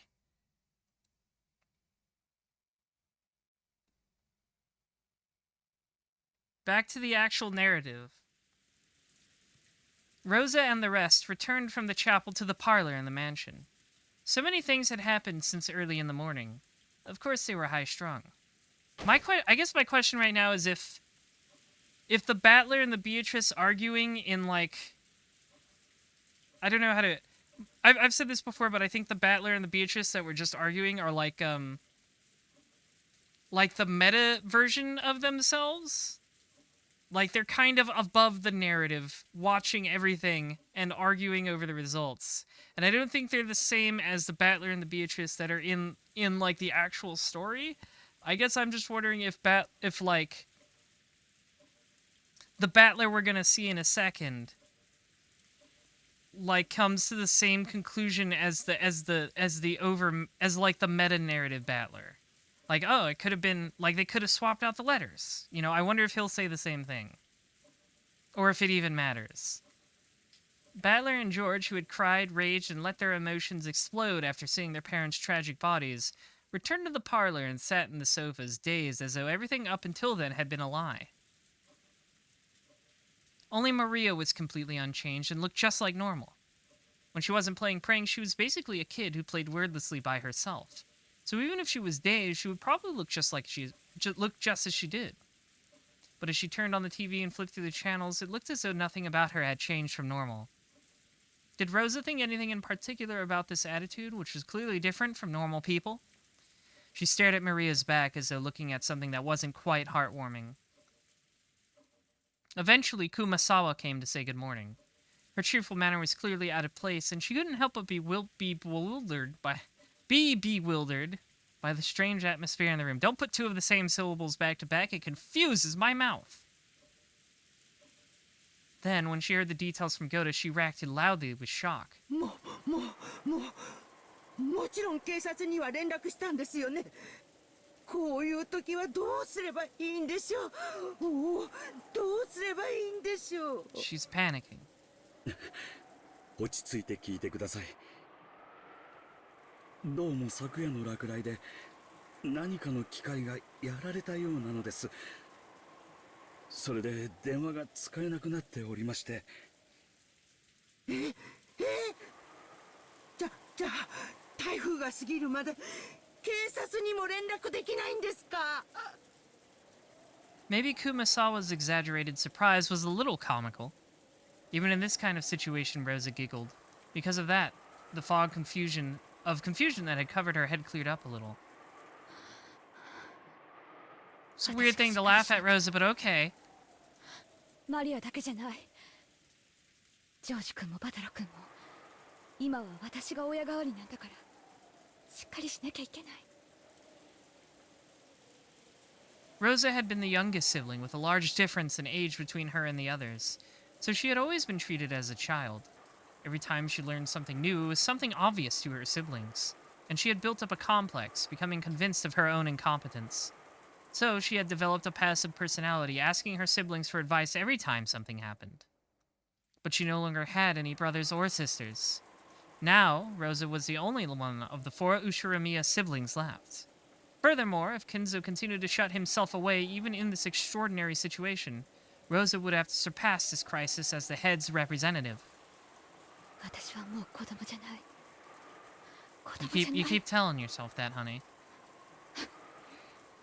Rosa slapped her knees lightly and stood up. She must not wait for orders now. She had to start moving herself. She picked up the receiver of the extension phone on the side table. Then she immediately remembered that the phones were down.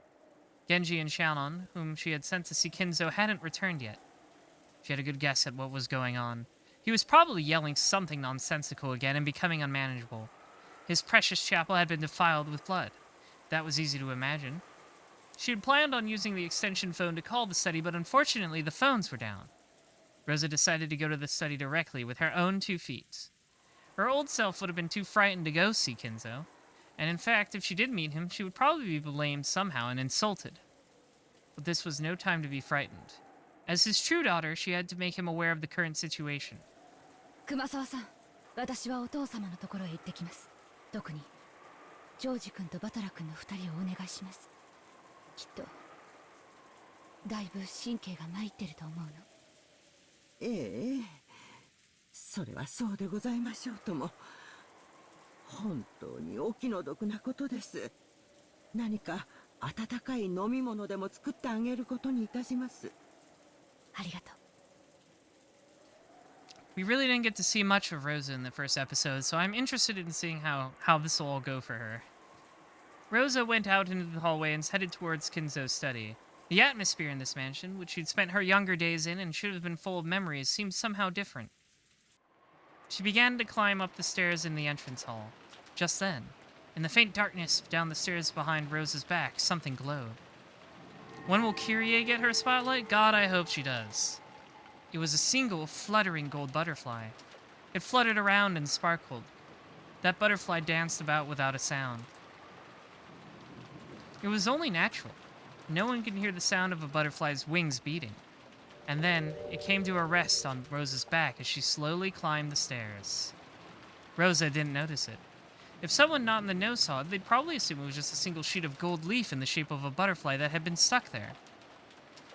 That's still a weird thing, but okay. Without noticing a thing, Rosa continued heading towards Kinzo's study. Is this how she gets Kinzo, then? さて、次はどう遊ばせてもらおうか。まだまだ駒はいくらでもある。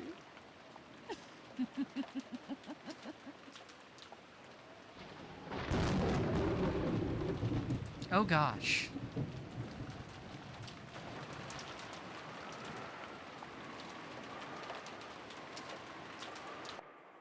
In the parlor, which had fallen silent again, the only sound was that of the TV that Maria was watching alone.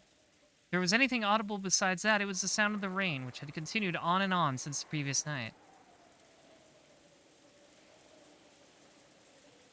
Every one of those who had witnessed that unearthly and horrible scene stayed silent as though praying that the events of that morning had all been a dream. Because Kumasawa alone hadn't seen it, her reaction was slightly different. The resilience itself seemed more unbearable to her, and she was anxious to encourage everyone somehow. However, she was aware that she must avoid saying anything careless, and she seemed to be pondering how she could be most helpful. Normally it would be time for breakfast. However, possibly because something so outrageous had happened, Goda seemed to have forgotten it to prepare a meal. Or maybe everyone was so beaten up that they'd forgotten their hunger. Kumasawa wanted to bring up the subject of what they should do for breakfast, but it didn't seem like the right atmosphere, so she really couldn't. Kumasawa was pretty much just their actual grandma. But she really was hungry. So she casually made a proposal. 皆さんもいろいろあってお疲れでしょ。こういう時は温かい紅茶で体を温めるのが一番ですよ。それはいい提案ですな。私も賛成です。美味しい紅茶にジャムを塗ったビスケットなどいかがですか。 I wish I had somebody to make me biscuits and jam. そうそう。ハロウィンの時期が近いみたいで、かぼちゃ型の美味しそうなクッキーが棚にありました。熊沢さん、それは。She doesn't know, chat. Of course, she had said the wrong thing. She had reminded Battler and the rest about that horrible and tragic Halloween party in the chapel. Nanjo hurriedly whispered into Kumasawa's ear. バトラさん、本当にすみません。悪気はなかったんですよ。いや、気にしてねえぜ。この煮えくり返るような怒りは。絶対犯人にお返ししてやるぜ。その犯人はまだこの島にいるのかな。いるだろうな。何しろ台風が過ぎるまで船は来ないんだ。ええ、そうですとも。船はちょっとの風でも欠航しますからね。ましてや台風では絶対に船になんか乗れませんよ。ええ。気持ち悪いな。兄貴もそう思うのか。俺もだぜ。犯人が例の謎の来客かどうかは捨ておいてもだ。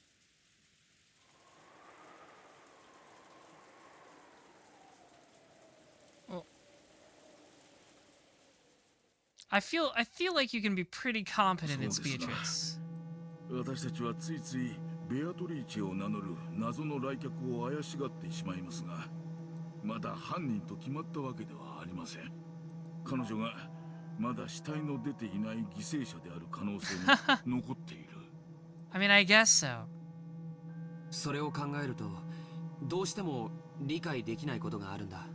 I guess they haven't seen the letter Beatrice left Jessica. それはどういうことでしょうか。簡単さ。さっき熊沢のばあちゃんの言った通りだよ。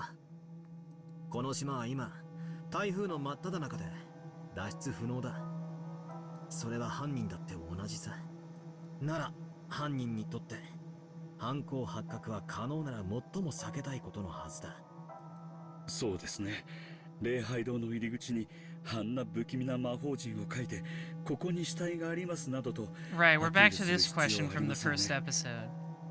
そうさ、そういうことなんだ。さらに言えば、あの6人にあんなむごたらしいことをするだけの手間をかけられたなら、6人の死体を発見不能な場所に隠すことだって可能だったはず。同感だね。あの残酷なハロウィンパーティーは多分死んだ人たちに向けられたものじゃない。やがて発見する僕たちへ向けたものなんだよ。魔法陣はそのためのアピールだと言い切れるだろうね。They were making fun of us. 犯人はこの島からしばらく逃げられないことを知っている。にもかかわらず、台風の真っ最中に死体を見つけさせたいような真似をした。こりゃどういうことなんだ。俺が犯人だったなら死体を見つけさせるような真似は絶対にしないんだが。What did she mean by this? お部屋におられませんでした。特に部屋が荒らされていた様子もありませんし。Yeah, Goda, you were there. Why don't you tell them about the letter she left? お嬢様がだいぶ荒らしてしまいましたが。Maybe she didn't read it out loud, so he doesn't know the contents. ジェシカはカノンさんが様子を見てくれています。多分お嬢様のお部屋におられるでしょう。よくないね。犯人は間違いなくまだこの島にいる。今の状況下で少人数で孤立することはそれほどいいことだとは思わない。それは You're right, it is a bad idea, but it's also too late to suggest it. まさか犯人は私たち全員を殺すつもりだとおっしゃるんですか。落ち着きましょう。まだそうと決まったわけではありません。 Kumasawa, you're too old to make cute anime girl noises. I'm sorry. ところが悔しいことにその可能性も否定できねえんだよな。この手紙が礼拝堂にあった。これによるならば犯人は魔女様で、じい様の碑文の謎を解いて黄金を見つけなきゃ一族老頭皆殺しに The す inheritance. Interest. るみてえなことを言って。それは本当ですか。私にも読ませていただいてよろしいですか。It's so weird having Goda here when he was one of the first to go in episode 1. What does Goda contribute to this narrative? As they read the witch's letter, Goda, Kumasawa, and Nanjo's features grew even paler than they had been. Kumasawa could no longer hide her shaking.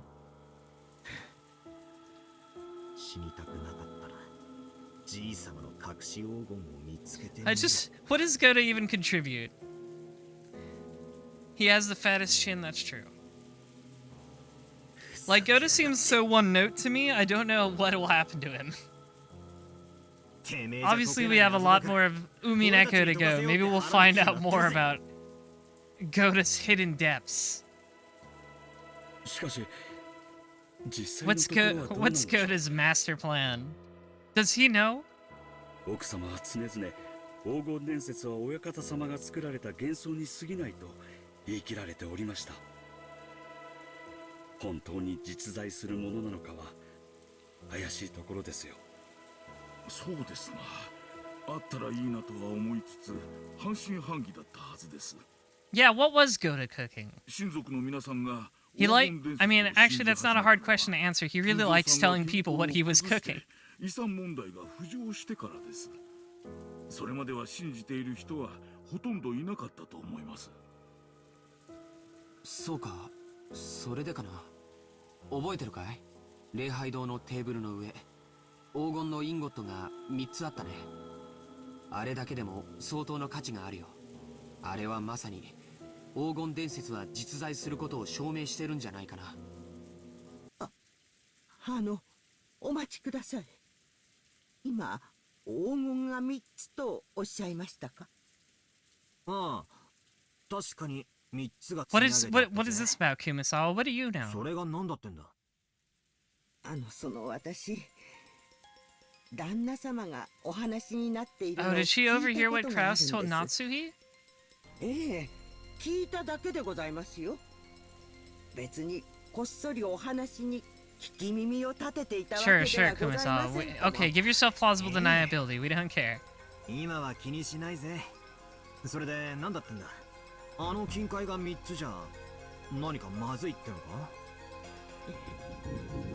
ええ、旦那様がおっしゃるには黄金伝説を裏付ける黄金は一つしか見つかっていないのだそうです。そうでしたな。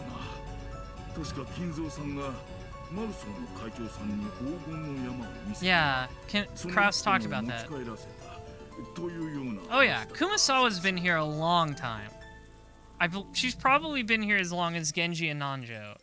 And she's also really nosy, so she probably figured out some stuff on her own. There's definitely stuff Kumasawa knows that she's not letting on. そしてこうもおっしゃっておりました。親方様の黄金伝説を裏付ける黄金はこれ一つしかない。 Oh, okay, that's where Kraus got the bar. He got it from the guy who Kinzo gave it to. 旦那様ってクラウスおじさんの話だよな。ってことはなんだ？ Does she know? Yeah, we've got a lot of what were they cooking and what did they know? じゃなくて those images could apply to just about everybody here. おいおい、どこから出てきたんだよ。多すぎるぜ。こうは考えられませんか。他の親族の方もそれぞれ見つけておられて。 I mean, this is a big mansion. There's probably like so many secret passages and underground chambers. I bet the gold is in like some weird underground thing. That wouldn't surprise me. Like some underground facility to store the gold. 親族の皆さんがお屋敷に来られた時、私は皆さんのお荷物を預からせてもらっています。その時、 I mean, where else would you put it? It's literally like 10 tons of gold. あれは10キロくらいはあったと思う。そんな重さが荷物に入っていたら僕だって気づくよ。でもそんな雰囲気はなかった。うちも同じだぜ。せいぜい着替えと常備薬。 Like the first episode, they were talking about a lot about how would you even transport that much gold, but I'm like, I don't know, it's on an island. Just do it a little bit at a time by boat, and then put it in some underground chamber nobody knows about. そんなもんだったと思う。ローザおばさんの荷物も軽そうに見えたぜ。 Doesn't really seem that implausible. となると、その3つ積まれた金塊は彼らあるいは僕らに示されたものということになるね。黄金伝説は間違いなく存在する。幻想なんかじゃない。それを暴いてみろと。それの隠し場所を示した碑文を私たちに解かせて横取りしようという魂胆でしょうか。確かにそれが一番筋が通る。 Like, for sure the gold has to be somewhere on the island, I think. まず碑文を一番解けそうな人物である親たちが真っ先に殺されてる。これはいきなり矛盾があるように思う。そしてここがもっと腑に落ちない。黄金伝説はどうして黄金が積めるんだ。まるで犯人はもう自分だけは黄金を見つけていて、 Yeah, where did they get it in the first お前ら place? も見つけてみろって言ってるみたいに見えるじゃないか。犯人もクラウスおじさんのようにその3本を手に入れ黄金伝説を確信し残りを僕らに探させようとしている。Battler thinking sounds. Gold weighs a lot, but like I said, you don't have to transport it all at once. You can pile a bit of it on the boat. 犯人が何を企んでいて何をしたいのか何をさせたいのかがさっぱりだ。無駄なのか。何を考えても今の時点では。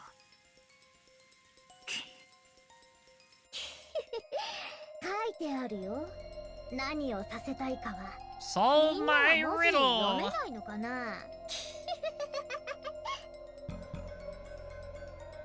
Yeah, 30 kilograms of gold is about 67 pounds. Yeah, that's a lot of weight. But like I said, I'm just talking about, like, getting it onto the island. Right? It just makes sense to me that, like, Kinzo would have kept the gold as close to him as possible.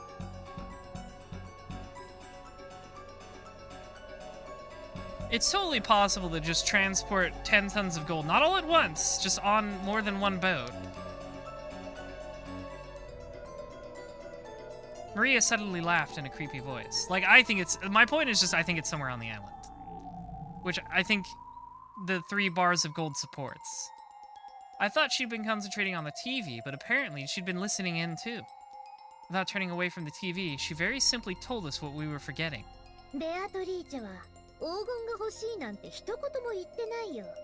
ベアトリーチェは碑文の謎をみんなが解けるか解けないか、それしか聞いてないんだよ。どうせ無理だろうって思ってるに違いないけどね。マリアにはそれが解けるってのか。知らない。だってマリアは黄金鏡へ連れてってもらうんだもん。 You're very convinced of that. 邪魔なんかしないよ。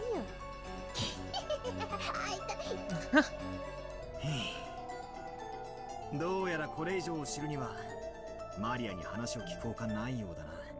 マリア、聞かせてもらうぜ。ベアトリーチェってのは何者だ。何を企んでるんだ。ベアトリーチェはね、魔女なの。 That really doesn't answer any questions, but okay. 魔法の力で何でもできる。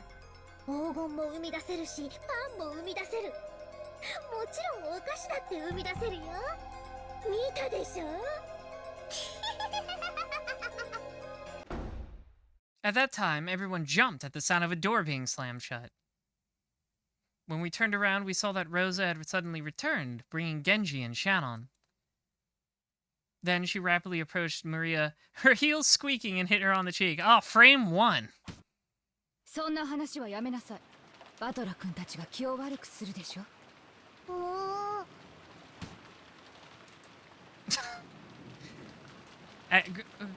Mom of the year right here. Without waiting for a response, she hit Maria's cheek once more. Everyone could not only stand there, stunned. ではわからないわよ。はいわ。Jesus. She mercilessly hit Maria's cheek again. Maybe Maria didn't feel like resisting after being hit twice. She weakly said yes. ローザさん、そこまでひどくすることはない。娘に対する教育です。 Finally, somebody says something. 口は挟まないでいただきます。 The atmosphere around Rosa, with Genji and Shannon standing at attention behind her, was somehow cold and yet dignified. Completely different from how she had seemed before she left. She was holding something that looked like a gun. I couldn't imagine that she'd be holding a toy in this situation. ローザおばさん、それ Oh, は she got the Winchester, huh? お父様のものです I like how she just like, yeah, this is a gun. このような事態ですので特別に借りてきました Is Kenzo still kicking? みんなだって分かってるはず犯人はまだ近くにいるのですから何があるか分からない Does every mom get her turn with the gun? Does she always? Does each mom get the turn to be strapped? 同感です。 Like, are we just gonna rotate through? 犯人が何を企んでいるかを探るよりも、僕たちは身の安全を先に考えた方がいいかもしれない。 This is Rose's main weapon in the fighting game? I mean, does Natsuhi use the gun in the fighting game? Is Natsuhi even in the fighting game?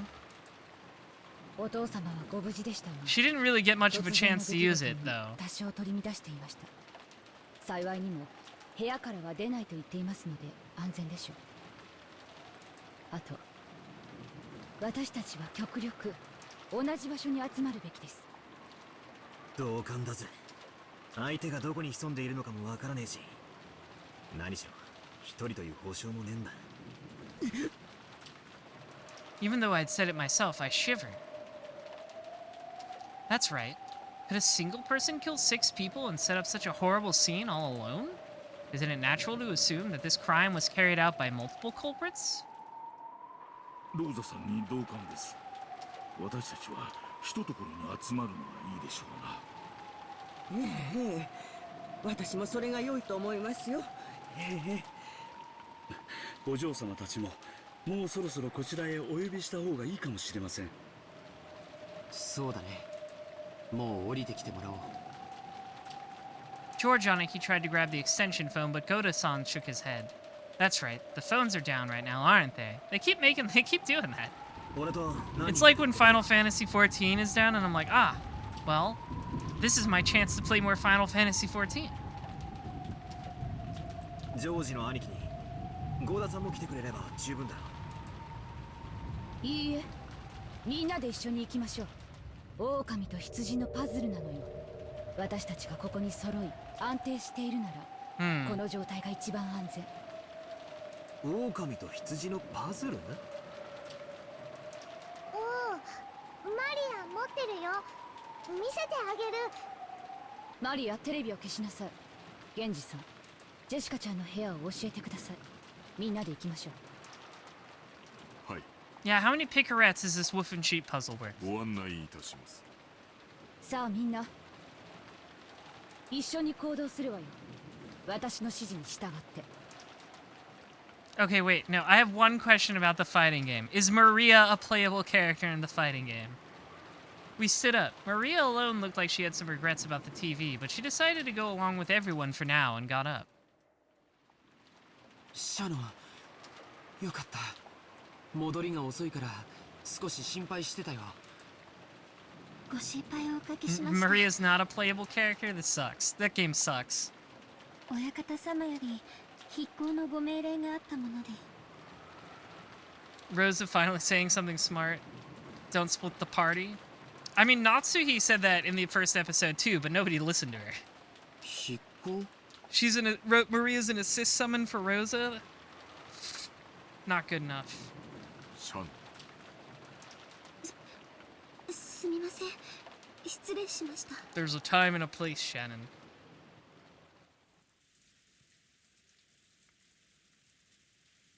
We headed for Jessica's room with the armed Aunt Rosa and Genji-san in the lead. Jessica and Kanon-kun were a boy and a girl of about the same age. It'd sure be a shame if we barged in them at a bad time, or at least that's what we'd be joking about normally.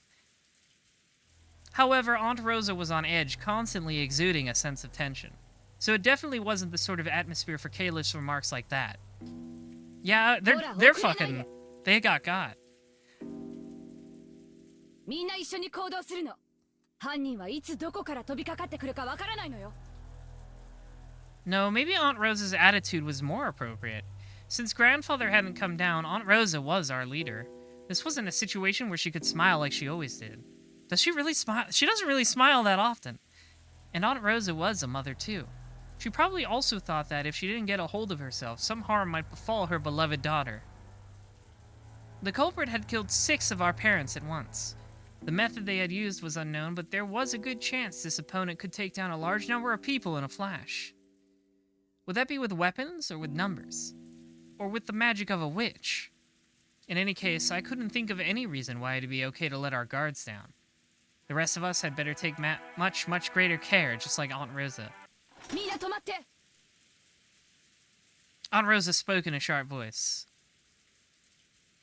Wondering what this was all about, we peered forwards and immediately realized the reason. Oh boy, it's that one. Was, I don't think Jessica's door was locked, was it?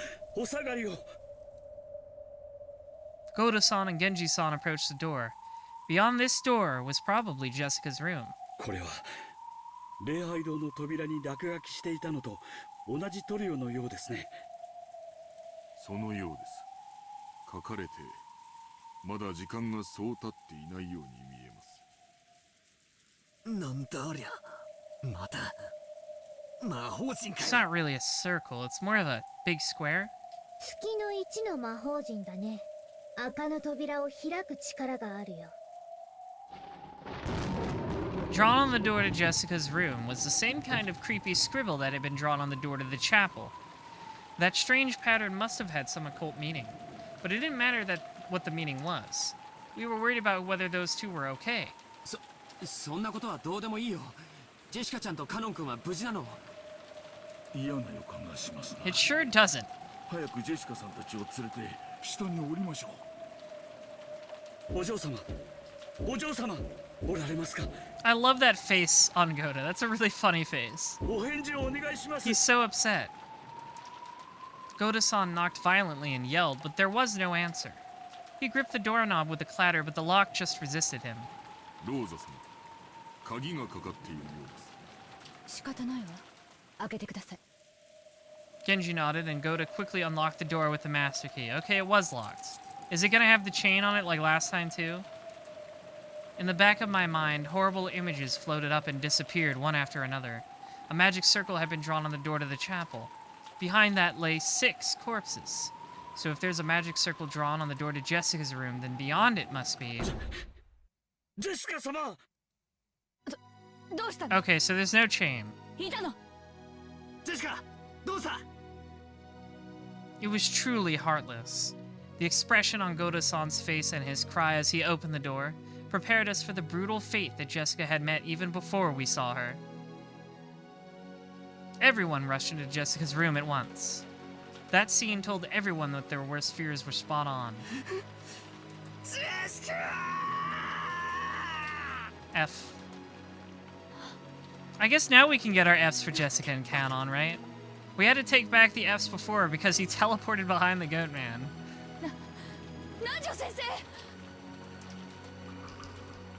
Inside the room, which seemed elegant for the bedroom of one so young, Jessica lay crumpled on the ground. Well, actually, I guess Beatrice did something weird with Canon's body? I don't know. There was a large pool of blood on the floor, and there was a knife of something sticking deep into her back. Was it a knife? There was a design on the handle that just had to symbolize something demonic. It had to be a weapon, question mark, with some kind of occult meaning. これはひどい。お亡くなりになっています。これは多分肺まで届いたんでしょう。 Yeah, I don't know what Beatrice did with Canon's body. I don't know where that's gonna show up. It'll be I'm sure it'll be a fun... It's a surprise tool to help us later, she says. 死んでからそう時間は経っていません。ジェシカー！くそ！くそー！バトラ様。甘かった。分かってた。島からは逃げられない以上、犯人は必ず近くにいたんだ。ならどうしてすぐに警戒しなかったんだ。Foresight isn't your strong suit. 甘えてた。犯人ってやつは罪を犯したらこそこそと逃げて隠れてるもんだと思い込んでた。あの時の僕たちは動転してた。ジェシカちゃんが怒りに身を任せて駆け出すのも仕方がないことだと思ってた。でも甘かったんだ。止めるべきだった。幸田さん、どうしてジェシカちゃんたちを放ってきちゃったの？あなたが一緒にいてくれたらこんなことには。Yeah, Goda. Come on, man. What were you thinking? 私は危険ですから戻りましょうと言いました。ただお嬢様は一人になりたいと申しまして、カノンさんが自分に任せてほしいと言いまして、それを言ったら、カノンさんはどこへ？そうだ。Oh, that's the sound of stuff updating. Found in her own room in the mansion with a weapon shaped like a stake rammed into her back. Finally, at the very end, she got to be with the person she loved. She must have been happy. That's fun. That's great. Oh, and Canon's just grayed out. The witch erased his corpse for fun. Oh, so it didn't get transported somewhere, it's just gone. That alone caused an incredible easiness among the survivors. If that which exists resides in the human world, then that which does not exist is truly fantasy. Fantasy takes the form of what they fear. Huh. So it's just gone. Okay. So does he count for the ritual then? That's my question. カノン君は一体。カノン君、どこに？カノンさんはお嬢様と一緒にいたはずです。一体どこに？まさかやられたんじゃないだろうな。静かに。この部屋に誰か隠れているかもしれない。ベッドの下やクローゼットなどを探して。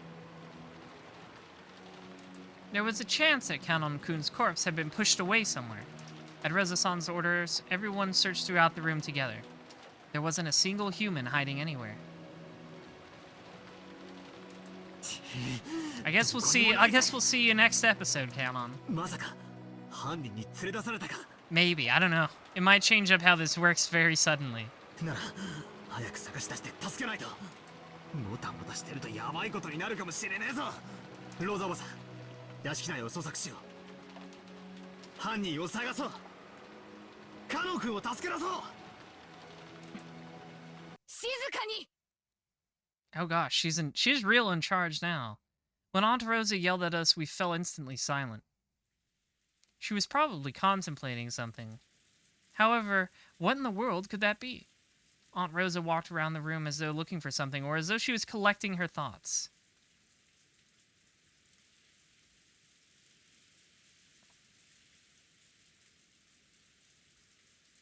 Then she found something on the side table by the bed and picked it up. 誰かわかる人、教えて。これは何の鍵かしら。 Aunt Rosa showed everyone a key with a cute mascot attached to it. Judging from its cuter appearance, I didn't doubt that it was Jessica's key, but I had no way of knowing for sure. おそらくこの部屋の Oh boy, another locked お嬢様の room! お部屋の鍵でしょう。 Everybody's favorite. After hearing that, Aunt Rosa made a point of going outside the door and checking. Without a doubt, it was the key to this room. It's all locked rooms. Oops, all locked rooms. 普通、大事な鍵はポケットとかにしまわないかしら。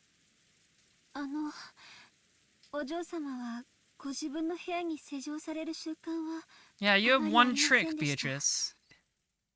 ただ学校に行かれる時だけは旦那様などに勝手に部屋を見られたくないと言って施錠されていたようですが。なるほど。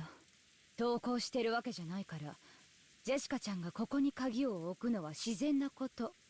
この扉を開けられる鍵はいくつあるの？お嬢様がお持ちの一つだけですが。あなたたちのマスターキーでは開けられないの？開けられます。Yeah, Genji just opened it a minute ago. マスターキーは何本あるの？使用人の人は全員持ってるの？余剰分はある？はい、私たちは全員が持っています。余剰分はどうでしょう。以前は何本かありましたが、奥様に不用心だと強くお叱りを No 受け extra まして、 keys. 対応が取られたはずです。そうです。私たち使用人が一本ずつ持つのみです。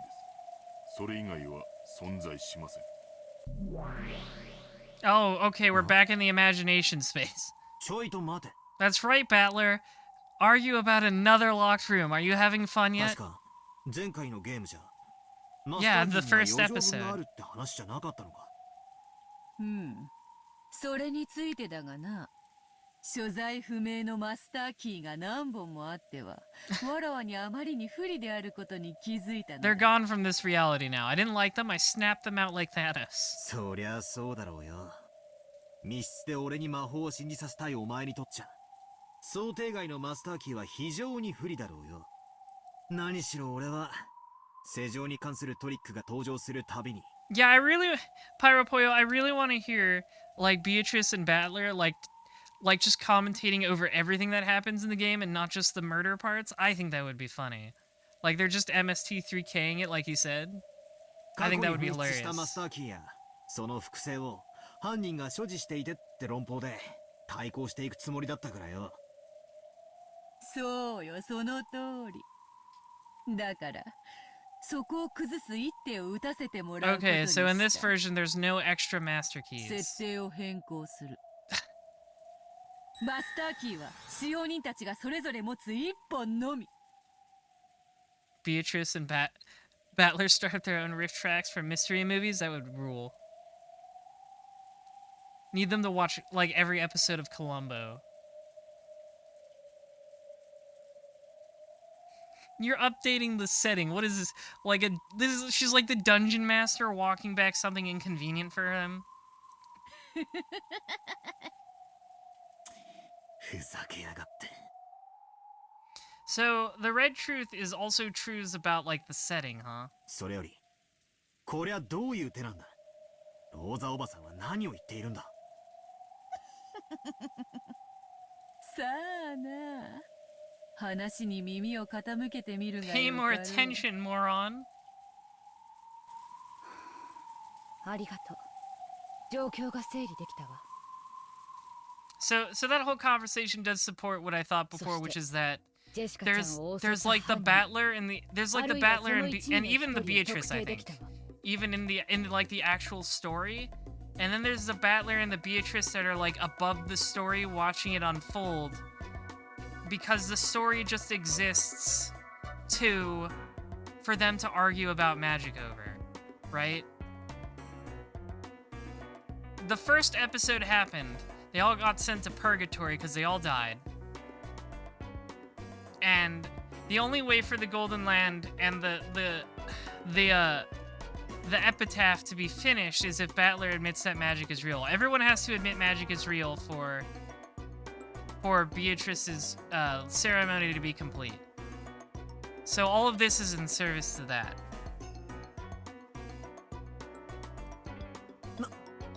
なんだ。 All right, Rosa, show us your incredible それは誰だ？ deductive reasoning here.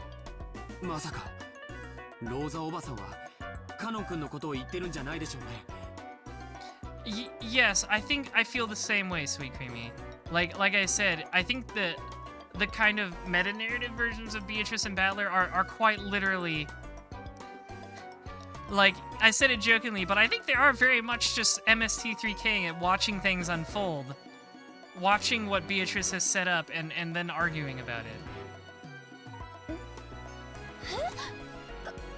カノン君がどうしてですか。この部屋は施錠されていたわ。そしてこの部屋に施錠できる Another diagram. I love these 使用人のみん diagrams. なが持っているマスターキーと They're like not ジェシカちゃん helpful が at 持 all. っているこの鍵しかない。でもジェシカちゃんの鍵はここに閉じ込められていた。ということは施錠できたのはマスターキーしかありえない。おっしゃる通りです。となれば誰かがジェシカちゃんを殺し、そして施錠したことになる。その人物はマスターキーを持っていたわ。そしてマスターキーを持っていた人物は5人しかいない。そんな私ではありませんよ。私ではそんなことできません。熊沢さんは朝が遅かった。私たちが礼拝堂から客間に戻ってきてそこで会ったわけだけど、それまでの間あなたがどこで何をしていたかは証 Yeah, 明 what if she's just lying about waking up late? 物陰から私たちを伺っていて、孤立したジェシカちゃんたちの後を追い、こっそり襲いかかった。私がお嬢様のところを訪れて Yeah, I'm sure this frail old lady could overpower both Jessica and Canon. Remember that? Even though like an hour ago, Jessica was like swinging around furniture. あんまりにございます。あんまりですとも。ゴーダさんだってどうです？あなたはカノン君にジェシカちゃんを任せて帰ってきたと言ったわ。でも本当なのかしら。本当は2人を殺してカノン君の死体を隠して、それで何食わぬ顔で戻ってきたんじゃないのかしら。そんなことはありません。このゴーダ、誓ってそのようなことはいたしません。私たちでもありません。私たちは親方様のご命令で。ええ、あなたと源氏さんについてだけは大丈夫。お父様から聞いた話でそれは裏付けられてる。 So she did talk to Kinzo. I wonder what the content of her conversation with Kinzo was. お父様と私が保証するわ。ありがとうございます。こうなれば郷田さんと熊沢さんのどちらかが怪しいという論法になると思うの。私もこの部屋に入った最初はそう思った。でもね、おかしいと思ったの。ジェシカちゃんの遺体の様子を見て。みんなはおかしいと思わない？おかしいと言われますと？ジェシカちゃんは背中を刺されてるの。ほら、よく一般的に言うでしょ。背中を刺された事件は顔見知りが犯人の可能性が高いって。部屋に気を許せないような人を招き入れて背中を無防備にさらしたりなんか絶対にしない。まさかローザ様はそれをカノン君だとおっしゃるんですか？ You're the one who keeps suggesting it. ええ、私たちは殺される直前のジェシカちゃんの様子をよく知ってる。両親の無残な遺体を見てジェシカちゃんはかなりパニックを起こしてた。そしてその後に冷静を取り戻しひどく落ち込んだだろうことは容易に想像がつく。そんなジェシカちゃんが一人で部屋に閉じこもったというシーン。 Yeah, it's all layers, Parapoil, like an onion. そしてこの辺りの経緯は郷田さんの話とも一致するわ。 Like you joke, but I think that's almost an important aspect to this, that we, the readers, are here watching Battler and Beatrice argue and themselves watching the inner story. I think that's almost...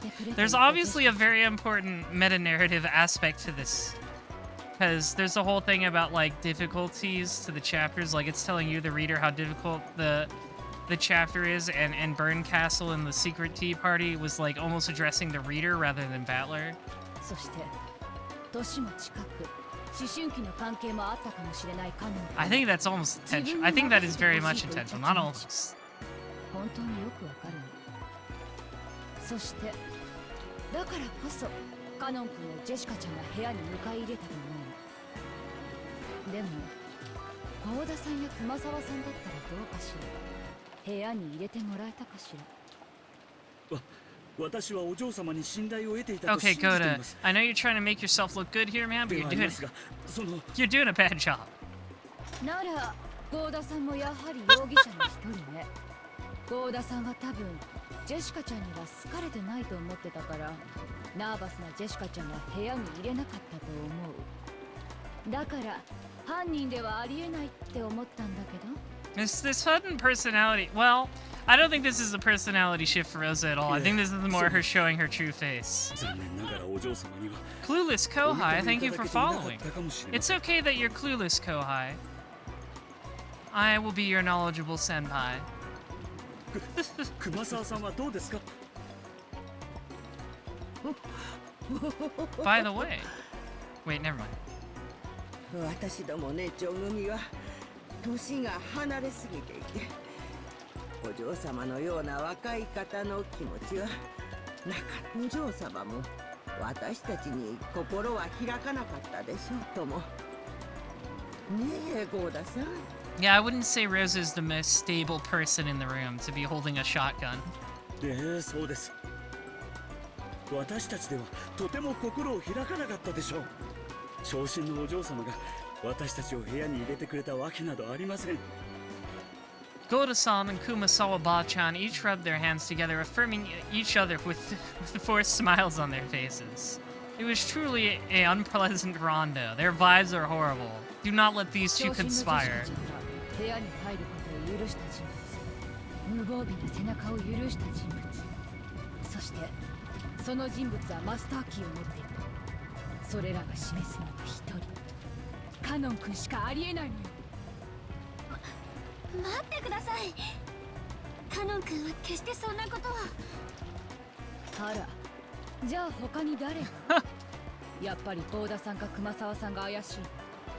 シャノンちゃんはどっちが疑わしいと思う？ね私はそんな。私ではありませんよ、シャノンさん。I hope in the fighting game, Rosa is just like, it's just Elfelt, like she's throwing grenades and stuff. もちろん私でもありません。お嬢様と仲が良かったのはカノンさんと、あとシャノンさんじゃありませんか。ああ、そうだったわね。シャノンちゃんならジェシカちゃんも部屋に入れてくれるかもしれない。でも、あなたはお父さんのところに。Actually, somebody should draw Maria in Elfelt's outfit for the not Maria, sorry, Rosa. I don't know why I keep doing their names. Not Maria, Rosa. For the culture. Yeah, Goda always looks like his face is melting. でも実はあなたが犯人だ。 There's so many names in this game, you'll have to forgive me. シャノンが犯人のわけはない。 That's my wife you're pointing a gun at, おじい lady. 様のところで大切な用事をしていたとさっき言ったはず。ええ、わかってる。シャノンちゃんとゲンジさんは犯人じゃない。ずっと一緒にいたとお父様も認めてる。さて、みんなはどう考えるかしら。 After being told that, no one could respond. Even if someone did manage to argue back, they'd then have to offer the name of a different suspect. And no matter what the suspect was, it would have to be someone right there. No one could do something like that. Aunt Rosa glanced at everyone in turn, fingering the gun like it was a toy. She seems so different from the kind Aunt Rosa I knew. I know, almost like she's a two-faced bitch or something. No, it's probably because I'm not fully aware of the danger we're in. Maybe Aunt Rosa's attitude would seem natural if I could truly sense the peril surrounding us. 意見はないよね。じゃあ私の意見を言うわ。カノン君が死体なき犠牲者である可能性はもちろん否定できない。でも死体が見つからない限り、 What is that カノン background 君が sound? 容疑者である可能性も全く否定できないわ。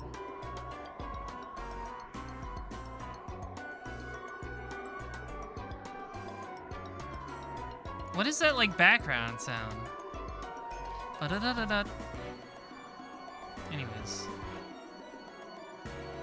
ひょっとするとカノン君は犯人に襲われてどこかに監禁されていた。 By the way, Clueless Kohai, you're the 890th follower. Congratulations on getting a special number.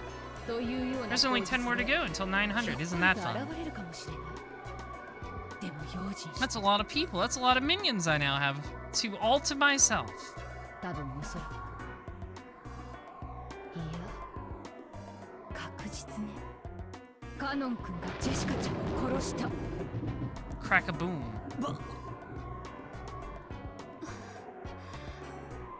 私には信じられません。カノン君がお嬢様をなんて。あ、無理です。 Well, they can't say it in red. They can say it in bold though. カノン君が犯人だと決めつけることには反対だ。 Battler's making his thinking face. ゴーダさんと熊沢さん、どっちが怪しい方を教えて。私たちではありません。カノン君じゃなくてこの扉を施錠できるのは誰なの？シャノンちゃん？ジョージ君？ねえ、ねえねえねえ。 You give a lady a gun and suddenly she starts acting like she's the biggest dick in the room. Aunt Rosa closed in on Chan and George Aniki, laughing unpleasantly. Of course, they couldn't say anything back. They wanted to believe in Kanon-kun. But if they did, they'd have to suspect the other servants. The simplest culprit was the mystery guest, Beatrice. But she was nothing more than a guest, and didn't have a master key. So if Beatrice is the culprit, despite lacking a master key, then do we have to accept the argument that she really is a witch who locked the door with the power of magic? Oh boy, here we go.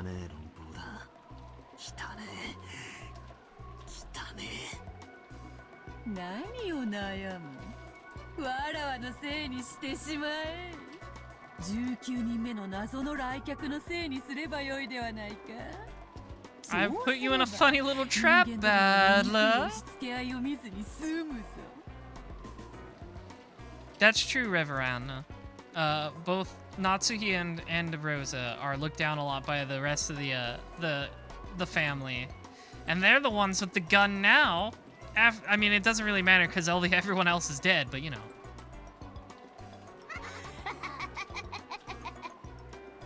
つまりなんだよ。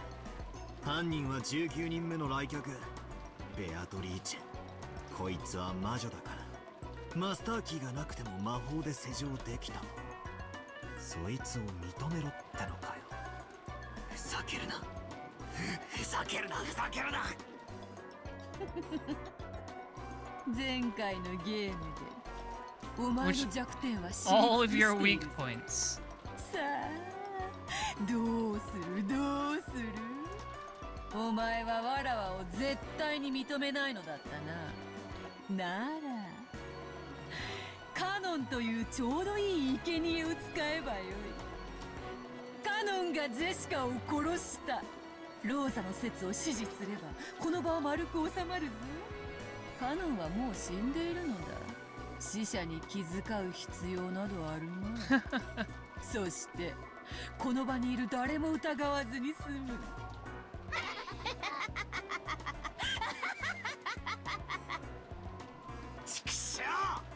She's kind of like the Joker for お前を women. 認めたりはしない。でもカノン君が犯人だなんて。And Battler is kind of like Batman for I don't know, people who really want to fuck stupid people. 私は誰も疑いたくはありません。しかし疑わしきは黒ということもあるにはあります。とにかく用心するに越したことはないでしょうな。南條先生。A fourth person sent you Joker, Beatrice? This is your cross to bear. それはどういう意味ですか。その勘違いしないでください。私はカノンさんを犯人だと決めつけたいわけじゃない。しかし事情がわかるまでカノンさんが犯人の可能性もあると、そう思っておいた方が安全だというのです。Yeah, it's safer for everybody if we think if we agree with Rosa, so she doesn't shoot us. Is the delicate way of putting it. そうですわね。用心はしてしすぎることはありませんもの。The general consensus certainly didn't seem to find fault with Nanjo for what he said. Truly, no one actually thought Canon was the culprit. But unless they suspected him, they'd have to suspect one of the servants here. We didn't want to do that. We didn't want to suspect. We didn't want to be suspected. それで正解よ。警戒してしすぎるということはない。それについて異論はないわね。いい？この殺人事件にはお父様の黄金伝説が関わっている可能性がとても高い。Gold! だとすれば、数百億円の莫大な黄金を独り占めしようと企む何者かの犯行に違いない。それだけのお金が手に入れば、どこの国でも生涯遊んで暮らせるわ。そのためなら、私たちを皆殺しにすることだってあるかもしれない。It's true, I would kill everyone for that much money. マスターキーを持っていないという理由で、 And I get away with it つい too. てだけは19人目の来客、ベアトリーチェを容疑者から外した。でも、事件に関わってないとも言えないわ。何しろ莫大な黄金ですもの。犯人は複数人いる可能性だって否定できない。今この瞬間、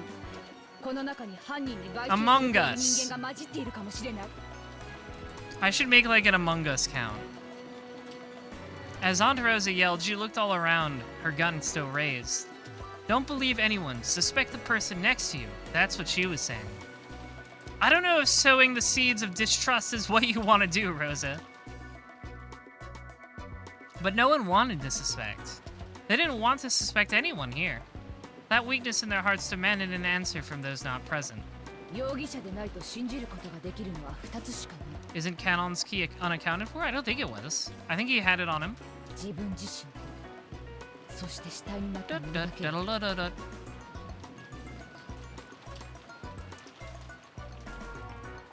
それはカノン君も同じ。死体が見つからない限り、彼はジェシカちゃん殺しの最有力容疑者なのよ。だから用心して。もし生きてたとしても、何かの理由を取り繕っても、絶対に信用しちゃダメよ。いいわね。That's true. His body is unaccounted for. Did Beatrice, when she did whatever she did with Canon's body, did she keep the key? Did she do something with the key, or was that removed too?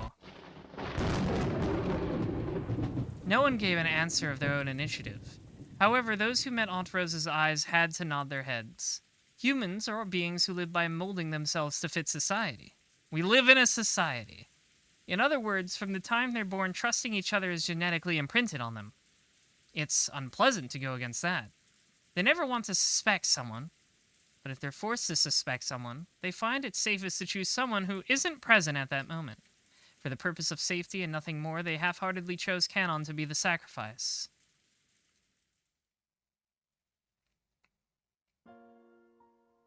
That's ridiculous. I definitely don't want to believe that Canon-kun is the culprit. I heard it from George Aniki just now, but not only were those two close in age, they also had that kind of adolescent relationship Aunt Rosa had mentioned. It might be a little late now, but yes, they really did have that kind of air about them.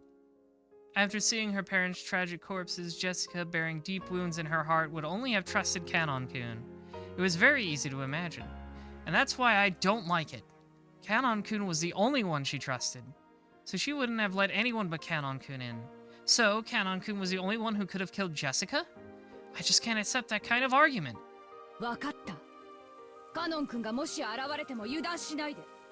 カノン君の無実を証明できない限り、私たちはジェシカちゃん殺しの犯人をカノン君だと仮定します。That was Aunt Rosa's claim. By using the vague word assume, she manages to convince everyone in the end. Everyone nodded weakly, and with the excuse that they were just assuming it for the time being, they concluded that Canon was the culprit who had killed Jessica. Will you lay down and accept this, Battler? I wonder what the dead Jessica and Canon would think if they could hear this exchange.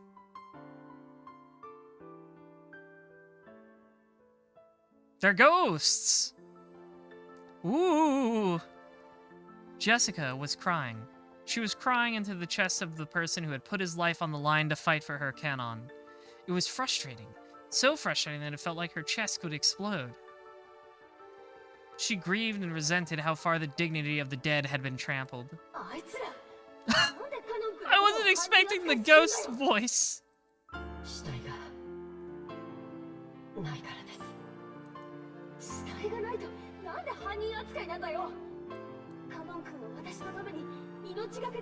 I guess they're in purgatory too, whatever. Sure.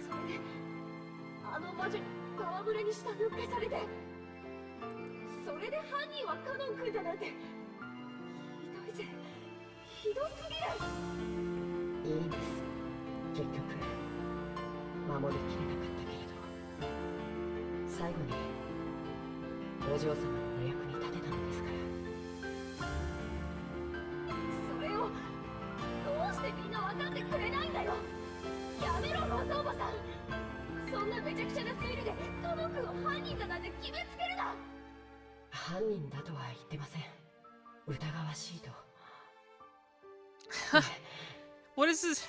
I'm not really understanding this new layer of the ghost watching people.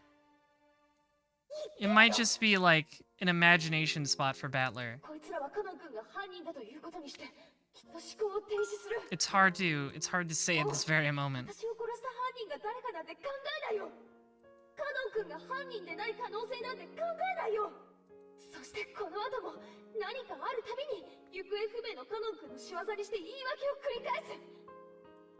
私はそんなの耐えられないよ。いいんです。お嬢様だけは。It's like Among Us when you can keep playing as a ghost after you die. It's always about Among Us, isn't it? 私だけが知ってたって意味がないんだよ。死んで分かった。真実ってのは生きてる人間のものだ。真実が残らなかったら死者は報われない。何のためにカノン君が命を懸けたのか分かんなくなっちゃう。Ah! What do you... Stop PowerPoint presentation transitioning places. 実に愉快な見物よ。死者の嘆きほど甘い蜜も珍しい。嘆け嘆け。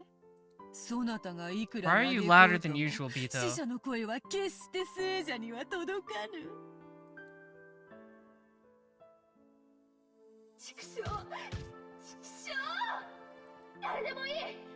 私の声を聞いてくれ。カノン君は犯人なんかじゃない。 I wasn't expecting ghosts. カノン君は死体を消されただけなんだ。どうしてそれがわかんないんだよ。お嬢様。こんなの嫌だ。悲しい。悔しい。これじゃカノン君は殺されそうじゃないか。死者の名誉は聖者が認めなきゃ得られないんだ。誰でもいい。気づいてくれよ。 The music is good. カノン君は犯人じゃない。行くなよみんな。頼むからそのままで終わりにしないで。 Don't worry, they won't. Not while Battler's here to be really argumentative over everything. Rosa announced that this room would be sealed until the police came. The rest didn't want to suspect each other, so they happily accepted that. For now, they accepted that Canon was the culprit. Without even imagining how much disgrace that gave to the dead, they accepted it. お嬢様。もういいんです。ありがとう。行くなよみんな。交渉だよ。戻ってくれ。このまま私たちを残さないで。カノン君を犯人扱いのままにしないで。Way. 届かぬわ。死者の嘆きは決して届かぬ。 Okay. I'll admit this part is losing me a little bit. Like, I'm just like, what? 届くと思ってるだろう。届かないんだよ、ジェスカ。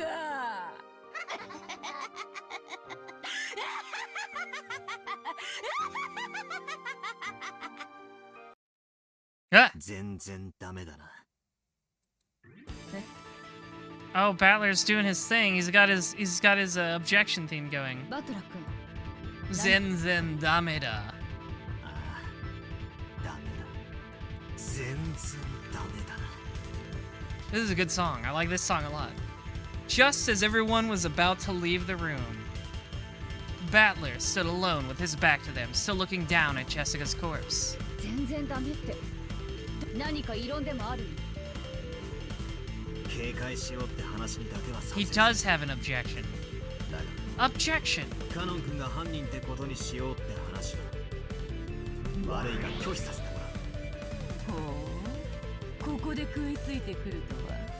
カノンが犯人ではなく、しかもわらわの仕業でもないならば、このジェシカの部屋の密室をどう説明する？実を言うと I don't know! I'm bullshitting. まったく俺はどうして全然ダメだなんて言っちまったんだ。自分の言動に The me in the story is even dumber than this me.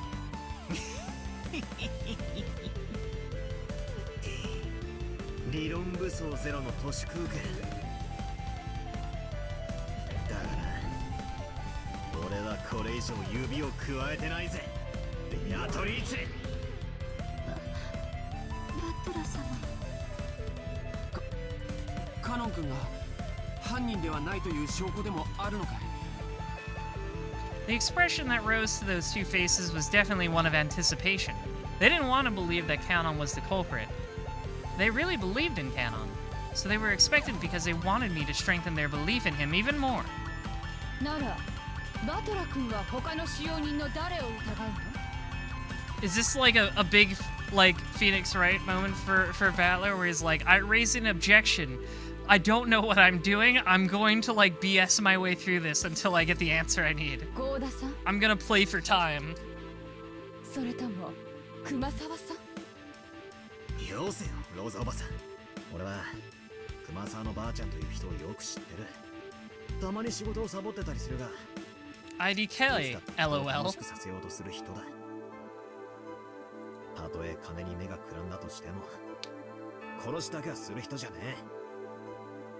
Who's dumber? Oh, that's so hard. I feel like Phoenix is like genuinely smart. He's just often put into really shitty situations where like he literally doesn't have what he needs to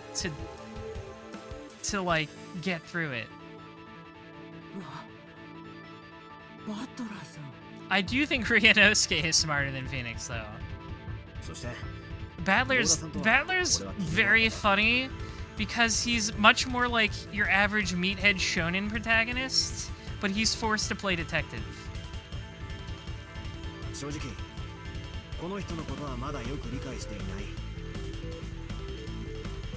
だが、 At the same time, I do think Battler shares a quality with Phoenix Wright, which is that he has like a decent intuition. Like he's able to say something's wrong here and go from there. 私は I don't know shit about Goda, but I don't think he こん kills なに someone. 楽しそうに飯を作る人、同じなんだよ。熊沢のばあちゃんと同じだ。ゴーダさんは人を喜ばせるのが好きな人なんだ。そんな人が。 Yeah, Goda's just kind of a dick. He's not a murderous dick. ならバトラ君は誰がジェシカちゃんを殺したというの？マスターキーでしか施錠できないこの部屋に誰がジェシカちゃんを閉じ込めたというの？ 待ちな。 But I guess like saying Battler has good intuition is appropriate because like I said, he's like a meathead shonen protagonist. And those guys are always like, wow, he learned this super powerful move just by observing it, even though he's stupid. And Battler's like that, just with like detective stuff. それを論じる前に、俺ははっきりさせておく。誰々が犯人でないなら誰々が犯人という話がしたいんじゃない。 Right, like Kyrie explained the flipping the chessboard thing, and he clued into it pretty fast. 俺は単にカノン君が犯人だということは断じてありえないという話がしてだ。 I also think that's true as well, Sweet Creamy. Like Battler's kind of slow to start. Like we've seen it before. Like when he like makes like a thinking sound. Like I make fun of the Battler thinking sound, but I literally think that's the case. 犯人がカノンではないということを立証できるというのだな。 Yes. Show me the evidence in the court record, Battler. 実に簡単なことさ。危うく見落とすところだったぜ。ベアト。副賞要求。言えるもんなら言ってみろ。 Yeah, what if Battler lost his master key? She didn't say it, so that must be the case. どうしてそんなことがわかるの？さっき俺はゴーダさんに話を聞いた。カノン君と別れる直前。 Oh, that's right. ジェシカが貴賓室に殴り込みに行ったってあたりの話だ。ゴーダさん、あんたはちゃんと覚えてたよ。 Even I forgot that. あんたはカノン君の名誉を守った。私がですか？同じ話は僕も聞いてたよ。でも僕にはよくわからなかった。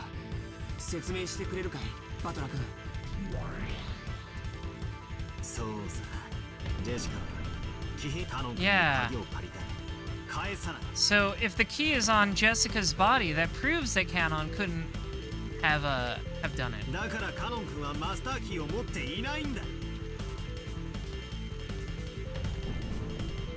All you gotta do is check Jessica's body to see if she still has the key.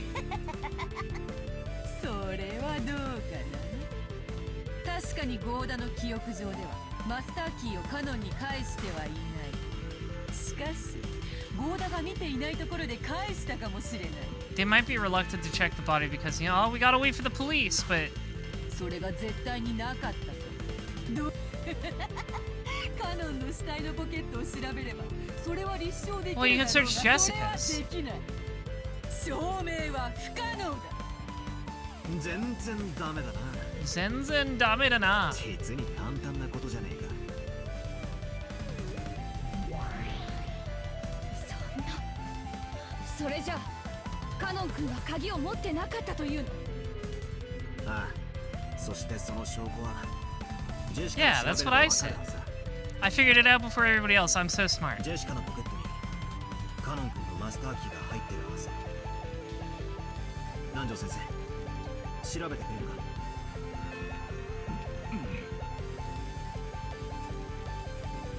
Nanjo dashed up to Jessica and searched in her jacket pocket. Everyone was expectant.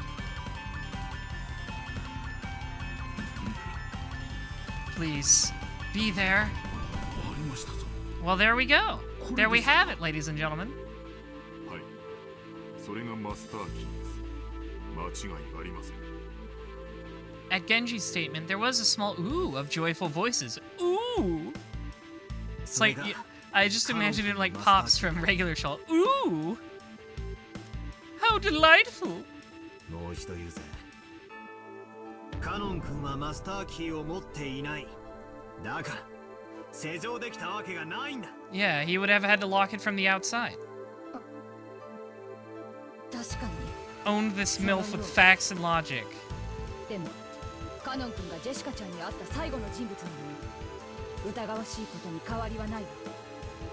予想ぜ。そういうの。人間ってのは本来信じ合う生き物のはずだ。なのに世知がない世の中を生きるために疑り深さを覚えちまう。だから何でも疑ってしまう。俺たち悲しい生き物だな。その差がを俺は否定しねえ。だが証拠なき断定だけは許さない。疑わしきは黒じゃねえ、白だ。もちろん世の中は狼だらけさ。 Yeah, innocent until proven guilty, you whore! 人を不用心に全て信じろとは言わねえ。だが黒だと断定するならば完全な証拠を用意しろ。 I don't know if that's actually a legal thing in Japan. それができない限り絶対に憶測で人を黒だなんて言うんじゃねえ。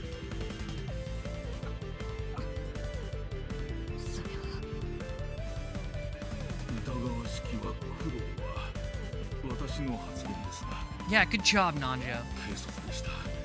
謝ります。バトラ様。見事な推理だよ、バトラ君。ゴーダさんもありがとう。あなたが覚えていてくれたからカノン君の疑いが晴らせました。いや Coda, it's a good face. Uh-oh, the music's on. Battler's about to get owned again. Clap, clap, clap. It was the crisp sound of the witch applauding. お見事お見事。なかなかやるではないか。やべえな。まんまと餌駒に引っかかっちまったか。そなたは見事。カノンにだけはこの部屋の扉を施錠できなかったことを証明した。 Oh yeah, now she's gonna say, ah, you proved Canon couldn't have done it. That means I must have done it with magic. 使用人は全員マスターキーを持つはず。You fell for the trick. それが根拠となり、カノンが犯人扱いとなっていたのだから、少なくともその疑いは見事に晴らせたな。So if no one else could have done that, it was me! ジェシカを殺した犯人はどうやって扉を施錠した With の my magic runes! そういう問題になっちまうわけだな。まんまと思い通りの展開に引き込まれちまったぜ。かかったな。しかもそなたは他の使用人たちを誰も疑わないなどと大それたことを言ってしまった。さーて、どう言い作ろうのか見ものよ。うるせえぜ。早速始めるぞ。どうせがっつり否定さ I れち like まう it. ん It's だ like, ろう let's just get into it. 先にこの部屋が密室であることの定義を確認させてもらうぜ。よかろう。まず隠し扉の類は一切ない。出入りはこの扉からだけだ。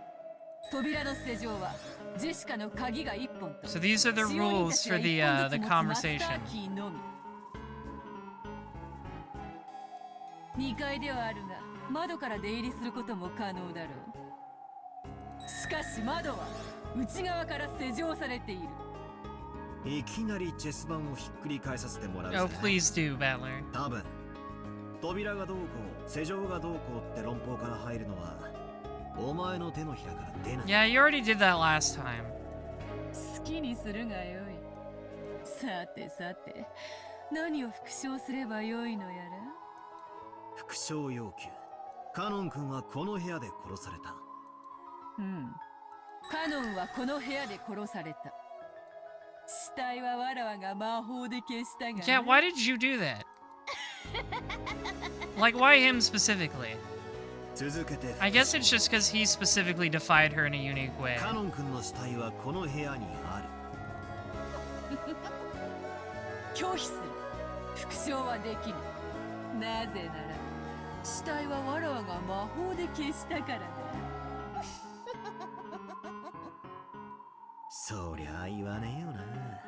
そこにどうせ秘密があるに決まってるんだ。くそ。謎の論点はどこなんだ。 Ask her about the energy マスターキ swords. ーもなく施錠したことなのか。施錠された室内にいる二人をどうやって殺したかなのか。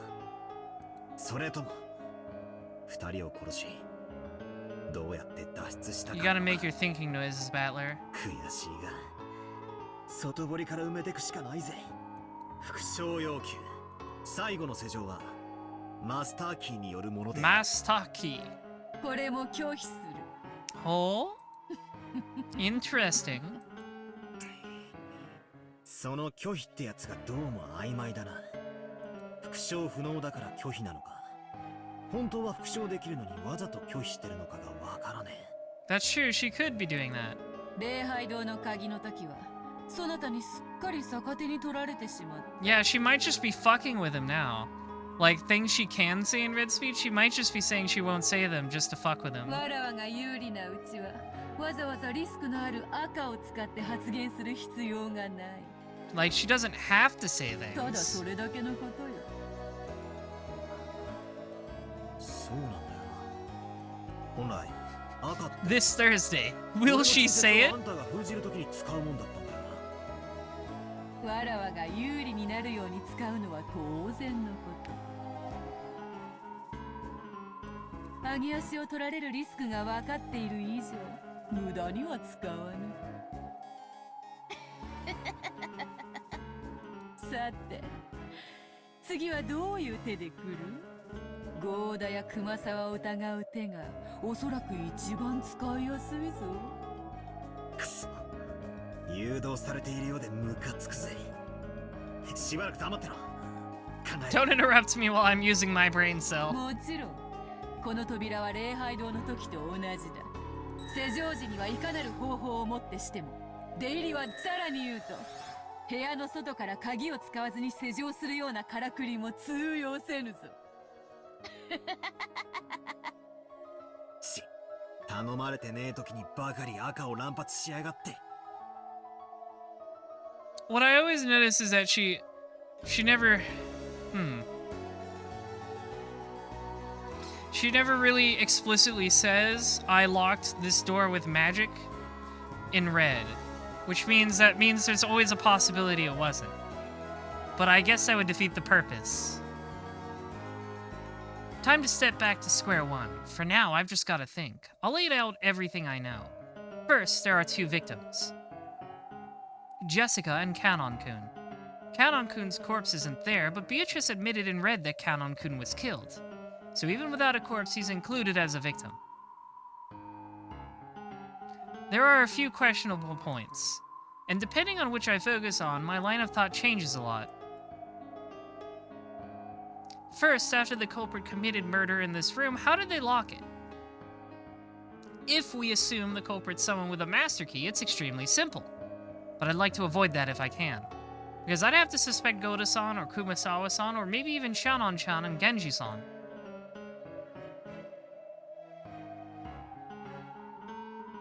Here, I noticed something. I was contradicting myself.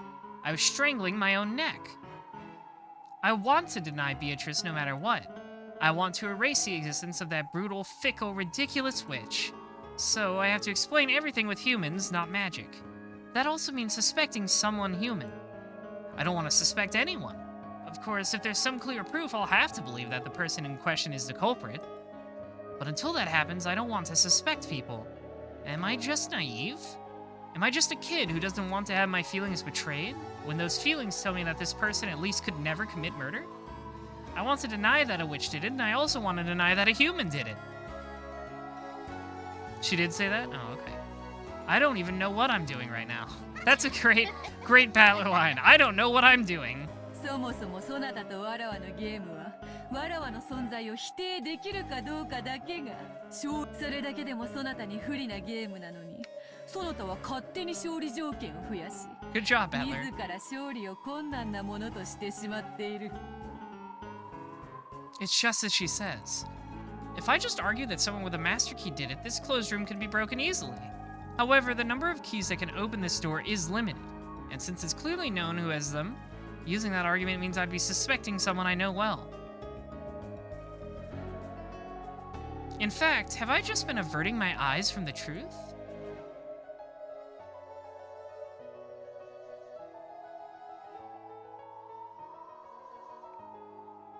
Well, that wouldn't work either, Pyropoil, because, like, he doesn't want to... He's not denying just Beatrice, he's denying magic in general. He has to deny all magic to deny Beatrice. And also, I think Beatrice can't just say in red that she did it with magic, because that would make the whole game pointless. Like, the whole point is that it's a game.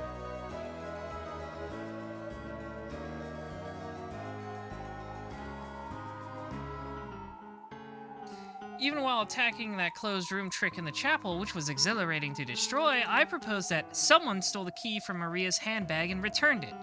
If that theory is right, then the question becomes who could have stolen the key from her handbag?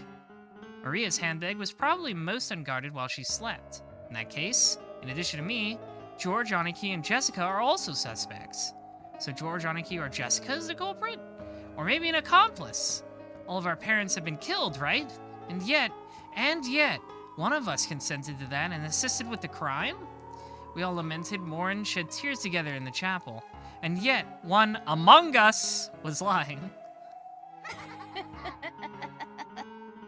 そなたの例の手下げから抜き出し戻したという説はいとこたちを色濃く疑うものであったのだぞ I will never stop. I think it's hilarious.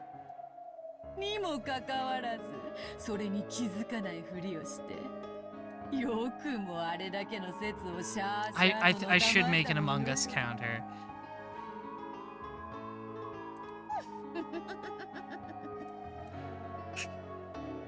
くそだからって親族や使用人の誰かが犯人だって保証はねえお前が例えば段ボール箱にでも隠れながらコソコソと近づいてきて熟睡してる俺たちの部屋に忍び込んで鍵を奪った可能性だって十分あるじゃねえか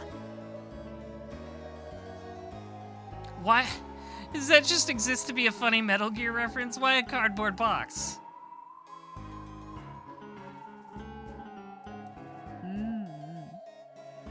それについてはそれでもよかろう19人目の来客であるわらわを疑うことで彼らに疑いをかけずに済むならばジェシカの部屋の施錠はどうする？ That's the topic at hand. わらわは魔法で鍵を開けることは造作もないが、さすがにマスターキーは持たぬ。わらわの魔法を否定するならば、わらわを疑うことも否定せねばならんぞ。そしてそれはつまり、そなたら18人の中の誰かを疑うことよ。親切にありがとうよ。少し整理できたぜ。俺にとっての目的は、人間である19人目の来客、ベアトリーチェがどうやって犯行に及んだかに迫る。To focus on her specifically instead of just like a nebulous culprit. そうすれば、誰も疑わずに済む。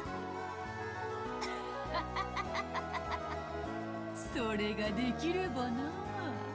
愚かな男よ。こんな部屋、本来は密室でも何でもない。What?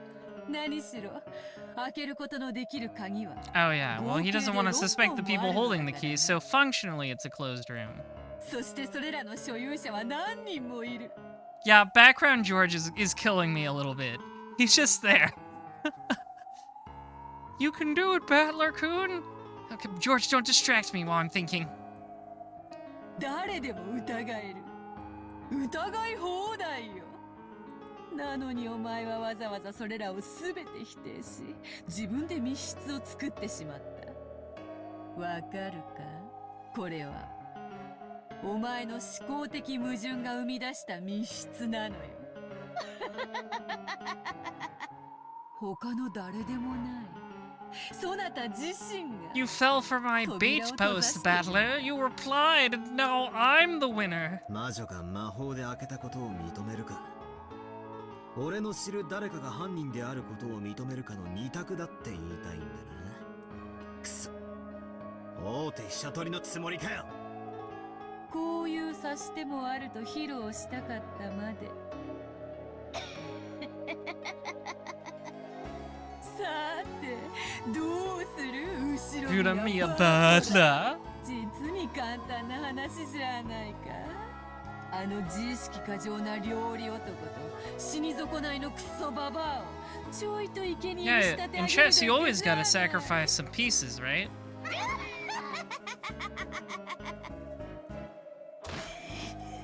くそ、幸田さんと熊沢さんを疑えばそれでいいのか。ダメだ。I'm very interested when I finish this episode to go read the manga for episode 2 and see how these scenes are represented. The ones where Battler and Beatrice argue. 俺は幸田さんが犯人だとは思えない。熊沢さんが犯人だとは思えない。だがお前は認めない。絶対だ。ならば魔法もマスターキーも使わずにこの部屋に入り、ジェシカとカノンを殺し、しかもカノンの死体を魔法を使わずに消失させねばならない。どうやって行う？わらわを否定しつつ、誰も疑わずにどうやって行うのか。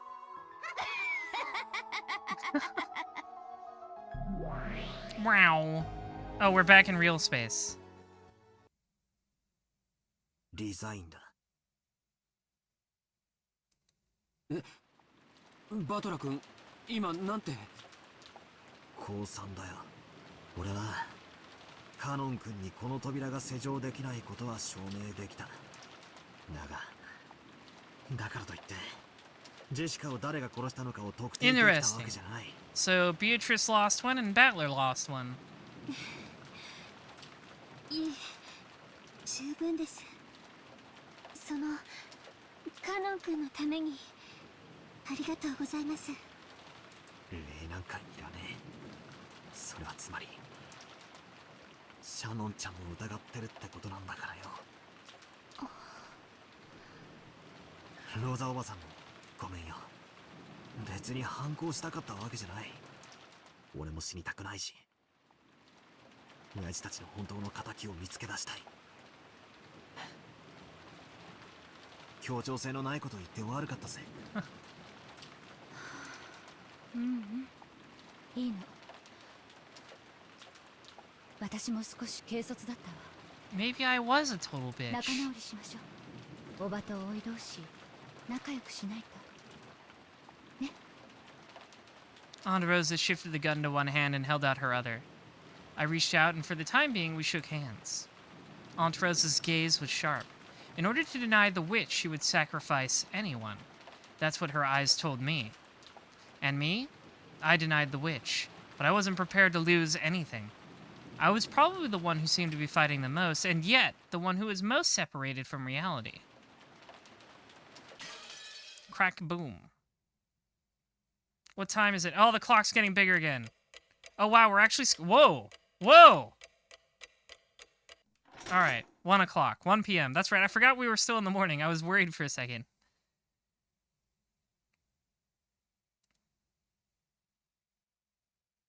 We still got a lot of this day left.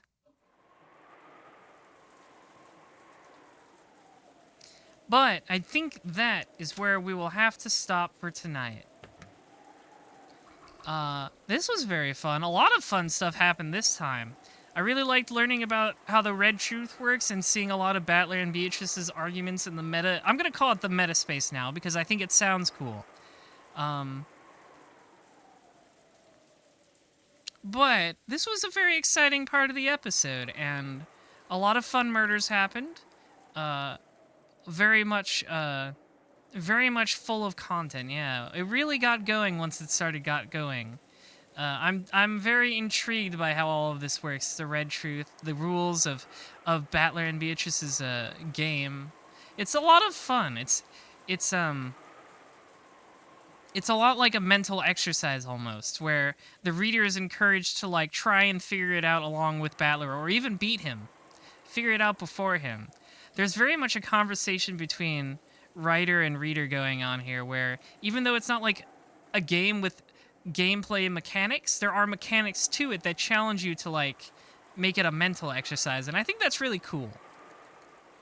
Should you go back to Amori now at 1 a.m.? Amori's really good, but I need my minions well rested, Sweet Creamy, so make the choice that's best for you.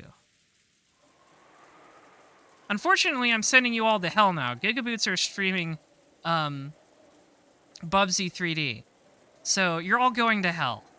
But while you're there, when you raid them, please type Zen Zen Damede in their chat, alright? Do that for me, like that. Just post that a lot. That's what I need you to do when we raid, got it? You think they're playing the first game now? Well, that's still pretty hellish. Bubsy is hell no matter what. Just type Zen Zen Damede in their chat. Okay. I'll see you guys next week for more video games. There might be slightly fewer streams next week due to my IRL princess schedule demanding my attention, but don't worry, there'll still be more Umineko for sure. It'll be a lot of fun. So, I'll see you then. Good night.